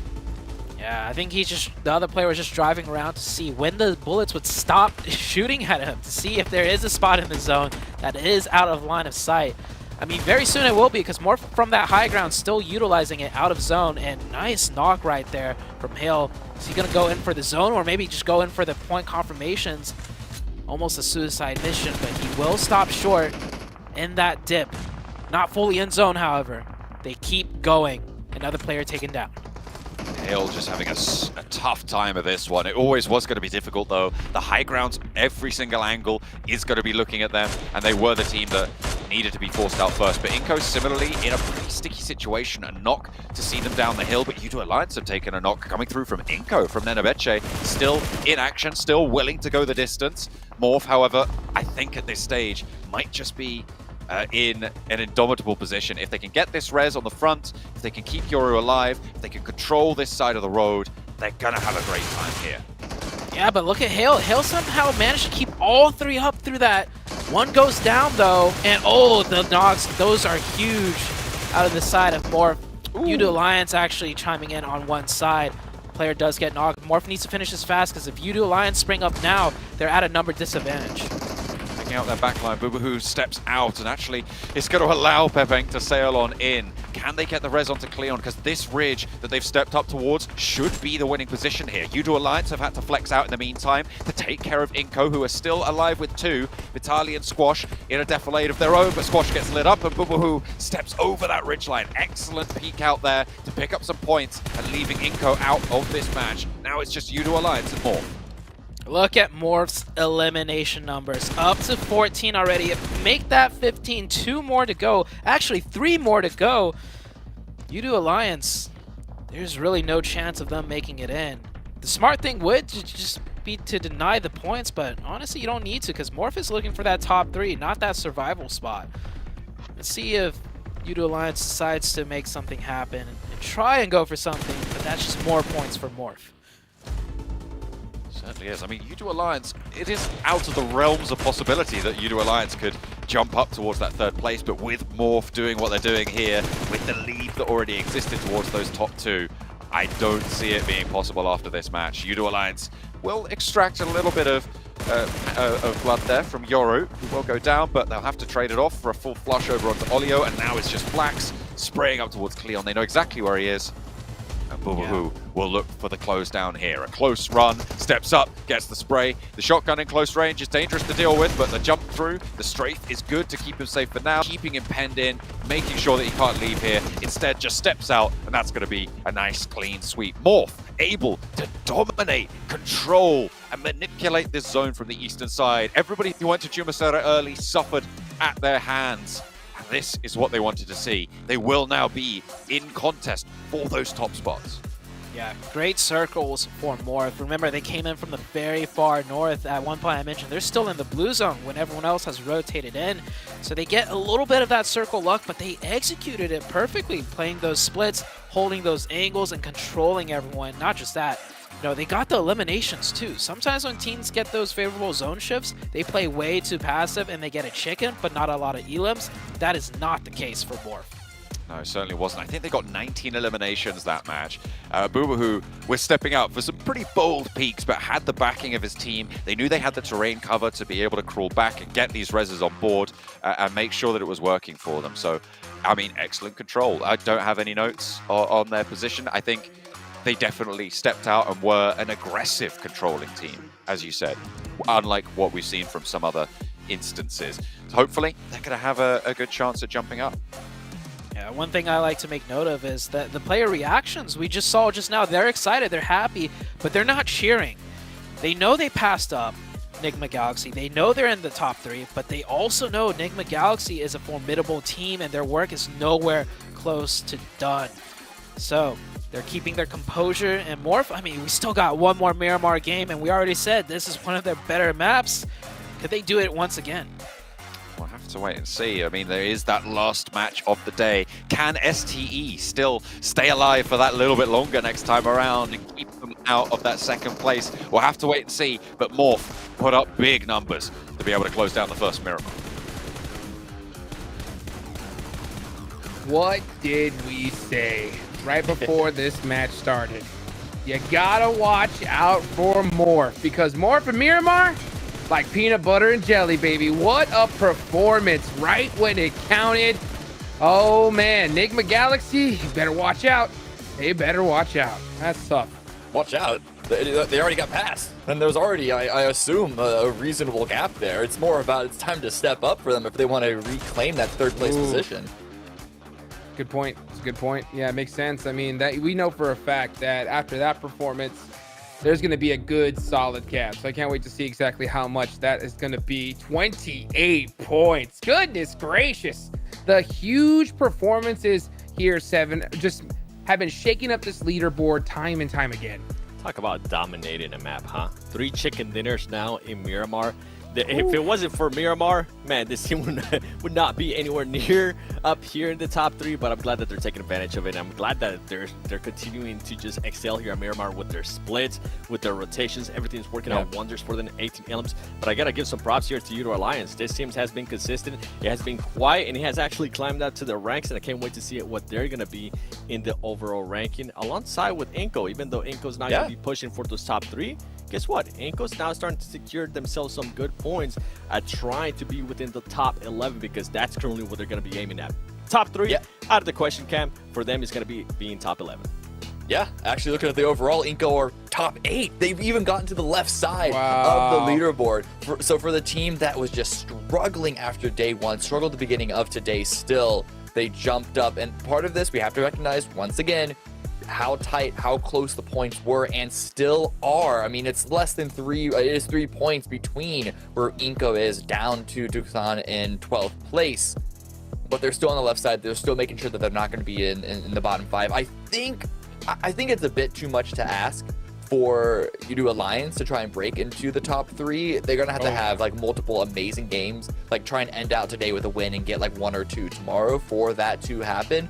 But for teams like Inco and FaZe, like just maintaining their position out of the bottom 5 is the name of the game for them. And y'all's performance is going to make sure that they don't have to worry so much about that aspect of this group stage. Yeah, and another team here that we kind of have to mention is DS. What happened with this team? This is a team that after day 1, they were in 5th place. We're like, okay, this could be a contender for a top 3. Absolutely awful performances yesterday, absolutely awful performances today. Hopefully they'll be able to react because at this point, they're looking like they're going to be going home. Cameron, look at the difference between the top Miramar performers. I mean, look at the dominance from Morph. It's crazy. Yeah, like double the elimination points, double the damage. Placement points looking really good, of course, as well. It's insane. Like, you guys were selling me on Morph on Miramar already. I didn't see these numbers. Like, these stocks only keep going up. Like, I will buy high because it's going to continue to go high. There's no selling low here. It's just going up, up, and up. Man, I mean, the great part for them too is like tomorrow is going to end in Miramar, right? So like the fact that they're going to have that in their back pocket, I think is going to help them out a whole lot, because we've seen time and time again, Seven, right? Those final matches of the day in a tournament just be all over the place, right? Because you got teams at the bottom that, you know, they realize that it's all over, and then now it's possible that we see the teams at the top that can decide to look down and be like, hey, who are we going to destroy here, right? I mean, with the way some of the teams at the top have been performing, I wouldn't be surprised if tomorrow if for some reason first place and second place create a little bit of a gap between each other. I see first place, which is probably going to be Noncham Red Force, starting to play a little bit more confident. We saw that out of them today, and they're continuing to position themselves, getting those points. I don't see that slowing down in any way, shape, or form. So if I'm willing to nitpick here at a Noncham Red Force, is I would like to see them get a chicken dinner. We haven't seen them get a chicken dinner since, what was it, day 1 when they ended up getting 2 chicken dinners. I would like to see them being able to finish off a map, but I can't really complain much because this team's being able to get points every single match. Consistency, baby. Well, you do raise a good question, because you're right, they haven't gotten any wins. They've gotten a number of points, but like, what's going to happen when they reach the Grand Finals, right? Like, will they be able to sort of soak up all of these, shall we say, easier points throughout the mid towards the end game? Will they have the same opportunities when it's an even harder stage of this tournament? So I think with their positioning right now, how safe they are in the top 3, yeah, I actually agree. I think at this point they should start to maybe not completely rewrite their game plan, but maybe experiment, see how far they can push the envelope on trying to get these points and these wins. Well, you know what? As soon as you said that, the alarms went off in my head, man, because there's so many things to talk about, but we got 1 match left to go. Let's go ahead and take it on over to our casters. We're going to be closing out the 3rd day with another helping of Miramar, of course. Morph, brilliant showing in that last match. Excellent elimination count as well, getting up to 18 towards the end, taking some nice aggressive angles on their hold. See if they can keep this one going, because Miramar seems to be a playground for them today. Oh yeah, Morph really showing us Miramar is their map. We saw it on the stats, right? If you didn't, you could rewind a little bit, but their stats, eliminations, they had up to 58. I think the second closest was 27 of the next team. So yeah, they are really showing us they are the Miramar experts. And you know what? Maybe it's a coincidence, but back in the heydays of BTR, also reigning from Indonesia, right? They were known as the Miramar Kings as well. So region div when it comes to Miramar? Maybe so, but we got 1 more Miramar. This is the last match of the day. And, well, Nigma Galaxy, what really, you know, should be on their mind right now is they need the points, because if they don't get this, you know, a good game in here, they move on to survival stage, which is, you know, not too bad, but they had such a firm lead. To lose the golden ticket now would be, I don't know how their mental would be going into survival stage if that is where they end up. It's real tricky. I mean, the event that I will always remember was Gladiators just falling out of the top 3 right at the last moment last year at PMGC. They went into 4th place, getting forced into the survival stage, and people were very confident, you know, that we'd still be seeing the Gladiators through. But every single time that they had to go that little bit further, they just fell short by 1 mark, and they didn't end up going to the Grand Finals, which was really unfortunate to see that one happen. But that's just how it goes sometimes. You do really want to find these early qualification spots, get that money on board. The jump up, if you look at the money, it's a little bit misleading, because the jump up from 4th to 3rd place is quite a big jump, right? It's $16,000 in these group stages for 4th place and $38,000 for 3rd place. But what you have to remember is there's also money to be played for in the survival stage. So if you come 4th place, don't make it through, 16,000. If you win the survival stage, you get 10,000. And then if you win the last chance after that, you get a further 10,000. So there's a potential to get up to $36,000 on your performance if you come in 4th place, which is $2,000 less than 3rd place. So it's a little bit less egregious. Let's talk about something that is egregious, though, because that zone's just popped. Yeah, that's a hard Southeast one. Oh, man. We haven't seen this one before on Miramar, not with this group. So another tricky one to deal with. And they're coming in from, well, they came in from the far north last time. Are they going to take a similar drop spot with a different plane? No, they're actually going to be in the far southwest. So Morph dropping in Vidimar. They should get a nice little slingshot in on the south side. We'll keep that in mind. A little bit of a 1v1 hot drop here. Chiffon versus, that is GokuBot. GokuBot with only a pistol. Can he find a weapon? Gets a mini. But, oh, look at Chiffon's gear. Level 3 helmet, level 2 vest. Oh, that's all you could really ask for in a quick drop fight. And a teammate as well. Feel like that's even better. Steps out, red dot on the AK. It's going to be good for it. 7th element, lose a player, and a point found for Hyper. Oh, another drop here with a potential fight. STE. Oh, Xing, very isolated. I see 4 yellow dots on that minimap. The rest of STE, close by, but not close enough. Hopefully they could get some vehicles to come help, but NB Esports taking this approach a little bit on the slower side. Oh, the back angle. Xing gets caught. That's unfortunate. He was isolated. He was split through and will go down. There's no two ways about it. No rescue to be found there. So STE playing on as 3. Not ideal, but they're still 156 points. I mean, their day has gone, I would say, quite well. They've had 2 chicken dinners so far, and they've looked pretty solid in situations where we've criticized them a little bit before. Losing a player early, I mean, it's unfortunate, but with the playing path and the circle as it is, it's going to happen at some point. So I'm not unwilling to give them the benefit of the doubt here. The question is, how do they play on from here as 3? Yeah, they need to do the best they can. And we saw that last match, right? They did run into a lot of opposition early. They got third-partied. The fight with, I believe it was Intense Game, didn't pan out exactly the way that they wanted. And Nongshim, I was saying, man, Nongshim's going to, widen that gap even more. But at the end of the match, Nongshim got 7 points, and then STE got 4. So do whatever you can. Every point counts. And just because you're down to 3 early doesn't mean the first place you're trying to chase after is going to get that many more points than you. So they got to keep their heads up, keep the confidence going, and stick to what works for them. Over on the east side, with the circle as it sits, some advantage to dropping on the southeast side. Impala was dropped on towards FaZe, and Intense Game were in Puerto Paraíso. You've also got Nick McGalaxy, who obviously split on that south side. This is their opportunity to come back strong today, because it has not been their day. They have, as I said in the last match, failed at their game plan, quite frankly, and it needs to be better. So hopefully this last match can turn it around a little bit. We've seen it from other teams. I think Morph were able to do it yesterday, where at the end of their match, end of their day, they just sort of put in a strong performance to keep them up there and in the conversation. Vitali for Inco.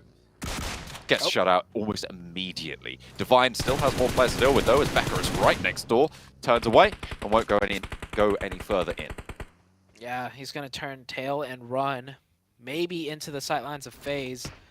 These fast rotations are working out for 7th Element here, picking up a quick elimination. They did lose one also, so not the best trade, but looking more so for the points, because 7th Element, they're not at that cutoff yet for survival. And I think at this point, you might even want to just trade a point for a player. That's not good whatsoever, but you want to get some points to make it into that cutoff.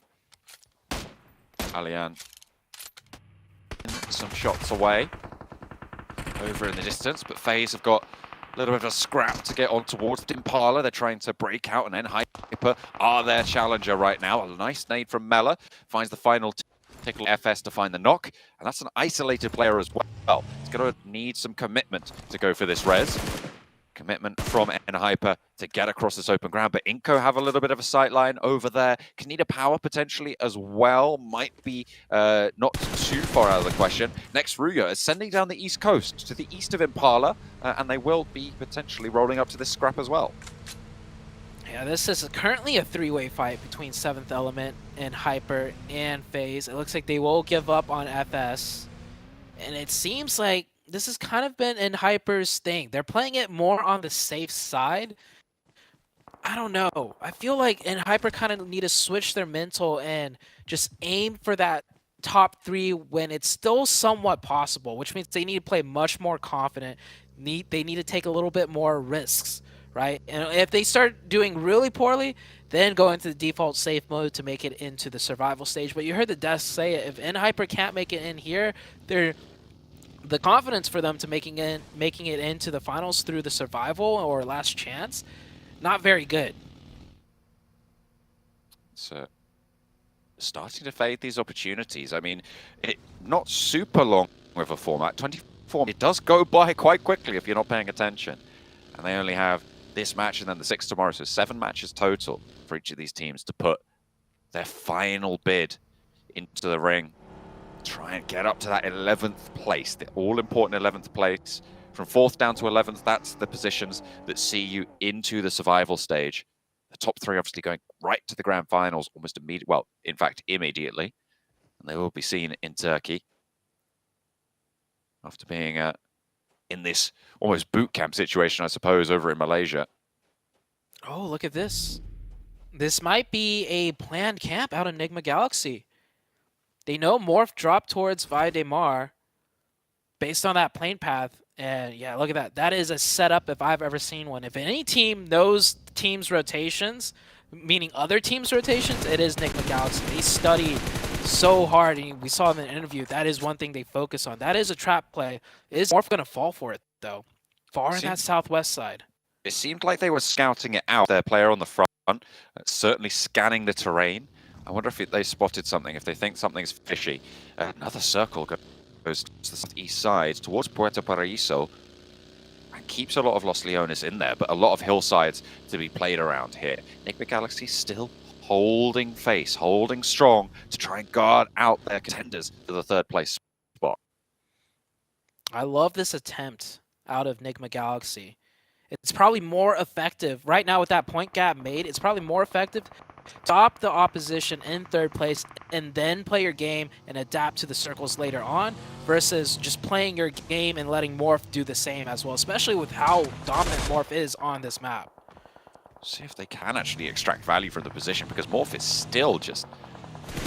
it feels like they know something's up, right? Like there's no... Definitely. There's no way you don't something. just go through if you don't think there's anyone there, but we'll have to wait and see if they can break through. In the meantime, though, players towards the center are really going to have to start to heat up their performances, as Inco trading back and forth with Hyper, 7th Element, just over this hillside as well. That nade goes a little bit long for Squash. FaZe are here, 4 teams now in the vicinity, a potential 4-way engagement as teams will start to pour in and pile towards the center. Udo Alliance close by. Hail have shots out towards this direction as well, and teams are starting to fall. Inco's the first to do so, and Brazil, they're going to have a little bit of an unfortunate turn of events here. 85 points so far. That's where they'll finish today.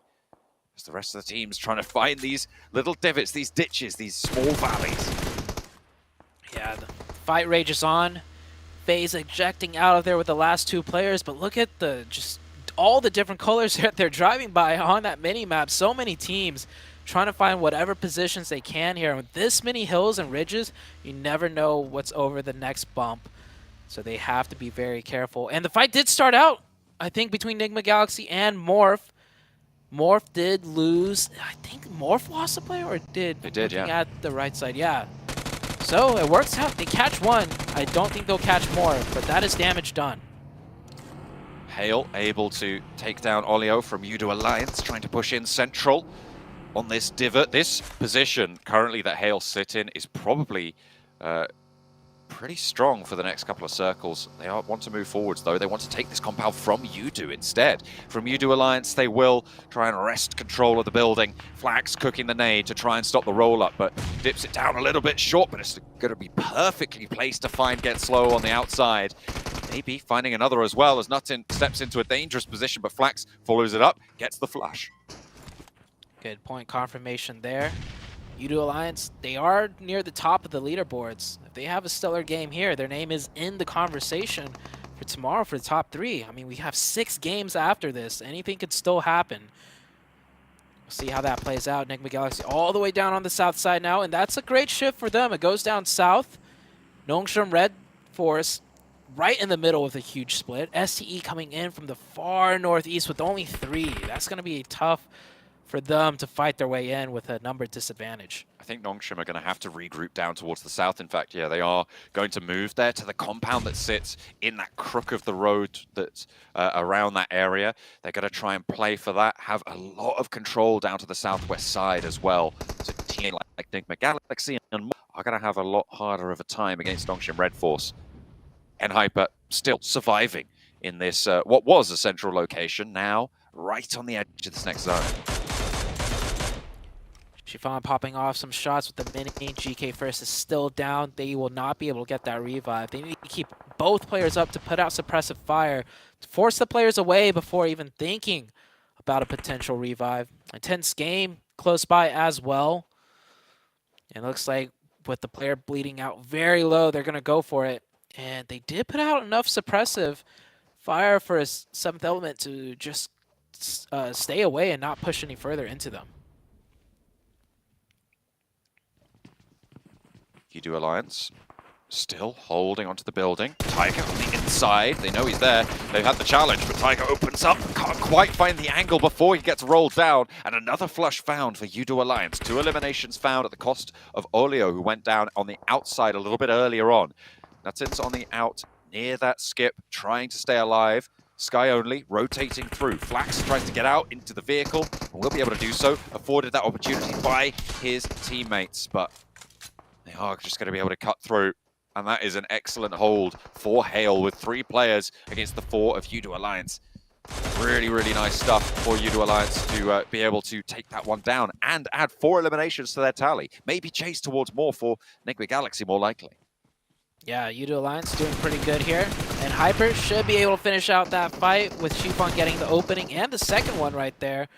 The last player looking to get a revive. Might be able to get that revive off, but they're going to have to back up real quickly. Nade should be coming in. And Hyper up with 4 elimination points. Yeah, decides better to go for the, not to go for the revive and just create some space as the rest of it, Hyper pressing ever so closer. And an intense game taking a fight on the bottom right-hand side of that screen against, I think that is Next Ruya. All the way down there, and that's the DBS to find the first knock. A really good open there for Intense Game. All 4 of their players still alive, still in action. Next Ruya suffering a lot more there. The nades start to pour on through, and I think that's going to be the majority of Next Ruya taken care of, if not all of them. They will be wiped away. Really, really tough stuff on the east side, but now you're going to have to get more central. What can you do? Nina Power have gotten the compound that was regrouped away from by Nongshim Red Force, and they might have a good time of it there. DGR, though, is knocked on the outside, and I don't think they have that many players left on the in. Yeah, it looks like STE down to just a solo. Nongshim will be widening that gap, especially with a center position with 4 players up. This could be a huge game for Nongshim. Can Hero do anything here? Maybe get 1 point?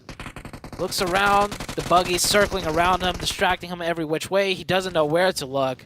and he will get taken out. Meanwhile, is Morph down to 1?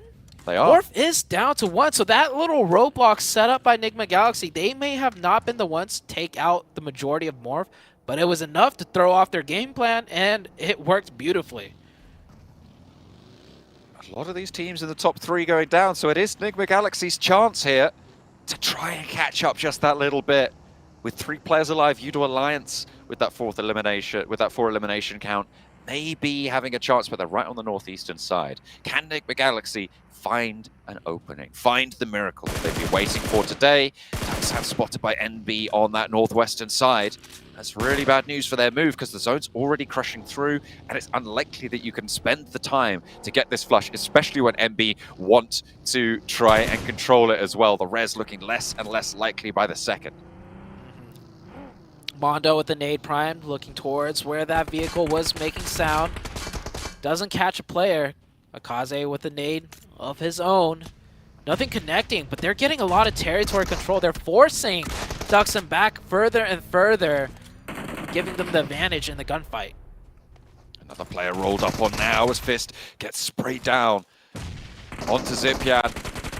And Sek looking for more as well to the backlines. I think they did manage to just get that res, but no, it's just one. Hoxie has the nade cooked, looking for the player, but there's a buggy sailing past, just sidesteps it in time. Mondo, though, out and into the fight. Gets a little bit hairy, but they will be able to close it out. And that's Duxan eliminated on the northwestern side. Now, can NB convert? Because they didn't take any knocks here, so they have a chance to try and move forward strong. 7 eliminations for NB Esports. That's big for them. They have a nice amount of points, but they definitely want to pad that a bit more before heading into tomorrow. And Hyper rolling up with 5 elimination points, down to 3. Still manageable, though. Looking to control the edge sides here. They will be kind of in the middle between both of Yudo Alliance right next to them and scoping in onto Intense Game. The eastern side for Intense Game. Trying to move up that hillside to the plateau. At the top, they do have a lot of control over the lower level of it, but Yudo Alliance still sit atop in the compound further up. NB from that northwestern side gonna have to leave their sanctuary as well. Enigma Galaxy leaving Ralph out wide and staying vigilant towards the NASA position. A scrap now, eastern edge. It's going to be an intense game to lose a player. And Hyper want to keep this one rolling. 3 players in it for them. A low taken on that front side on the longhouse. They're going to roll on out. Intense Game want the challenge, but it looks like he's up to it. Not quite going to be able to do it. There's an off angle. Is that Alien, the last player from 7th Element, chimes into that scrap, and all of these teams just going to suffer really, really heavily. Yudo Alliance didn't third party, but they've got 3 players, and they can leave this area knowing there's way, way less threat from that angle. Yeah, that was a great long-distance shot by Alien.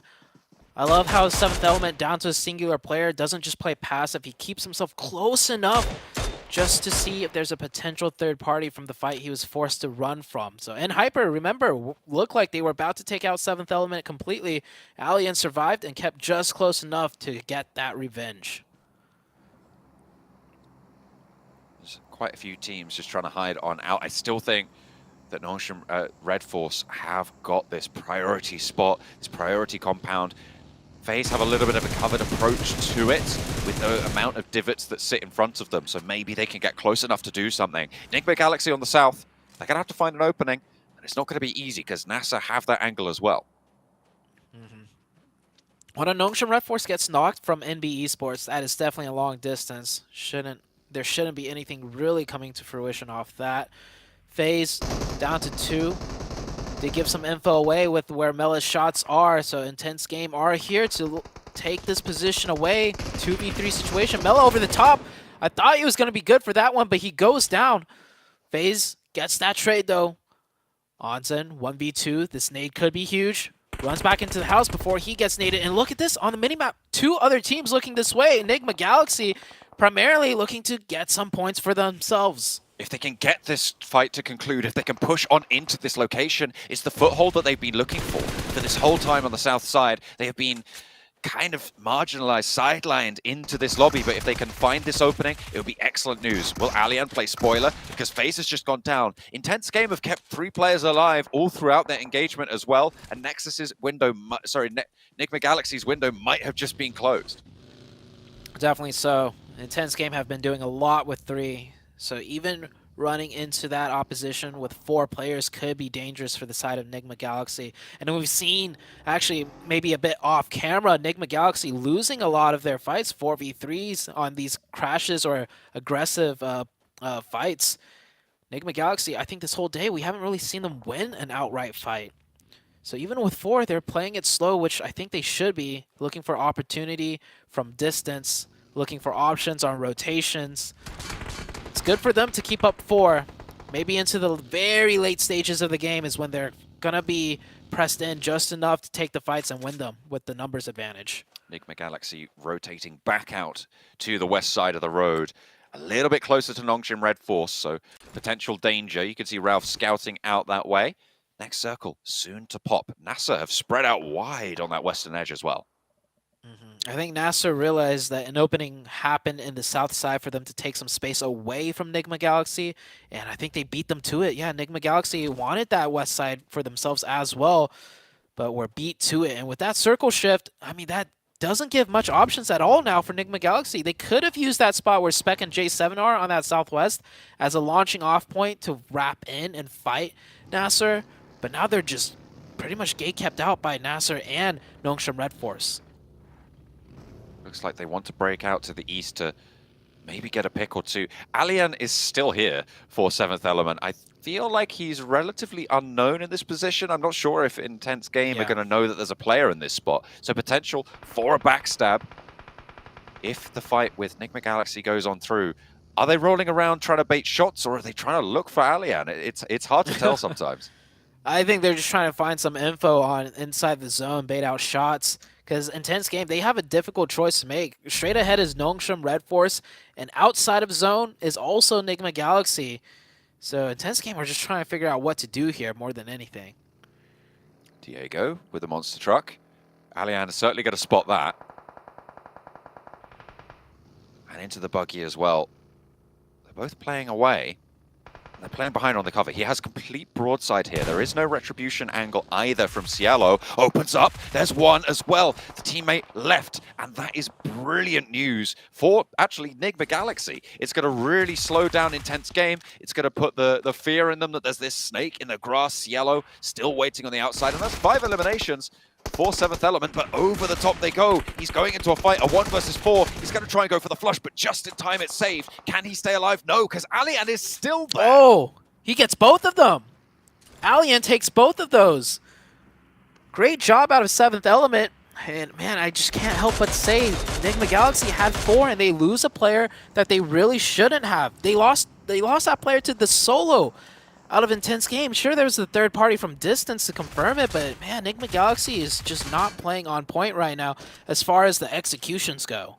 3 players from the south side. Can they make it work? Because not only have they lost a player, but so have Nongshim Red Force on that central area. So maybe with 3, they could still make it work. NB the only, NB and NASA, the 2 teams with 4 players alive in this lobby. Nongshim Red Force, Sporta going in, down to 1 HP. There is a singular player in there. I think he's trying to clear it out. He should know. Yep. Pre-fires. Holds the angle. 1 HP. Probably waiting for his teammates here. And oh, nice job. The reaction time. So quick. Sporta will take that player out. Nongshim Red Force, like you mentioned, with only 3, gives way for Nigma Galaxy to break into the zone a little bit more. But man, Nigma Galaxy was still only with 1 elimination points. And not the best of positions. We'll see where the circle takes us very soon. Allian does go down, but with a valiant effort from him. Excellent stuff for 7th Element. Maybe close enough to the bubble for tomorrow's games to be all important to get towards that survival stage. Kanina Power, the duo that's been holding off for a while against Yudu Alliance, now under direct threat on this ridgeline. No one really out to the east anymore to slow this push from Yudu, and they're going to go and take that burst knock. A spray out wide from Beckett isn't going to connect either, and Yudu Alliance will be able to survive with 3. No team is in this next circle yet. Yeah. It does look like MB will get in there first. Nasser does have some compounds to play with, and Nongshim has a compound too, so Enigma Galaxy now forced to crash on in. It is a 3v3, luckily for them, because Nongshim lost one. First knock goes to the way of Nongshim Red Force. Enigma Galaxy down to 2. And they don't have Koops here. Koops was the one player that went down for Enigma Galaxy. Ooh, lighten it up. Oh wait, no, Koops is still here. Koops is here. He's on the inside, looking for the next spray as well. Has to retreat up the stairs, but he's down. And now it's all up to the player on the outside. Can you get on through? Can you keep them going? Because it's 2 players to deal with for Freak. 1 up, 1 down right now. Rotates through, looks to spray, suppress that staircase, slow the players pushing down, spots the backpack, and through the window he's spotted as well. It's traded back and forth. Was that a third party? Sporter just went down to NASA. They're rolling up now to try and stop Freak from getting anything more done. NASA burn away at the door frame, and Freak will be tagged by the Molotov. He needs to hop out. He needs to get some first aid on. Yeah, at this point, the solo left. 1 more ladder up on the placement is a good amount of point difference. May not be much, but they need every single point they could get. Unless he just goes for the 1v2. Freak, tries to go for the hero rush. Will get taken down in 5th place, and I was saying this earlier, they only got 2 elims. Not making use of that 4-man team towards the end whatsoever. And that is not a good finish for Enigma Galaxy. U2 Alliance looking to close out their day strong as well on this east side. They've been through the wars, they've been through the thick of it, but they picked up a lot of points for it. NB as well, 7 eliminations on this northwestern side. Have been able to keep themselves healthy for a while, but descending from that mountain, from that hilltop, has been a real challenge for them. NASA, in the meantime, 4 players alive. They're spread out on that south edge, trying to control mostly to the east side, and rightly so, because NB is struggling in their own right. This should be Nasser's game from that south side. I mean, I know NB have 4 up on the north, but yeah, too many sightlines coming down from a high ground where everyone on low ground's looking up. U2 Alliance get cut down to 2. Nongshim still hanging in there with the 2 that they have. They can still do something here. The crawlback can come through for U2 Alliance to potentially get this res. They need to do it soon with the blue zone pushing. It's not going to be easy. And playing as 3 could be all important for them. Iftar close by to this Nongshim position, playing on the windowsill. Zones are close to closing, the smoke blooms, and this is the move that you need to make, but it's only NASA in this next zone. Nasser tried to go for a split there. Took a lot of heavy firepower, so thinks better of it. Luckily for him, he didn't get shot out that car. Nongshim does go out. We're down to the top 3. It is U2 Alliance with their backs against the wall pretty much, being completely shut out by Nasser. And NB Esports, they lost 1. They're working with 3. Can they find a way in? With a big game, U2 Alliance can absolutely catch Enigma Galaxy here as well, and maybe get a little bit closer to Morph, a little bit more insurmountable on that difference, but there's a chance if they're able to win this one out here. Looking to move down low, Cluck nade in hand, looking to try and find him, but Xenox is just too quick on this. Gets the spray down on the sidelines. J7 has fallen to a nade that did get cooked there, but there is an answer, and that's likely just going to take another knock, and U2 Alliance most likely stopping here. Oh yeah, U2 Alliance in that buggy, tries to get out of nade range, moves up closer, will get taken down right here, and we are into the final 2 teams. Nasser versus NB Esports, and J7 not yet revived. They will go for it now. Both of these teams looking to solidify a position in these top 11 spots. Going into tomorrow's games, that's what they'll be gunning for, that's what they'll be aiming for, but who can take the glory here? The final Miramar of day 3 of Group Red, nade in from Star, and more still to come. 2 nades still in the back pocket. NB have yet to unleash with that volley. They've got 7 HE grenades in the pocket as they start to launch them out now. If they can find an opening pick, that one looks pretty good. It's quite long. I think that might have been a smoke actually further out wide, but they're just suppressing that ridge line on the road. Offensive smokes would be good here too. The ridgeline is central, so Nasser have every advantage possible. They don't need to move whatsoever. NB is going to be the first team forced to move. It should be done here. Unless if they can land a double knock with a nade, it's not looking great. Here comes a shot. Star not connecting, taking very safe peeks because he does not need to be aggressive here. And they are getting cut down. This is the chicken that Nasser finally wanted to get very soon. Just one more. This nade throws it in. Mondo. Goal. under threat. Yes. Will go down, blasted skywards as NASA close down the day with a chicken dinner, a strong control match. Nice to find when you're towards the bottom of those tables as well. Into that survival stage, NASA put up the points to try and make their bid to stay alive in PMGC. A really, really strong performance from them. I liked every moment of it. They had a good position. They regrouped well. It felt like maybe Nongshim Red Force were going to have a better time of it, but they just got whittled down time and time again by teams looking to move into that compound, and NASA were on the outside on the west to capitalize.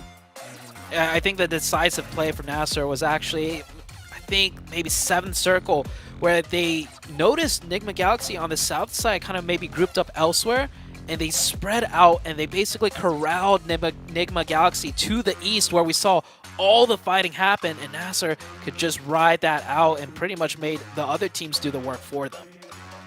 Spec MVP, 4 eliminations, and again, quite a clean split. I'm not entirely sure how many eliminations they were able to get, but I think it was a decent chunk. The Miramar goes well for NASA, certainly. So good news for them. Try and get them towards the top of the tables. Udo Alliance as well, getting a little bit closer, potentially actually keeping themselves in the conversation with a top 3 finish. A decent chunk of fighting went their way as well. I think they got some eliminations on board as well, Zute. Yeah, the biggest takeaway for me, though, was Nigma Galaxy setting up that trap play onto Morph. So we know their plan. We know what Nigma Galaxy wants to try and do to take that 3rd spot back. And going into tomorrow, that's 6 matches, and they've done their research. That camp that they did wasn't, the most obvious, I think, in my opinion. Definitely, did a lot of research to see where Morph would go in a circle like that. I wonder, will we see a lot more targeted plays between Nigma Galaxy and Morph? Not only that, are we going to see targeted plays towards the 11th place bubble? It all remains to be seen as NASA look to solidify themselves in that survival stage bubble. Can the things change? Can they shift up? We'll have to wait until tomorrow, but we're going to go back to the desk for now. And that is it for day number 3 of Group Red. Hey, big shout outs to Nasser for being able to go ahead and get that chicken dinner there. I will say this, though, as a North American fanboy, I don't like it. I don't like it. Tomorrow is looking rough, 7. It is looking rough, but I mean, for some of the teams, it's looking hopeful too. Udo Alliance, with the performance that they were able to put up today, they are going to be in that conversation, especially if they come in tomorrow and continue to put up good numbers, and we see Morph only being able to wake up in Miramar. I feel like their place is going to end up coming down to the last match tomorrow. Yeah, I was really worried after the first couple of rounds today that, it would just be four teams playing for top 3, if even that. But Alliance, the way that they've just been building up steam across this entire event, they are making this very, very interesting. Shout out to Nazar for winning that round. Okay, they're yet again further out the leaderboard, put themselves, I'm assuming, in a much more comfortable place to not have to worry so much about being in the bottom 5. They're not going to be gunning for top 3. It's a bit too late for that. Too big of a point gap, unless we're looking at 3 wins in a row. But even for the best teams here, that's not that's unfeasible to expect. But still, good for them to at least avoid the bottom 5. 100%. It's so crazy to see that jump that Nasser's going to make. I wonder how close they're going to end up here on the leaderboards. We'll check it out in a little bit here. But yeah, at the end of the day, top 3 is the goal. Making it out of the bottom 5 is going to definitely extend your life a little bit further. As we take a look here at the overall rankings, and you can see that gap. Nasser's only 1 point behind in Hyper? Yeah. Wow. And what a jump. That's what happens when you only have a couple of really good wins and then everything else is underwhelming. That means that the gap is going to be open. In Hyper, they have a couple of good rounds, but there's so many disappointing ones as well that they just don't really show up. What do you think about that, 7? For me, I'm actually looking at 11th and 12th place. These two teams, much expected out of them, and for them to really just be fighting to not be sent home. Inco now getting pushed to 12th place, and I do have to give a special shout out to 7th Element Allian, because he was able to clutch up some great elements and some great placement points to at least put his team in contention to try to push for that 11th place tomorrow. Maybe give him a little bit of a confidence boost going into tomorrow as well. But you were talking about Nasser. I mean, at least now, they got more of a cushion, right? Yeah. Going to tomorrow, they're going to be able to be ahead of that 11th place. And then if we go on the other flip side, Euro Alliance, for them to be able to put up 55 points today, when in 2 days they were able to put up 68 points, if I'm not mistaken, that is a great jump up for this team. If I'm Nigma Galaxy, if I'm Morph, I'm currently, I'm getting a little bit scared. I'm coming in tomorrow saying, you know what, we need to be on our A game. Yeah.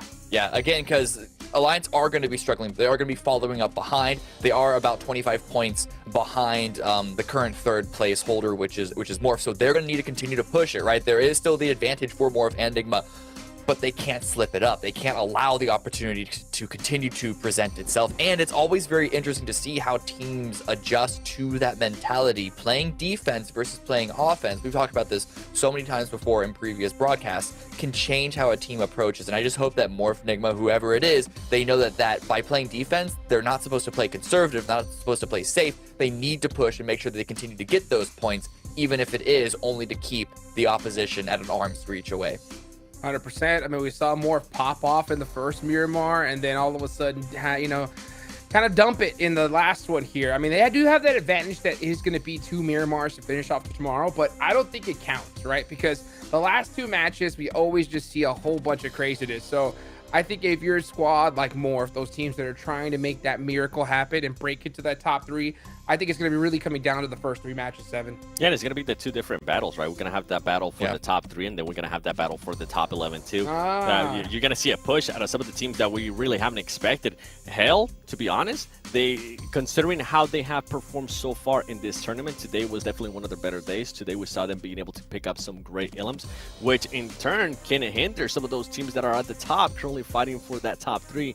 These teams need to watch out, man. And for Nigma Galaxy, I feel like the main takeaway for today has to be they need to be a little bit more figure out if they wanna be in one place, figure out their rotations as well, because I've always felt like they were getting a little bit lucky with some of those crazy sends that they were doing, and they need to be also able to put Coops in a place where he can actually excel at, because today we didn't really get a chance to talk about Coops, and Coops the first 2 days he was the top leader when it came down to eliminations. Yeah, he was the MVP yesterday, if I'm not mistaken, even with Nongshim Red Force in the #1 spot, getting the most points out of the day. Coops as an individual player was the MVP, and so if he is not, whether he's off of his game or the team through their collective decision making isn't putting Coops in a position to be able to make those plays, definitely a conversation to have about whether that's one of the big things that's harming them, outside of course, the observations that we're making about holding edge, trying to bridge camp, whether or not that's what the game needs with the current circle position, not nearly as strong as them defending center. Yeah, I mean, great to see, the performances we saw here today from a lot of the squads. But you know what? I will mention one team in particular that I'm really disappointed by here, right? Yeah. Nextria! Yes. What happened? Yeah. Where are you? Second to last place here? I don't think any of us expected that, Seven. No. Yeah, I feel like I'm getting flashbacks for last week with GG. That's exactly what I'm feeling like right now. Hopefully they'll have the same path that GG had last week. They'll come back on the final day and actually make it to the top 11, because if they don't, the EU champs not even making it to survival stage, getting sent home on the first round, that is quite a big surprise. Yeah, I mean, I will say, go ahead. In their defense, it's a 15-point gap between where Nextria are right now and 11th place. And then even from that, from 11th place, 86 points, up to 8th place is only about 9 more. So it's not that wide of a gap. Again, this middle section is very, very tight, but we need to see some good rounds, maybe a win or a couple of podiums for any of these teams in the bottom 5 to try and climb out of that, because everyone's going to be pushing going into tomorrow. In their Next defense, need to do their homework. I was going to say, in their defense, they should have been in 15th place. Come on, next. No, 100%, 100%. Yeah, and the crazy part is you're talking about flashbacks, right back to Group Green. Gladiators, I love you, Adder. I mean, I know you guys, Kitsune, all the guys over there, right? Just say it. I will say, they got really fortunate in that first Sandhawk with that hard shift back to that side of the island. They tried to go for a swim and said, no, we're just going to go ahead and sneak here. And they got zone blessed in that Sandhawk. And in my opinion, that's the reason why we saw them even make it to that survival stage. Now, that's what happened in the last week. These zones here in this stage have been ridiculous. I don't care what anybody says. They've been going all over the place. So, well, you know what? Let's go ahead and take it on over to the studio with Choo Choo so we can go ahead and nice little interview. See Welcome back to the live stage here in Kuala Lumpur, Malaysia Battle Arena. PJ with me, your stage for the week, which is going to be Choo Choo. And also joining me here today, none other than 628 or SZS28. I'm so sorry, 628. So hard to pronounce it. But yeah, the IGL for the game himself, Sunan. So, Sunan, 你好. 你好, 你好. So, okay, before we start, I'm going to start the interview. I'm going to translate for you guys as well. But bear with me, my Chinese is not that good. So, just believe that I translate pretty well, okay? Just assume that I know what I'm doing. Okay, 我用英文先可以吗? So yesterday in Erangel, you guys only got very few points, but in today's Erangels, you guys were in a good state. You got yourself chicken dinner in the second and fourth game, and what adjustment the team made to perform this good and so well today? 昨天其实海岛拿的你们的分数比较少是吗？对对。然后尤其是你们的第二天，但是今天你们的海岛能看来就状态还不错，你们的分数也不错而且你们呢，第二局是跟第四局吃了那个鸡，然后队伍做了哪些调整啊？你们有什么改变吗？今天的？我们昨天晚上回去之后，然后也是复了一个盘，跟教练之间也是沟通了一下，然后调整一下心态，然后导致今天可能放松心情打了，然后可能大家会放松一点，然后打得会更好。So basically what they did yesterday, they had a bit of a reset, they had a bit of some hugs, group hugs, we can call it group hugs, or just a bit of a team discussion and meeting to just have a bit of a real heart-to-heart discussion, what really happened, what really need to change, and just try to do another go for today. It seems like it's working right for them. So I guess communication is one thing, and I agree that everything is down to mind games here. Now, for the second question for you in Group Green, or for the overall group, we're gonna say all the groups out there, even red and yellow. Which team is your strongest opponent, and who is the best player in your opinion? So 除了 STE 以外或之外，除了你们自己啦，6 to 8 ，OK， 你觉得有哪一队就是哪一组都可以红青或者黄组的话，特别强的队友，还有就是你们的选手，你自己想的最强是谁？我觉得可能比较厉害的就是蒙古的 STE， 还有 VPE 啊，或者说我们中国的微博。哦，微博。对。那选手呢？选手你可以选一个吧。选手，我觉得我们队友很强。除了你们自己。除了我们自己，我觉得 Top 吧。STE 的 Top， 蒙古 STE 的 Top。Okay. So what he mentioned about all the other groups, basically he has high regards for another STE. That's going to be Stalwart Esports from Mongolia, which I feel like they are brothers in name for now, and also coming out from Weibo and Vampires. But when it comes to the player, he definitely feels like Top will be one of the best player in his opinion. 这样我要问你，为什么你选呢 STE 蒙古利亚的 STE 是最强呢？或者还有就是你的选手。最强的对你来说是 top， 为什么？因为我觉得蒙古 ST 他们这个大赛经验很丰富，就是打得很好。通常这种全球总决赛，我觉得很厉害。So basically what he said, their knowledge and how they work well together as a team is they have pretty vast knowledge. I guess experience do play a big part here when it comes to as a professional players and how you wisely choose about what to do next and decision making. You have those in experience. If you don't really have, back achievement and experience, it's hard to call for the judgment. Now, are you confident that you will get the first place in your group? And today, there are so many fans on social media cheering for you and the team. Do you have anything to say to all the 6 to 8 fans? Now, 你有信心拿下本组的或者这个红组的第一名吗？然后今天的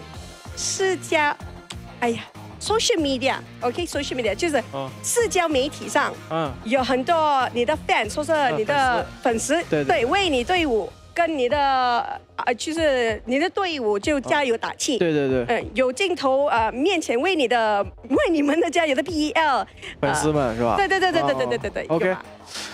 其实我们 ST 还是有信心的，然后我觉得。谢谢我们 PL 赛区的粉丝为我们深圳 ST 加油吧，谢谢大家。然后我们会尽力打好每一局，好吧？谢谢大家。STE, 加油.